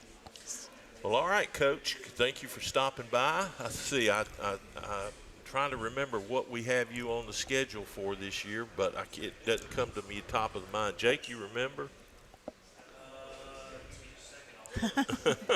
Well, this in November, what do you hope everybody's saying about your team come November? That they're still around. In November, I hope that they're saying, I wonder what we can do to feed those boys for Thanksgiving, because they're gonna need it after practice. That's what I hope they're saying. They say practicing on Thanksgiving, Coach, it's a great feeling. I've been there a few times, and it's a great feeling. Okay, yeah, we've got you for the Leeds game. Whew, goodness gracious. All right, good deal. That'll be a good one. That'll be a good one, Yes, sir. absolutely. All right, well, we're going to take another quick break, and we'll be back with more. Donahoe's, I think, finishing up on the stage right now, so we'll have them here with us shortly when we continue Calhoun County Media Day on FNN. Hey guys, I'm Chris Bailey with Right Way Auto Sales of Anniston, where we sell it all. We have cars, trucks, SUVs, four-door sedans, no credit check.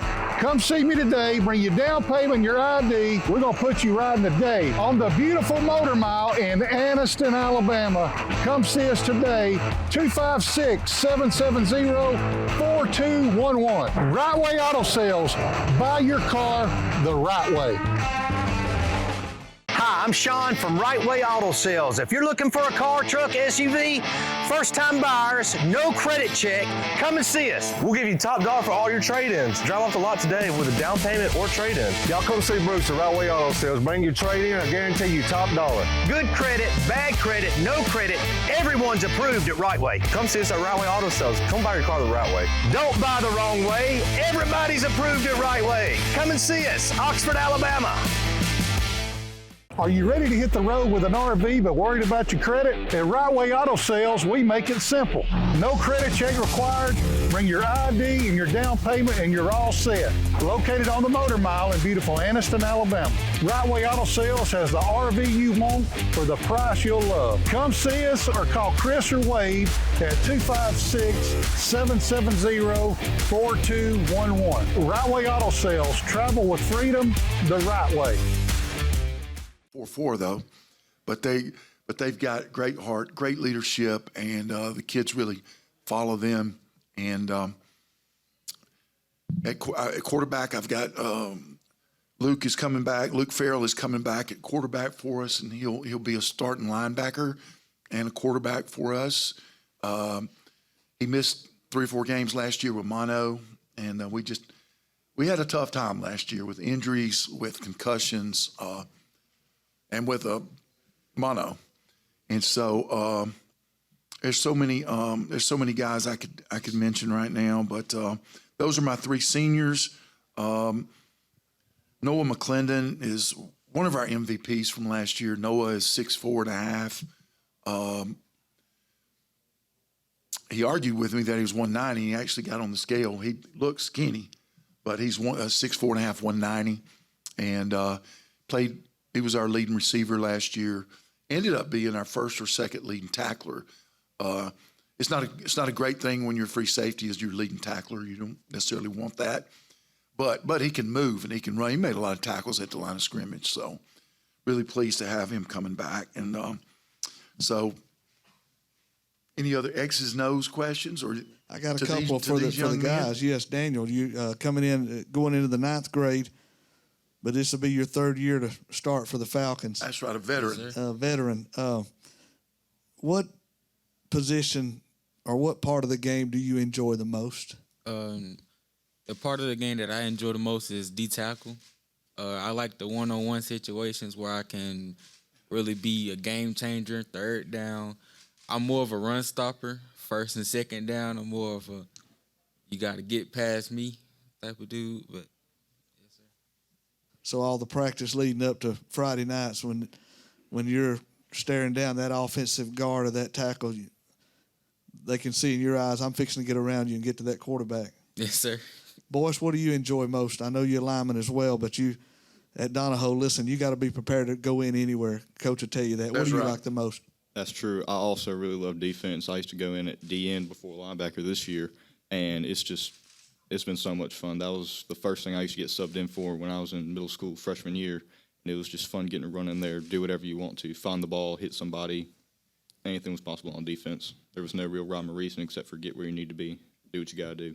You being one of the 3 seniors, do you feel a little extra pressure this year to lead this team, whether it be in the classroom, the hallway, or on the field, or wherever? I do feel a little bit of pressure about that. I've always looked to the older guys to lead the team and to be the role model that everyone's going to look up to, and then I blinked and I'm there myself, and I never know if I'm doing it or if me and the other guys are doing it as well, but I always pray and hope that we're being the ones everybody's looking up to. I know last year y'all took it on the chin on some games. Like you said, different things happen. But right now the record's 0-0. You 2 players, what excites you the most about the season starting in 3 weeks? What excites me the most is the new players, new teams, get to go against new teams, and just get a different experience. That's true.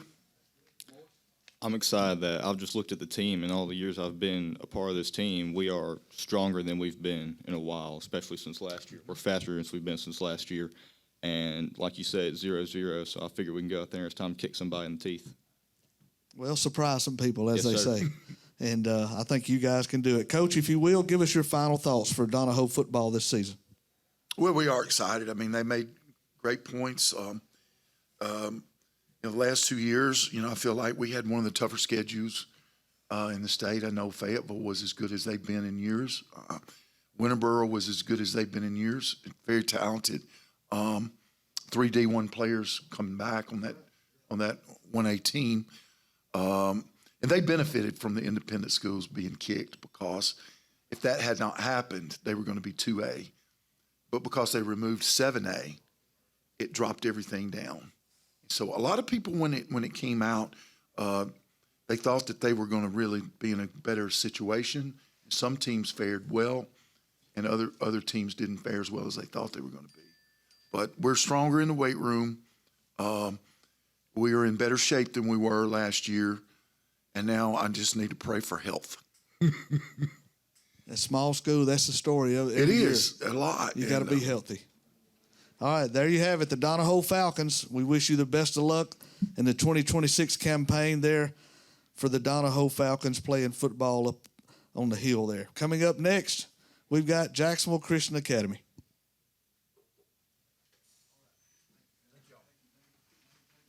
Hi, I'm Sean from Right Way Auto Salvage. Save money on your auto parts. Over 10 million parts in stock. You name it, we got it. Wheels, engines, transmissions, anything to do with a car. Quality used parts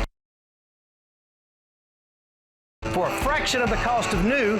Everything comes with a 90-day warranty. Give us a call, 256-831-6760. Why buy new when used will do? Right Way Auto Salvage, Oxford, Alabama. Come and see us.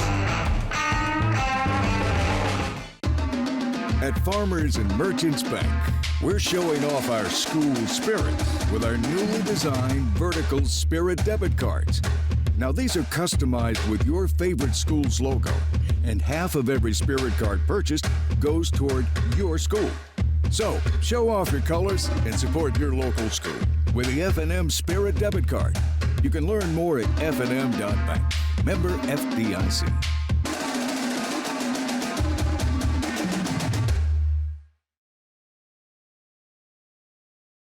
Hey guys, I'm Chris Bailey with Right Way Auto Sales of Anniston. Come see me today, bring your down payment, your ID. We're gonna put you riding today on the beautiful Motor Mile in Anniston, Alabama.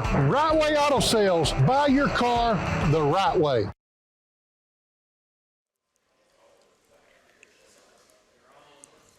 And welcome back to the Calhoun County High School Football Media Day here at the Anniston Country Club. Jim Jacobs along with Ellen Tibbetts Hurst as we walk you through what's left of the afternoon. The Donahoe Falcons just left the stage. I believe Jacksonville Christian is up next. They will be followed by Hope. And then, of course, the Piedmont Bulldogs will wrap up the afternoon with Coach Jonathan Miller. So we'll get Coach Smith in here, and maybe he had a guy up on the stage with him that was huge. I mean, big. Talk about Daniel's story, maybe. Your voice, right? Your voice. You can come have a seat if you want to. Okay, boys. Come on in and join us. You a senior? We'll grab Coach Smith here in just a minute. Get your headset on there, son. There we go. Okay. All right, boys. Tell us your name. We've got it here, but we want everybody else to hear it. What position you play. What you play, and you're a senior, right? Yes, sir. I'm Boyce Yancey. I'm a senior, and I am left guard and linebacker for Donahoe School. Okay. Got you. You excited about the season? I am. I really am. We've gotten a lot stronger and a lot faster than we were last year. Who are you most excited about playing? Hope. First game of the year. Oh, he said that without. And it's on TV. How about that? It's on TV, too. He didn't even hesitate on that one. Well, that's awesome. that has the potential. I give credit to both schools for having, not any kind of jealousy thing or anything. Because, a lot of times schools that ought to be playing one another don't for whatever reason. But, for two crosstown private schools like you guys to be able to get together and play one another, I think is a credit to both administrations at both places. Right. Yes, sir. Do you have any pregame superstitions? I really don't. You don't? I say a quick prayer before I go out there. Don't That's get always hurt. a good thing. Always is. Yes. And I think that's it. Just listen to some music. What's on your headset before a ball game? As in what I listen music? to? Yeah, what do you like to listen to? I do a little bit of older rock, 90s rock before I go out there. Always you're raised right. Okay. That's what they played when I was younger. When you were younger, son, you're still young. So what is your favorite that you listen to? Ooh. Before a game, There's I like one Creed. song you're going to hit. You like Creed? Mm-hmm. I can live with that. Yeah. That's good. Right before. All right. So what's your favorite pregame meal? It was always usually the same. Coach Smith catered for us. He brought chicken, mac and cheese, and green beans, and that was it every day. Every day? Not every day. Every game day? Every game day. So you automatically knew you had chicken? Every time. Every time. What was it like going through last year? I mean, you guys obviously struggled. How do you keep motivated under that type of scenario to go out there and still put the work in? It was definitely rough last year. It wasn't wasn't the best season. You could say that, but we're there for each other. And when things get rough, we tend to. Sometimes we'll break, and then sometimes, like this year, we'll get closer together and we'll keep fighting harder. And that's what I feel like we're going to do this year. I'm very proud to say that. That's great. So, what do you think? What do you think that this team will be remembered for? Just as much as we care for each other, as much as we lead.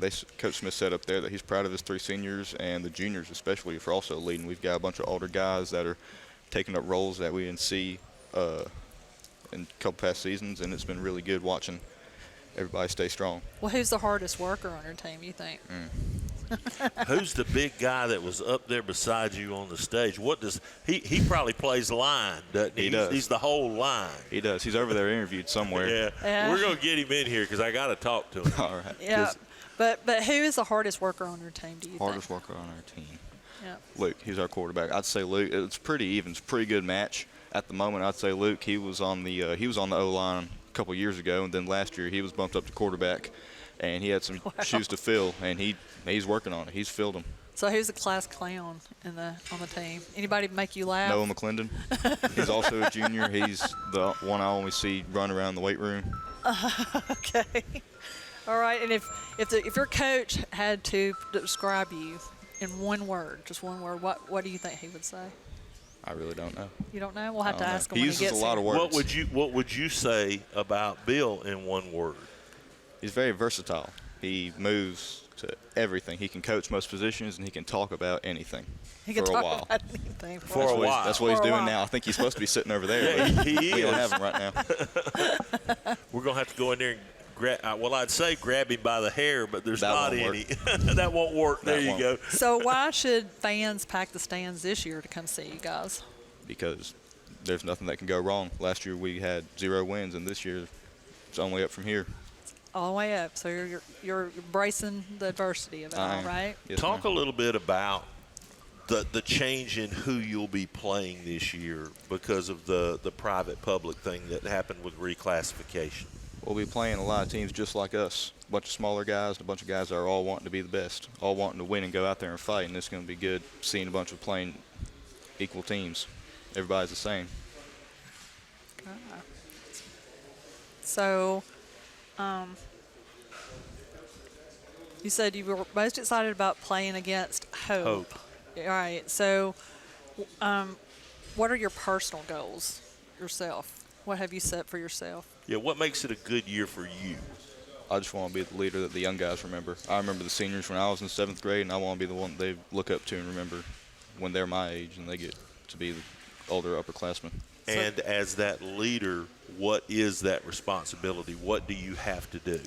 You got to teach the young guys stuff that you've only learned with years on the team, and you got to just be there when they need you, anything that you can do, and you got to set the example at every time because you're always being looked at by a younger fellow. And hard work pays off, And right? hard work pays off. That's another one. Yeah. So what's the future for you after football this year? For me personally? Yeah, personally. I'm looking to go to the U.S. Naval Academy or any of the other additional 4 academies. Yeah. And that's the goal. Wow. My husband's a Navy man. So Really? Yeah. So Good. that's awesome. It is. I'm super excited.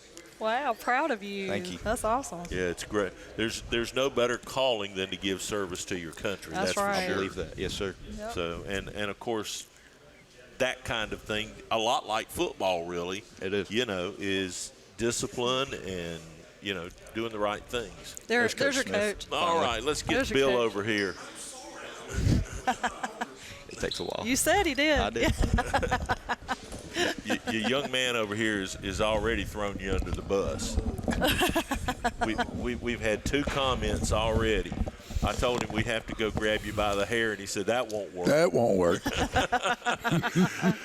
For folks that don't know, this is William Smith. We all call him Bill because that's kind of what we know him by. Yep. The head coach of the Donahoe Falcons. And, Coach, thanks a lot for dropping by and spending a few minutes with us here on Media Day. It is our pleasure. It only goes up from here. Well, I don't know what I'm supposed to say about that. Well, but you're supposed to tell us that you're ready. Your young man over here seems to think that it's going to be a better year. It's going to be a better year. Yeah. And what do you think about the whole separation of public and private? And because I know your travel expense is going to probably go. Oh, absolutely. And it's not even going to be it's bad for us, but it's going to be even tougher for volleyball and baseball and basketball. Right. And so, there's going to be area games in those sports, on Tuesday or Thursday night where, you've got an hour and a half drive one way for an area game. Yeah. And I haven't researched our area that closely in baseball and volleyball, but I know it's going to be a challenge. This year is not going to be as bad for football for travel because a lot of the 3-hour games or 2.5-hour games are coming to us. Oh, okay. That's and then, good. We were playing in Prattville against the Tog Academy. We were traveling there, I think, week 4, and they pulled out of the Alabama High School Athletic Association 3 weeks ago. Oh. So I lost a region game there. Fortunately, it wasn't a home game. It was a road game. Right.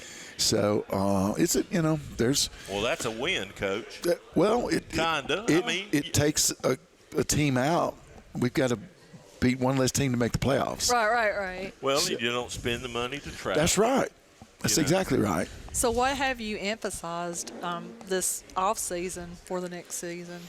Just getting stronger and in better shape. Getting stronger and better shape, and trying to go back to my roots as a strength coach, and that's what I cut my teeth on back in '92, when I think I was the first full-time strength and conditioning coach hired by high school at Muscle Shoals. They didn't call me strength coach. I was the strength lab coordinator. Oh, that's an interesting title. That sounds like a teaching job. But I had athletes all through the day in the weight room, and they renovated it and pretty much gave me my wish list and stuff. And so have you seen what's your biggest improvement that you've seen during the springtime? Boys pointed this out. I got back, looked at our power clean and squat and bench press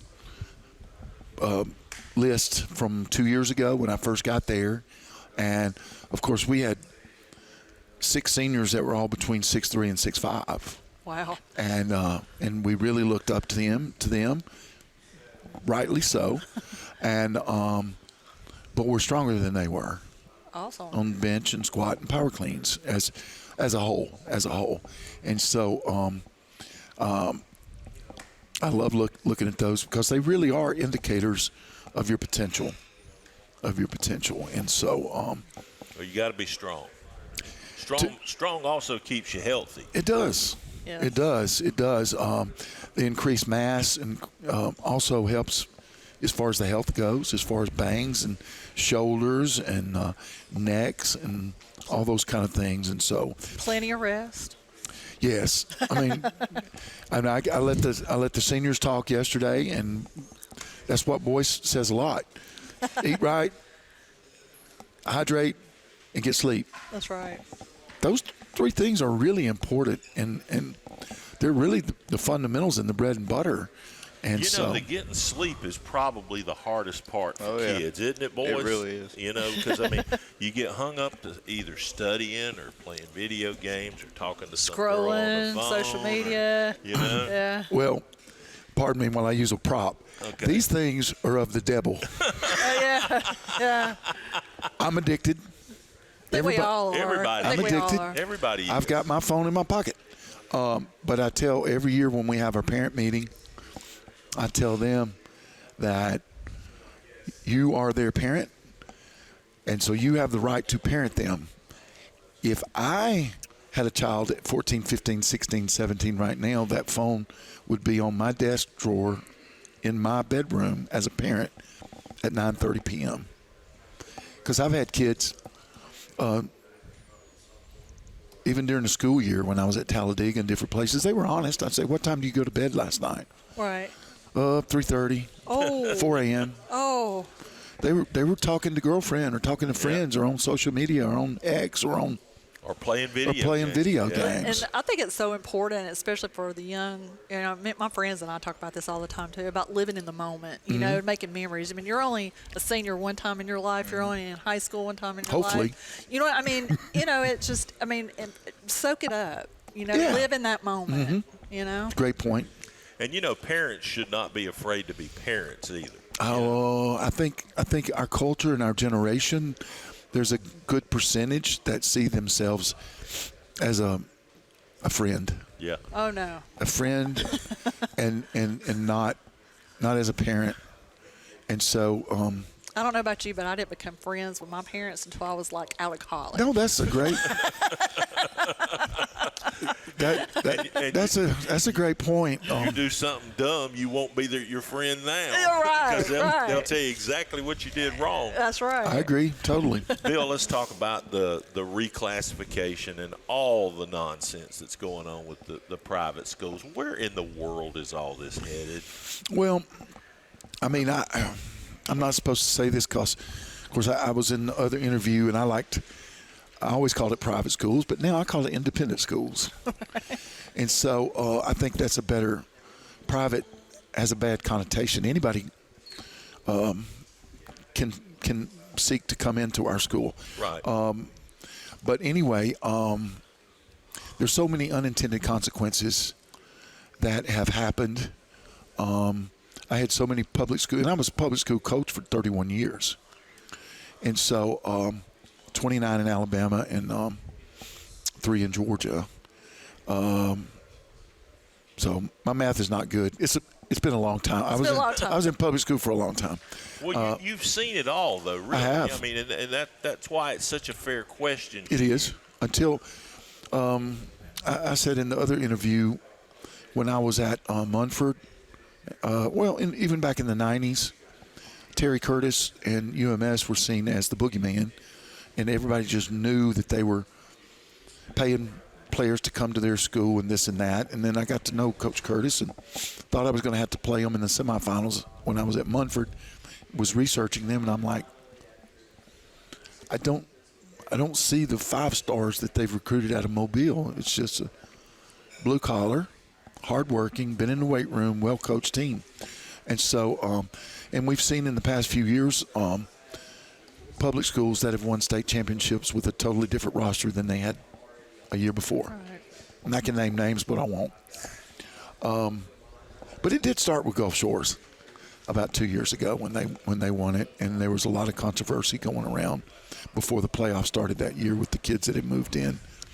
And so it's tough. It's tough for us, but the other sports are going to be tough. And a lot of people don't know this. I mean, I was the track coach indoor and outdoor for, I started to say Munford, but for Donahoe. I've been to too many schools, and now I'm at hopefully my last stop. So Donahoe, I was the track coach indoor and outdoor this last year. Well, going forward, we had a good girls team last year. Had everybody coming back but one senior, and so we could have scored highly this year in track. Not so fast.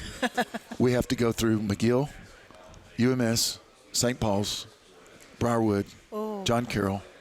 There are no divisions for private school indoor and outdoor track. Wow. Donahoe has to compete with the biggest school in the state. Dogs, yeah.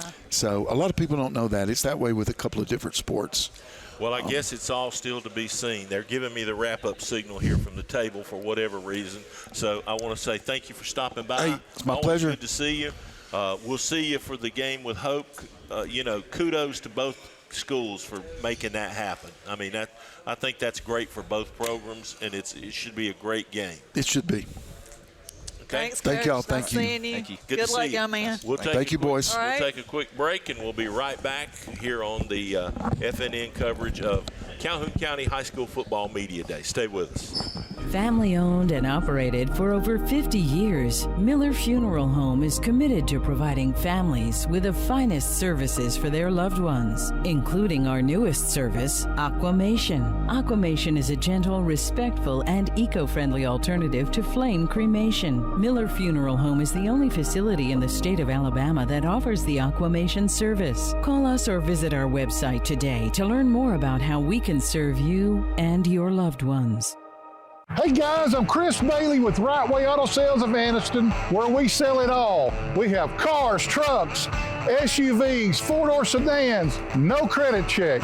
Come see me today, bring your down payment, your ID. We're going to put you riding today on the beautiful Motor Mile in Anniston, Alabama. Come see us today, 256-770-4211. Right Way Auto Sales. Buy your car the right way.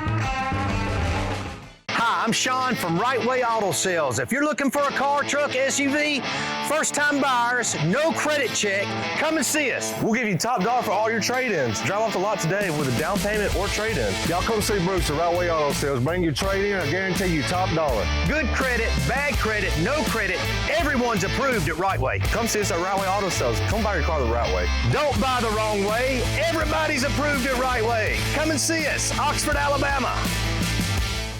Are you ready to hit the road with an RV but worried about your credit? At Right Way Auto Sales, we make it simple. No credit check required. Bring your ID and your down payment and you're all set. Located on the Motor Mile in beautiful Anniston, Alabama. Right Way Auto Sales has the RV you want for the price you'll love. Come see us or call Chris or Wade at 256-770-4211. Right Way Auto Sales. Travel with freedom the right way. Medical field if football didn't work out. Welcome back to Calhoun County High School Football Media Day. You know, you got to stop talking during the break. You know? I know it. Jim Jacobs, Ellen Tibbetts, Hurst, Coach Cates here, and Parker Wade. Parker Wade from the Jacksonville Christian Thunder. Coach, you got a long shadow to walk under, don't you? Absolutely. Absolutely. You know, it's hard to say that you've basically done anything with JCA that Tommy Miller wasn't a part of. Because, I mean, you know, he kind of is the school almost, you know? Yes. But he decided to step away, and you got the call. What was that like? You know, I worked with him for 3 years. Right. This is my 4th year. Basically, you know, nothing's changed. We're still doing basically the same thing we did when he was there. You know, when you've got somebody like Coach Miller that has done it the right way for so long, then you just kind of follow in his footsteps and do what works. Do you still get phone calls? From Coach Miller? Yeah. He really doesn't bother me a whole lot. Really? I mean, to me, it would be so hard to just walk away from it, you know? I do think he has, I think he's had a hard time walking away from it just because he's done it for so long, but he's also been very respectful and let me kind of do my thing. Well, so. He's a class guy, so I wouldn't expect anything And Coach else. Miller, you know, was at Pleasant Valley years and years ago. He was my driver's ed coach. Oh, really? Oh, I thought Really? you were going to say he was the one that made you pick up rocks at PE. Yes, that too. Yeah. But, yeah, Coach Miller, I go way back, that's for sure. So what are you most excited about seeing this season? You know, we've got a very young team, but I will say, and I've told several others, the chemistry on the team is just really, really good. I'm just looking forward to getting on the field and actually playing football. And, you know, Coach Miller's grandson is going to Jack State. And Noah, so, yes. Yeah, Noah. Yes. So him leaving that legacy there and showing other kids that, you know, your form of football is not your traditional so much, but, I mean, hey, you got a scholarship. I mean, what does that mean Absolutely. to the school? Means a lot. I mean, everybody thinks that you have to go to a big school to get a scholarship, and, you know, I've said for years, if you're good enough, they'll find you. Yes, That's right. I agree. Mm-hmm. I agree. There are not as many of those opportunities for Right. kids nowadays, which is unfortunate. The transfer portal's kind of ruined all that. Yeah. But if you can play and you're a next level competitor, they will find you. I Right. agree with you. And it's good to have him close. I mean, Noah actually come by practice this week, so. Oh, that's great. We had actually, I looked up, I think it was Tuesday, we had like 3 guys hanging on the fence that played for us last year, so that's great. And it's neat, too, that he decided to do his college career here Right. in his hometown so that the kids can actually go see him, too. Absolutely. Yeah, that's great. All right, young man. Favorite pregame song? What's on your headphones? Ooh, that's good. That's a good question. You know, I'm more of a Christian music type of guy, so That's I'd probably fine. just put a playlist on, probably Goodness of God or something like that, Well, that's good. Do you have any superstitions that you have No. to stick to, like wear a certain set of socks? No. Some of them do. You Yes, you ma'am. never know. So, Coach, how do, or what's it been? I won't ask you how you do, but what's the process of stepping in for Coach Miller? I mean, with the kids, with the guys, to get them to fall in line, basically, from something that's been so entwined within that program. It's really been. You're not Tommy Miller, and you don't want to try to be Tommy Miller. Right. It's really been very smooth, I think, just because the guys are so used to having me around. I've been at every practice for the last 3 years. I coach a lot of the younger guys. I was their head coach in junior high basketball. So, it's been a very smooth transition. What's the 8-man game like?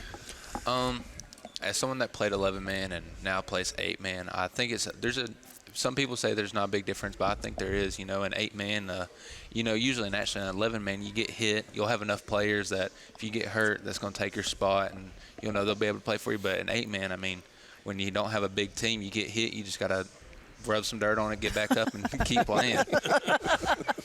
I like that answer. And it's an interesting game to watch. I know we did your guys' game last year down at the School for the Deaf, and we shoot 11-man football all the time. Right. But this is the first time we've ever shot an 8-man game, and it's different. I mean, it's different to watch. It's different in regard of what to expect. Yeah. It is a little bit different. You can only have – the biggest thing for me, I think, when I'm trying to set up my offense and stuff, I'm used to having 4 guys in the backfield, and I only have 3 now. So kind of cuts down on my blocking options. So what is the identity of your team in 2026, do you think? I really like the work ethic. I think just working hard. The guys are killing it in the weight room. I'm just, I love the way they work, the camaraderie. They all joke and cut up with each other. But when they get on the field, they're serious in this business. And I'm really looking forward to getting started. Well, I asked your player over here. I asked him. I said, "What was one word to describe? If your coach had to describe you in one word, what would it be?" I'm not sure, to be honest. I think. And then I'm gonna. Okay, Coach, describe him in one word. I don't know if I can do it in one word or not. And then I'm going to reverse that and ask you to do the same thing for your him, coach. since he's a new coach. I'm going to say inspirational. That's a compliment. Wow. I think he pushes us pretty hard in the weight room. I would say leader. He's a leader. He's a leader? Yeah. This program's had success. How do you see that going forward? I mean, are you still going to be able to compete at the same level that the school has in the last few years? That's the plan. Ever since I've been there, we've competed for state championships, and that's what we still plan to do this year. So the numbers are down, but we're still going to work hard and try to get that state championship again. Good deal. Well, all right, we got another 2 guys over here that are here with you. How about you tell us who they are? And guys, step on in the shot here, so folks, your mamas and your daddies and your grandmas and your grandpas will get a chance to see you. That's the shot right there, so you make sure you get in. Y'all can kneel down a little bit. Yeah. Coach, here we go. Got Bryson Dowdy here. Bryson's been at JCA since birth. I know I've been coaching there. This is my 4th year, and Bryson's been starting on the varsity ever since then. The other one here, man, I don't know where he just roamed in. Now, this is actually my son. This is Cade. He's an 8th grader this year, and he played last year and got a good bit of reps last year. So he's right now looking at a starting role as long as he don't mess up. Okay, well, I got the line of the day. Season's about to start. Thunder's going to make some noise. Thunder's going to make some noise. How about that? That's good. That work for you guys? That's good, sir. All right, good deal. Thank you all for coming by. Thanks for being here, Coach. Good Appreciate luck. you a lot. Good luck. Amen. Have a great season. We'll take a quick break, and we'll be back with more from Calhoun County High School Football Media Day on FNN. Hi, I'm Sean from Right Way Auto Salvage. Save money on your auto parts. Over 10 million parts in stock. You name it, we got it. Wheels, engines, transmissions, anything to do with a car. Quality used parts for a fraction of the cost of new. Everything comes with a 90-day warranty. Give us a call, 256-831-6760. Why buy new when used will do? Right Way Auto Salvage, Oxford, Alabama. Come and see us. At Farmers and Merchants Bank, we're showing off our school spirit with our newly designed vertical Spirit debit cards. Now these are customized with your favorite school's logo, and half of every Spirit card purchased goes toward your school. So show off your colors and support your local school with the FNN Spirit debit card. You can learn more at fnn.bank. Member FDIC.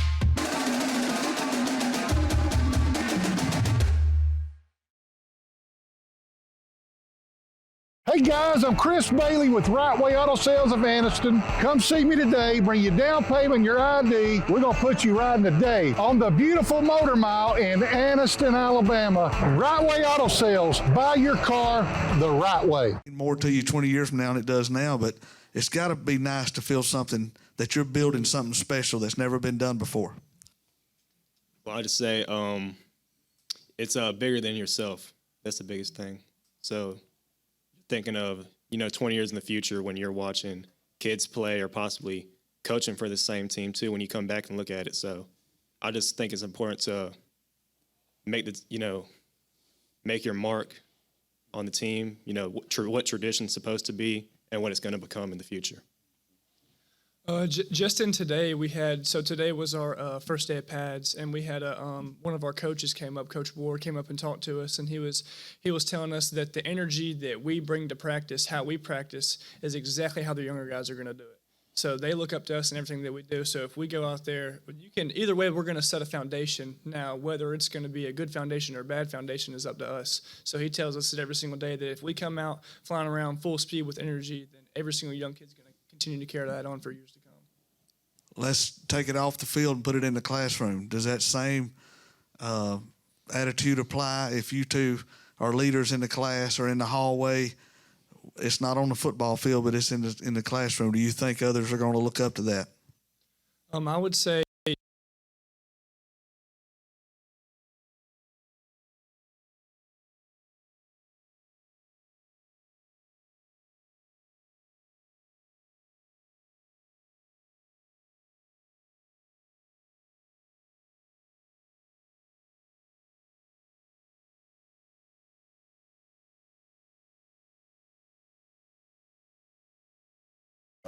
we've learned a lot today, haven't we? There's been a lot to take in, and as we approach the season, which of the teams that you've listened to today and that we've had a chance to talk to here face to face, who's impressed you? Who's impressed me? White Plains was pretty impressive.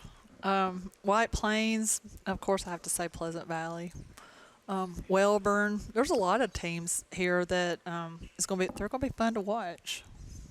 Well, I think as you I agree with you. I think Clint Smith's making strides out at White Plains. They're not in as tough a region, so I think if they have any degree of success, they've got a chance to pop in there and make the playoffs, and that's something that hadn't happened at that school, I think, in 29 years, something like that. It's been a long time. Anniston's going to be fun to watch, too, this year. Well, Anniston's going to be a work in progress. Graduation gutted them pretty good. You got a new coach, new system, and you always got to wonder how the kids are going to react to the Kool-Aid he's trying to serve up. And, Anniston's the kind of place where, and I mean, this is not just Anniston, it's true at any school. If you run into adversity, how do you handle that? You lose, let's say you might lose the first 2 or 3 games. How do you handle that? Do you lay down and quit, or do you fight your way back? And one of the new coaches that really impressed me was Weaver. Yes. He's gung-ho now. Well, he's another one, that's going to have to figure out what how do we handle the situation with the adversity? Because that's going to come for them. They're going to, maybe drop a game or two. And, Right. And that's been a struggle. Excuse me. That's been a struggle out there for the past several seasons. Really, Weaver hasn't had much success on the football field True. since Darrell Hamby retired. So hopefully, you got a new, fresh face there. It's going to be an opportunity to kind of maybe turn the page. And it's always refreshing when you have a coach that's as excited as he is. Yeah, the other thing about Weaver is they've got athletes. Yes. Now, the question is, do they have athletes with the right attitude Correct. to go out there and be a winning football team? Correct. That's what we're talking about. So we go from that, and let's see, early morning here. Oxford is really interesting. It's kind of hard to figure out where things are with that team and the schedule they have. I mean, they've got some really, really tough games that will define their season pretty early on. And, Coach Adams is in a cooker pressure of a job. It's always tough down there. Their expectations are absolutely through the roof. Yep. All right, let's see. Here's Coach from. All right, come on, Coach. Jump on in here. Yeah, absolutely. Absolutely. Hey, Coach, how are you? We have Chris Stone, head coach from Hope let Academy. Chris Stone get in here real quick. Good to see you, Coach. Hi, nice meeting you. Have a seat. We're gonna run through this pretty quick for you, and talk about what's happening out at Hope for high school football this fall. Tell us where you're at. Hope Christian Academy, Big Jack Stovall Sports Complex, 885 Airport Road, Hope Christian Academy. So that's where we better be on Thursday the 20th. That's where you told me you would be. That's where you told me you would be. Hey, that's the plan, Coach. All right. Okay? Unless the good Lord opens the earth up and things change, we'll be there. No, I think we'll be there Thursday. And I think that, I said this to Coach Smith earlier, and I'll say this to you, and hopefully both of you will pass it on to your administration. I think it is a wonderful thing that the two schools have gotten together and saw it to be a positive thing to play this game. Yeah, absolutely. Look, when I called Bill and I asked Bill to move it up after speaking with you, I asked him to move it up to Thursday. He didn't have no problem with it at all. I said, that's awesome, man. So and they've been very helpful in everything. From us coming in late and trying to get our schedule together, it was crazy. It really was. I didn't know. There was many days where I didn't know if I was going to get enough games. But thankfully, I had coaches call me and we were able to fill a schedule. But no, Bill's been great. Like I said, I texted him and I said, hey, look, can we move it up to Thursday, August 20th?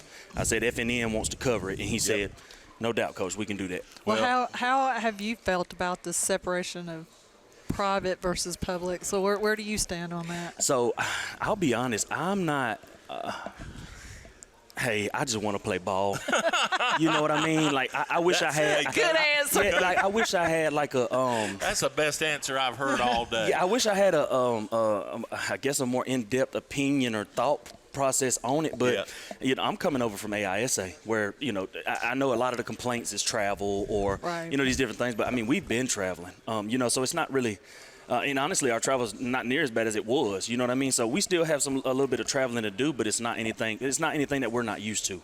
So I just want to play ball. Well, Coach, we're going to talk to you a whole lot between now and the 20th. Perfect. So clock's ticking on us here. We got to run. Thank you for stopping by. Yes, sir. Absolutely. Thank y'all. Glad to have you guys here part of this. Season. Glad that you guys are going to open the year for us for the game of the week. Yes, sir. Look forward to it. All right, we're going to run to the stage. The Piedmont Bulldogs are there wrapping up Media Day for us, and we're headed there right now for Coach Miller and the Dogs. Plenty of room for our media partners out in the main dining area, and then the way we set up the stage here. So Anniston Country Club folks are we couldn't do it without them. So we thank them. We thank Sound Solutions, Jordan Smith. Raise your hand, Jordan. Thank you for all that you do for the sound, the light, the audio box where everybody can plug into it and get the audio. Thank you for that. Perry Party Rentals, we get the stage, the skirt, the curtains around. We want this to be as nice as we can make it for our coaches and our players. And so we know it's an honor for the coach to ask a player to come here, but we want the coach and the players to say, wow, they treated us great. And we will, as long as I have anything to do with it and the quarterback club puts it on, we will do it top notch. And we appreciate everything that we are able to do for our coaches and players. And finally, you, the media, without y'all, we wouldn't have this.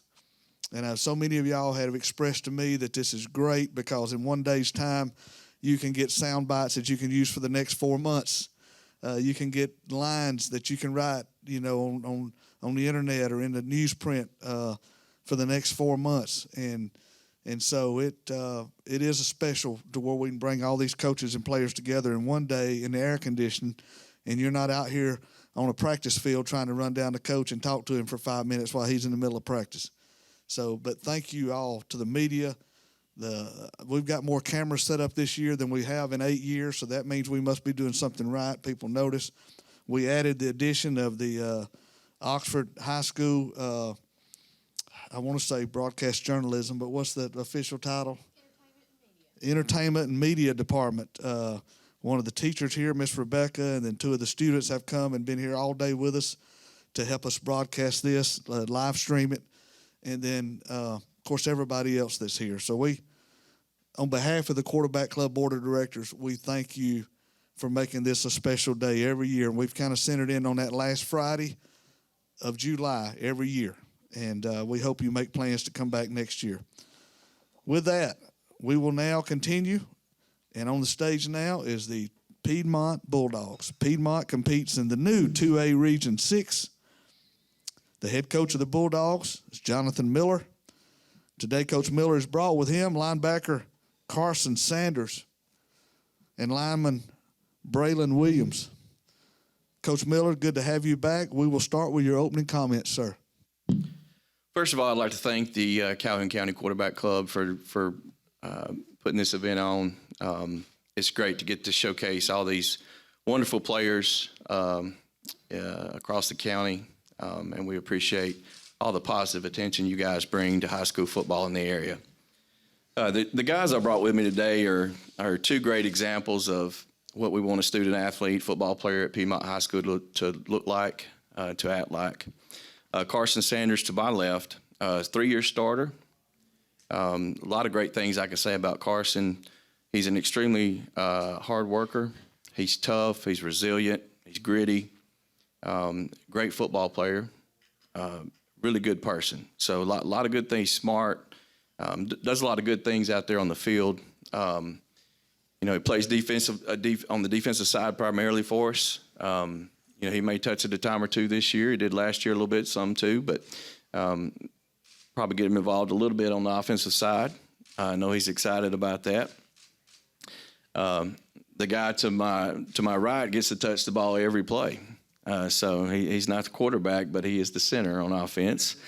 So, Braylon is a 4-year starter for us. He came in about game 2 or 3 of the crazy season a few years ago and has started ever since. Took over for a guy that got injured. And, he brings so much joy and passion to our team. I don't know that Braylon's ever been in a bad mood in his life. I haven't seen it if he has. He just always has a positive energy, and as coaches, we really appreciate that. So he obviously is a good football player to be able to start for 4 years at Piedmont High School. So look for big things out of these 2 this year. Braylon's going to play, of course, center on offense, and he'll play some on the defensive line as well. But these are 2 great examples of what we want a Piedmont football player to look like. Thank you, Coach. We'll open it up to questions right here on the second row. Coach, y'all had an amazing season last year. Went 13-1, won the region, set records with 639 points scored. And now this season you moved down to 2A with Pleasant Valley, Ohatchee, Welborn, Sachs. What stands out to you about this new region, and what will it take you to continue playing at the standard that you've established at Piedmont? Well, I think the good thing for us, obviously, there's a lot of changes across high school football in the state, and we were affected by it. A lot of schools were affected by it in some form or fashion, and we do find ourselves in 2A now. But the good thing for us, I guess, is the region is kind of split. We're familiar with about half of it, I would say. There's a Calhoun County feel to it, and there's some other schools like West End and Gaston, people like that. Vincent, that we may not be as familiar with. So, I think for travel purposes, I think it's really good. That aspect of it's good. And there are a lot of familiar faces in it. So, the region's going to be tough. And, as I look out across the northern part of the state in 2A, our first, second, and third round opponent from last year are also in 2A North. So, not only in our region will there be familiar faces, but there are also familiar faces, hopefully once we get in the playoffs and play some of these other teams, these other regions, there's a lot of familiar faces that, we will have to compete against to get to where we want to go. Yeah, sir. And to Braylon and Carson, as I mentioned, y'all went 13-1 last season. How do you keep this team hungry when everyone is expecting Piedmont to be one of the teams to beat? Well, first off, you got to handle adversity at the end of the day. There is to it, and put in the work every day at practice because we show it every day. Yeah, this is a very unsatisfied team, I'd say, because the last 2 years in a row, we've both went 13-1, lost to the same team. So it's an unsatisfied team. We want to get over that semifinal hump. So I think that's motivation in itself. Coach, you lost one of the most dynamic players, in the state past few years in Raleigh Pinto. Just talk about some of the guys that, you expect to, maybe step up at the receiver position this year. I know Raleigh did a lot of different things for you guys, but, just maybe some names that you expect to maybe, fill the void, so to speak.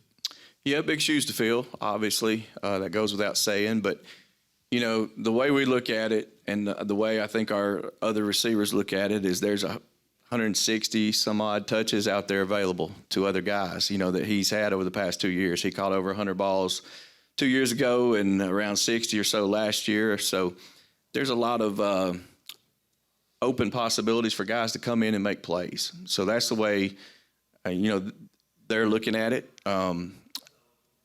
Mason Morrow, who was a guy that started for us as a sophomore last year, he's a guy that'll be, he was an all-county player last year, but he'll be a guy that will, be asked to step up and do a little bit more. Carson Cleveland is a guy that, did not start for us last year, but a guy that probably could have at a lot of other programs in this county. He'll step in as a junior and get some of those touches. Also, Eli Johnson, who started for us last year, he'll be asked to do a little bit more as well. But, we got a lot of guys that, not just those three guys, but we got running backs and, our H-back, Ethan Tidwell, will be a big weapon for us, both in the passing game and the running game. So, we have enough weapons. Now, we may not have that, super dynamic guy like Raleigh was. I mean, not very many people have that. So these guys are all really, really good players. They're all capable, and I think those guys are excited, and I think they're going to all have big years. Braylon, right here, question for you, and it's about Carson. His coach described him a few moments ago. He used two words, tough and gritty. Why did Coach say that about Carson, in your opinion? Carson proves to us every day that he's tough and gritty in the weight room, and especially when we're doing one-on-ones with the linemen. So that's why I think Carson is tough and gritty. Carson, when he described Braylon, he says he never has a bad day. Would you second that? And if so, why would Coach say that he's always happy? Oh, yeah. Braylon's always happy. It doesn't matter. We're in the classroom, at school, we're out doing something, just having fun. Braylon's always going to be the guy that's going to be positive about the situation. So, yeah, I would definitely second that. Braylon's a happy guy. Guys, I always think of Piedmont was a diamond in the rough, because a lot of people, you hear Piedmont and you think one thing, but I know from academically you're one of the best school systems in the state. A lot of people may not know that. They know about your football prowess, but tell me about the pressure to keep up academically and athletically, because you're known for both. Players, that was addressed to the players. Well, I'll just say you just have to make time for, your schoolwork, because always academics comes first. And, football is just like an extracurricular. So you have to keep your schoolwork first. Yeah, I would definitely agree with Braylon right there. I mean, we have really good teachers, and they'll definitely agree with us, work with us and stuff about how football is. But we all know academics is first. You ain't got to get good grades, and you're not going to play football. So that's definitely still always going to be first. Question again for the players. We've seen your coach come now for 8 years. We've had this media day, and he just seems like the most even keel, steady guy that you would ever see. In practice, in a game, wherever, have y'all ever seen him get emotional about something? I remember Coach Miller's first year here, our freshman year. We never heard Coach Miller yell or nothing that summer. And I don't know, he was really laid back, didn't talk a lot. He's came a long ways talking. He's opened up to us a lot more. But we was playing Cherokee County, and we was not playing real good. At halftime, he screamed at us for the first time. And that was the first time we'd ever seen Coach Miller not, laid back. So that's probably my longest lasting memory with Coach Miller. Yeah, I have to agree with Carson right there. I don't think I've never heard Coach Miller yell at us like that in a good minute since that day. Most of the time you're saying in the locker room, he's just the same guy. Okay, guys, this is where we got to improve on, that sort of thing. He's not a big yell in your face kind of guy. Yes, sir. All coaches have different styles, and obviously that works for you, Coach Miller. Tell us what keeps you that way. What is in your DNA for you? I mean, because football's an emotional game. As a player or a coach, how can you not get emotional? Well, I think you just have to kind of read the moment and understand kids and understand what motivates them, what gets them going. There's certain situations where, really, if you go in and you're yelling continuously all the time, then at some point the message may wear off. But if you pick your spots and, go at it that way, you're smart about it and kind of change course when the time calls for it. That's just kind of how I operate. We talked a little bit about and Joe, you'll be next, the schedule or the region: Ohatchee, Pleasant Valley, Sacs, Welborn, Gaston, Vincent, and West End. We've heard from other coaches today, but your non-region games, share who that will be this year. We open up week 0 with Jacksonville, and then week 1 is Cherokee County, and week 5 we play Alexander. So 3 really good games that we hope will get us ready for the playoffs.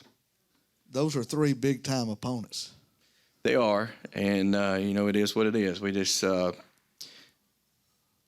like where we're at and with the experience we have coming back with our team that we were ready to handle that type of schedule. So, I think it'll be beneficial for us as we head into November. If we, able to stay healthy and get in the playoffs, those games will definitely help us. It's like a basketball coach. You play these Christmas tournaments and all, and you go off and play schools that may be 2, even 3 classifications higher than you, but you're getting ready, prepared for the playoffs, and that's kind of what you're doing with those 3 non-region games. Yeah, there's no doubt, and we'll see a lot of athleticism. That's the other thing. I mean, you want to see the type of athletes those 3 teams will have at some point during the season, and we'll see some in our region for sure. But it'll be a good opportunity to play some non-region games against high-quality opponents. I think all 3 of those programs think they're going to be really good this year. So it should be 3 really good games and 3 games of interest across this county. So I think it's good for high school football in this area. 3 big crowds, obviously, too. Joe Eastep, you have a question. Jonathan, last year you managed to have fresh running back legs on the field because you had Nick Mixon and Jackson Howard. Now, is there a replacement for Nick's carries? We do. We have Jackson back. Jackson Howard be a big part of our offense at the running back position. He was last year as well. A really good football player, as with a lot of our kids. Man, our kids. One of the things that makes Piedmont so special is just the gritty nature and the toughness of these kids, and he's a great example of that. So along with Jackson, we'll have Landry Wright, who Landry has started on defense for us last year. Will again this year at safety, and then he will come in and play some on offense. And the idea behind that is we always want to try to keep those guys fresh, and we hope every year to play for a long time. So split the carries, keep those guys from getting banged up too bad, and keep them fresh throughout the season. Coach, whenever I come to your 7-on-7 earlier this season, I noticed Cole Austin really has become a dynamic passer, finding receivers, just, pinpoint accuracy and everything. Just, if you will, talk about his development, and then, if you will, flip to the defense a little bit, maybe talk about some other guys other than Braylon and Carson on the defensive side. Well, with our quarterback, Cole Austin, experience is always so beneficial. So having a year as a full-time starter, playing 14 games, experience is a big thing for a guy like that. So being in the system for a year as the starter, playing in a lot of big games, us relying on him, to a great extent, not only passing but also running the football.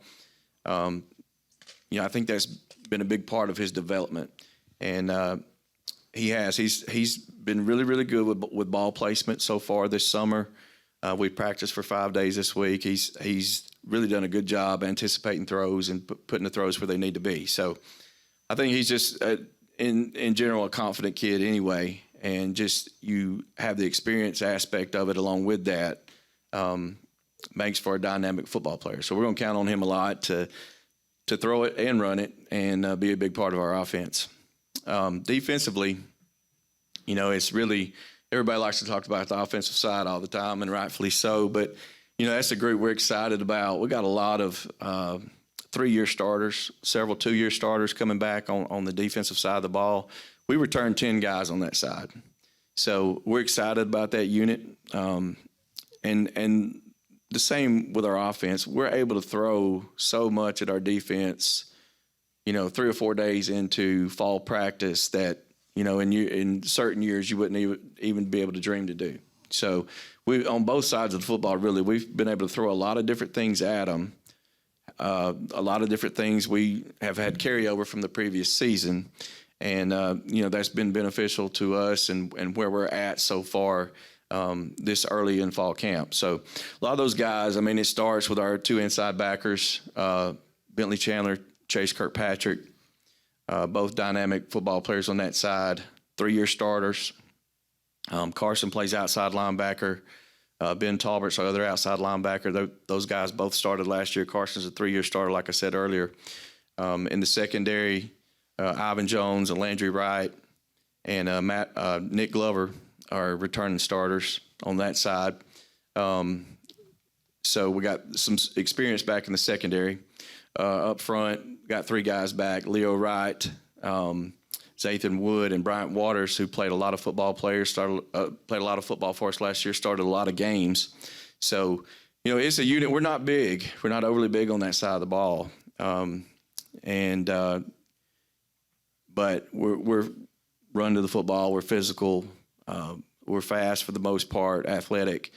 So, again, it's a group that's experienced. Had the group, I thought, as a whole, had a great year last year on the defensive side. So, again, when you return that type of experience, it makes you excited as a coach, and look forward to see how they develop this year and through the rest of fall camp. Coach, if you had not chose the education route to go into teaching and coaching, what would you be doing today? That's a great question. Something, probably something still related to sports. I don't know what that would exactly look like, but that's just been my whole life, growing up, So I don't even know. I can't see myself as anything other than a coach. Obviously, at this point, it's hard to do, but there's nothing. It would be something in the same field, something sports related. Guys, what are your aspirations, each one of you? 10 years from now, what would you like to be doing? Well, hopefully, in 10 years, I'll be a big physical therapist for somebody big or somebody professional. So, Man, I don't know. I can't give you a for sure answer. I'm between two things, which are polar opposite. I either want to be a lawyer or a diesel mechanic, which I know those are both, way off the spectrum of each other. But I don't know. I guess either one of those. I couldn't tell you for sure right now, though. My vote is for a lawyer because this guy can talk your ears off. So he's got to do something where he can talk. So, well, it's good to have Piedmont back with us again this year. Coach, we're excited about your program, where it's at. I know you are. This year could be a special year on the field of champions there in Piedmont, and we just appreciate you coming and bringing the players. If you will, just give us your closing thoughts. Yeah, I think we're all excited to see what football, not only in this area but across the state, is going to look like. There's been a lot of changes over the course of the past 8 or so months. It's going to look a lot different this year. So it's going to be interesting. I'm interested as a fan to see what it looks like in other regions and other areas across the state. So, as far as our team goes, I think as long as we can, stay relatively healthy, have a little bit of luck on our side, get in the playoffs, hopefully we can make a run at this thing. So I know there's a lot of good teams in our region, a lot of good teams across the state. So, again, just because we're in 2A or things have changed, it's still going to be extremely hard to be a semifinal team or be a team that makes it 3 rounds or be a team that makes it to the state championship game. So still a lot of things got to come into play to get that far. And, I think at least we have a shot. Don't mean we'll get there, but I think, with the veterans we return on our team on both sides, that at least we give ourselves a shot to see what we can do. There's no doubt in my mind that you'll be right there in the mix when it gets down to the end.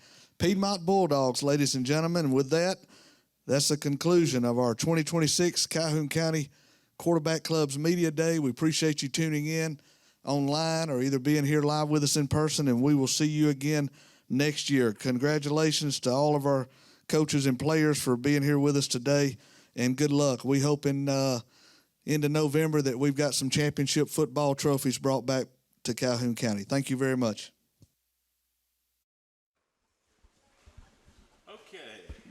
And that wraps up stage activity from the Calhoun County High School Football Media Day with the Piedmont Bulldogs. Jim and Ellen here for our final few minutes as we wrap things up here from the Anniston Country Club. Hopefully we're going to get a chance to grab Coach Miller on his way out and also to talk to the Quarterback Club President, Tony Ball, before we bid you a good afternoon. We're going to take a quick break, see if we can get Coach Miller, and we'll be right back here on the Friday Night Network. Family owned and operated for over 50 years, Miller Funeral Home is committed to providing families with the finest services for their loved ones, including our newest service, Aquamation. Aquamation is a gentle, respectful, and eco-friendly alternative to flame cremation. Miller Funeral Home is the only facility in the state of Alabama that offers the Aquamation service. Call us or visit our website today to learn more about how we can serve you and your loved ones. Hey guys, I'm Chris Bailey with Right Way Auto Sales of Anniston, where we sell it all. We have cars, trucks, SUVs, 4-door sedans, no credit check. Come see me today, bring your down payment, your ID. We're going to put you riding today on the beautiful Motor Mile in Anniston, Alabama. Come see us today, 256-770-4211. Right Way Auto Sales. Buy your car the right way. Hi, I'm Sean from Right Way Auto Sales. If you're looking for a car, truck, SUV, First-time buyers, no credit check. Come and see us. We'll give you top dollar for all your trade-ins. Drive off the lot today with a down payment or trade-in. Y'all come see Bruce at Right Way Auto Sales. Bring your trade-in. I guarantee you top dollar. Good credit, bad credit, no credit. Everyone's approved at Right Way. Come see us at Right Way Auto Sales. Come buy your car the right way. Don't buy the wrong way. Everybody's approved at Right Way. Come and see us, Oxford, Alabama. Are you ready to hit the road with an RV but worried about your credit? At Right Way Auto Sales, we make it simple. No credit check required. Bring your ID and your down payment and you're all set. Located on the Motor Mile in beautiful Anniston, Alabama. Right Way Auto Sales has the RV you want for the price you'll love. Come see us or call Chris or Wade at 256-770-4211. Right Way Auto Sales. Travel with freedom the right way.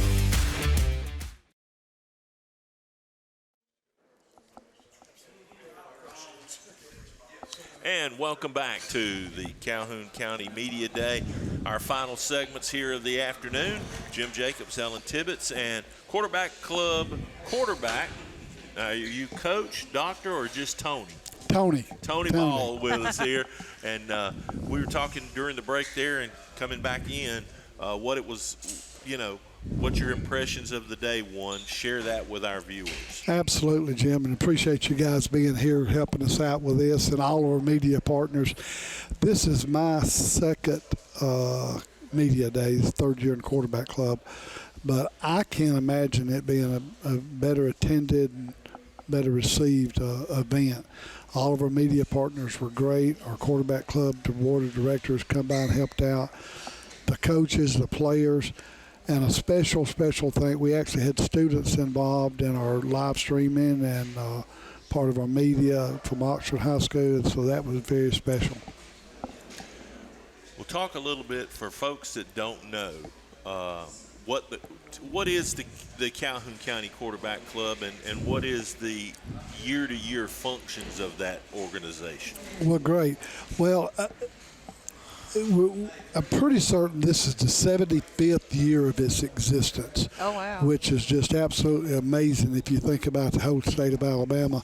But then if you stop and think about the quality of people and men and women that have come out of Calhoun County, then you probably wouldn't be surprised. But as I said, it's our 75th year. We've actually got one member, I don't want to call his name, but I think he's been a member 64 years. Wow. Ongoing in this. But we have about probably 100 men, and I'm not sure how many corporate sponsors that are involved in this. And beginning usually in September, we will have Monday weekly meetings here at the Country Club for these, and we'll have a guest speaker. Yeah. Sometimes they're national renowned, other times it's more of a regional type thing. We've already got 7 of our 8 speakers lined up for this year. There are some good speakers too. I've noticed some really and interesting we just added, and I Miller Forrestal for that open date right there. Just got a confirmation on him today, but all of that is designed around. We do these meetings to raise money, to provide scholarships for our local high school kids. The last few years, we've actually given out $4,000 or $5,000 scholarships, and those are cash scholarships. So they come in big time for mamas and daddies, helping buy books and things like that. But by and large, the purpose is that is our goal, is to provide those scholarships for our children. Talk about what it takes to put this day on.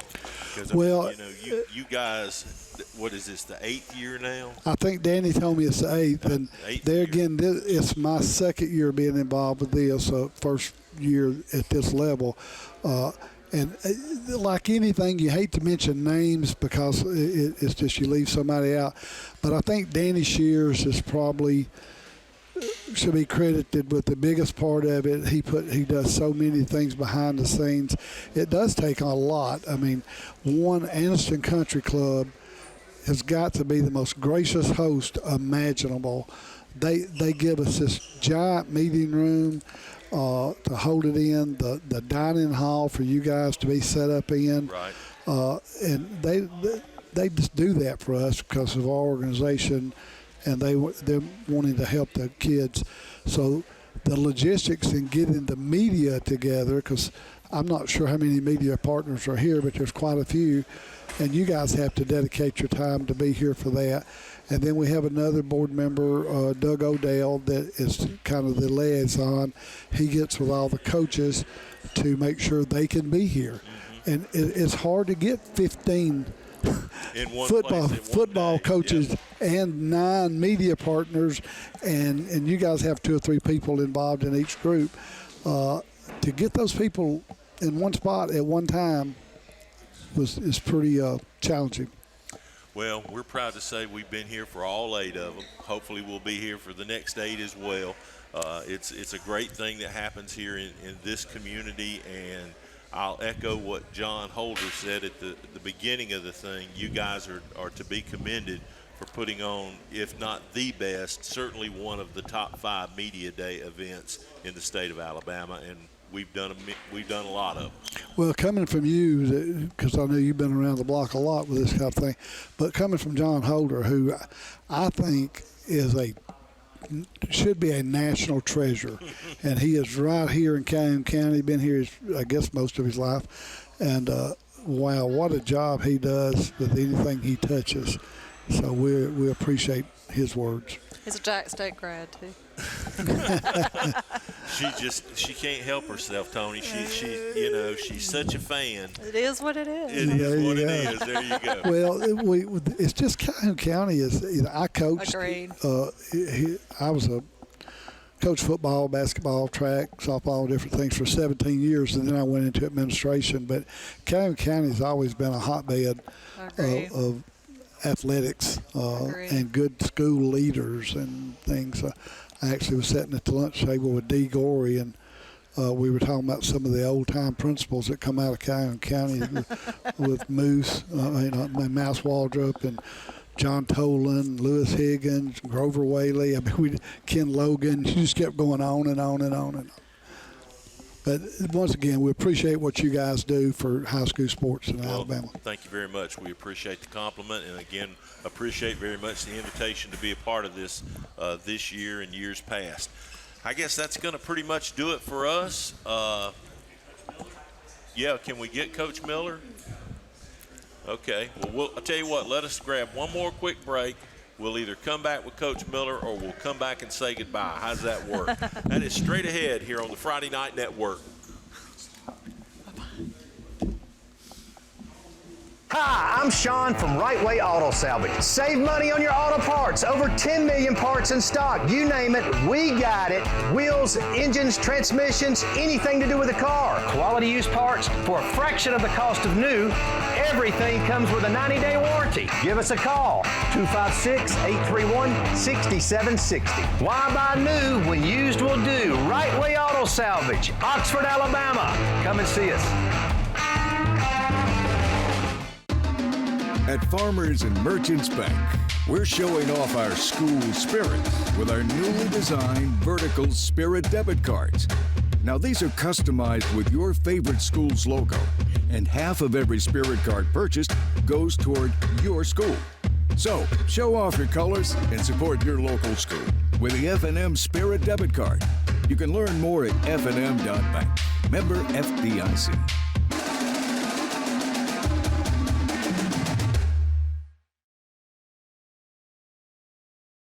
Hey guys, I'm Chris Bailey with Right Way Auto Sales of Anniston. Come see me today, bring your down payment and your ID. We're gonna put you riding today on the beautiful Motor Mile in Anniston, Alabama. Right Way Auto Sales, buy your car the right way.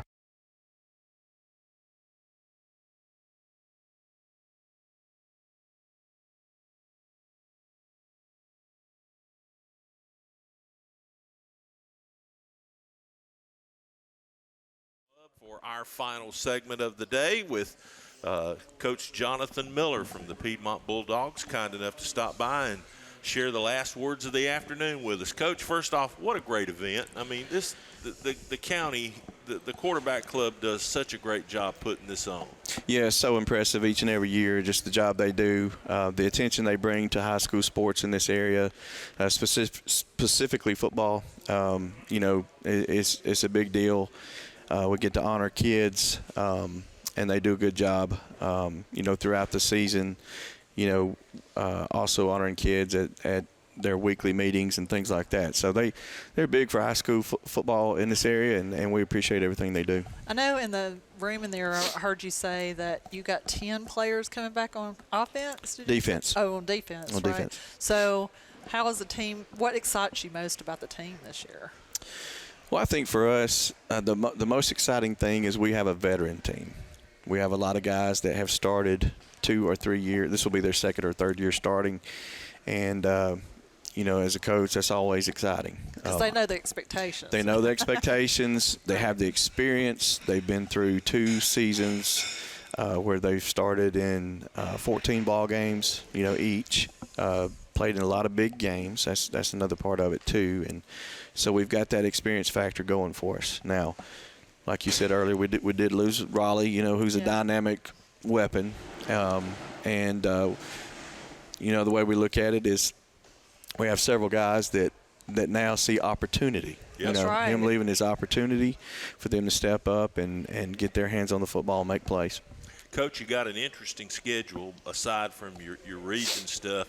You're stepping out, and, of course, you got the game at Cherokee County, which we'll see you for. You're going to play Jacksonville. I mean, you got some really quality non-region opponents, and I'm sure that's all part of the plan to get ready for the postseason. Yes. Hopefully we'll be there in November in the postseason. So wanted to see a lot of speed and athleticism. Those 3 teams will bring that to us. Maybe more than we want, but we'll see.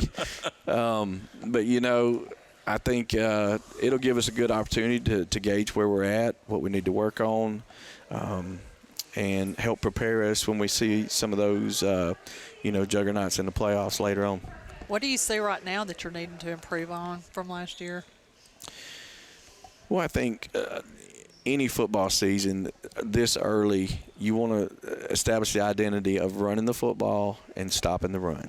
I mean, that's a big thing for me. So it wasn't necessarily a weakness last year, but that's this time of year you want to set those expectations, set that physicality level, late July, early August is when you do that. So that's what we're trying to establish with our kids right now, doing a lot of good-on-good work, 1-versus-1, offense and defense. So that's what we're trying to establish right now. Coach, you have probably one of the most avid fan bases around here. I mean, there's the success there speaks to itself, and it seems like this year that anticipation of success is as high as I can remember it being. I mean, a lot of people are already booking hotels in Mobile. I don't know if that's true. Is that a kiss or a curse? I don't know if anybody's told me they booked a hotel in Mobile. So, the way I see it, obviously this thing, just high school football looks totally different than it did this time last year. So there's a lot of new just everywhere. So, we're in 2A, but the way I see it, we have a lot of familiar opponents in our region that we've been playing. And then the first, second, and third round team we played in the playoffs last year, they're in 2A North with us. 5, Gordo being 2 of those 3 that we played in the second and third round. So a lot of quality football teams followed us to 2A from 3A. Right. Colbert County, who's a second round team, they're also in 2A. So, we, along with every other school in the north, have our work cut out for us. And this is the first time that you've been 2A, like what, in 19 in a while. years? In a while. It's like been first year. So, so I see a tough road ahead, regardless of 2A, 3A, private school, no private school. I see a lot of tough opponents, standing in our way. Just, I think anybody who makes it to that final game is going to have to go through several, really good opponents to get there. Okay, to make this a short answer, don't go Sharpie on this yet. Keep your pencil handy, but don't go Sharpie. Week by week, day by day, that's what we got to take it. So, if you look ahead, you get in trouble. You gotta build the thing brick by brick. Starts right now in fall camp, And, we got our work cut out for us, and our kids need to understand that. I think they do.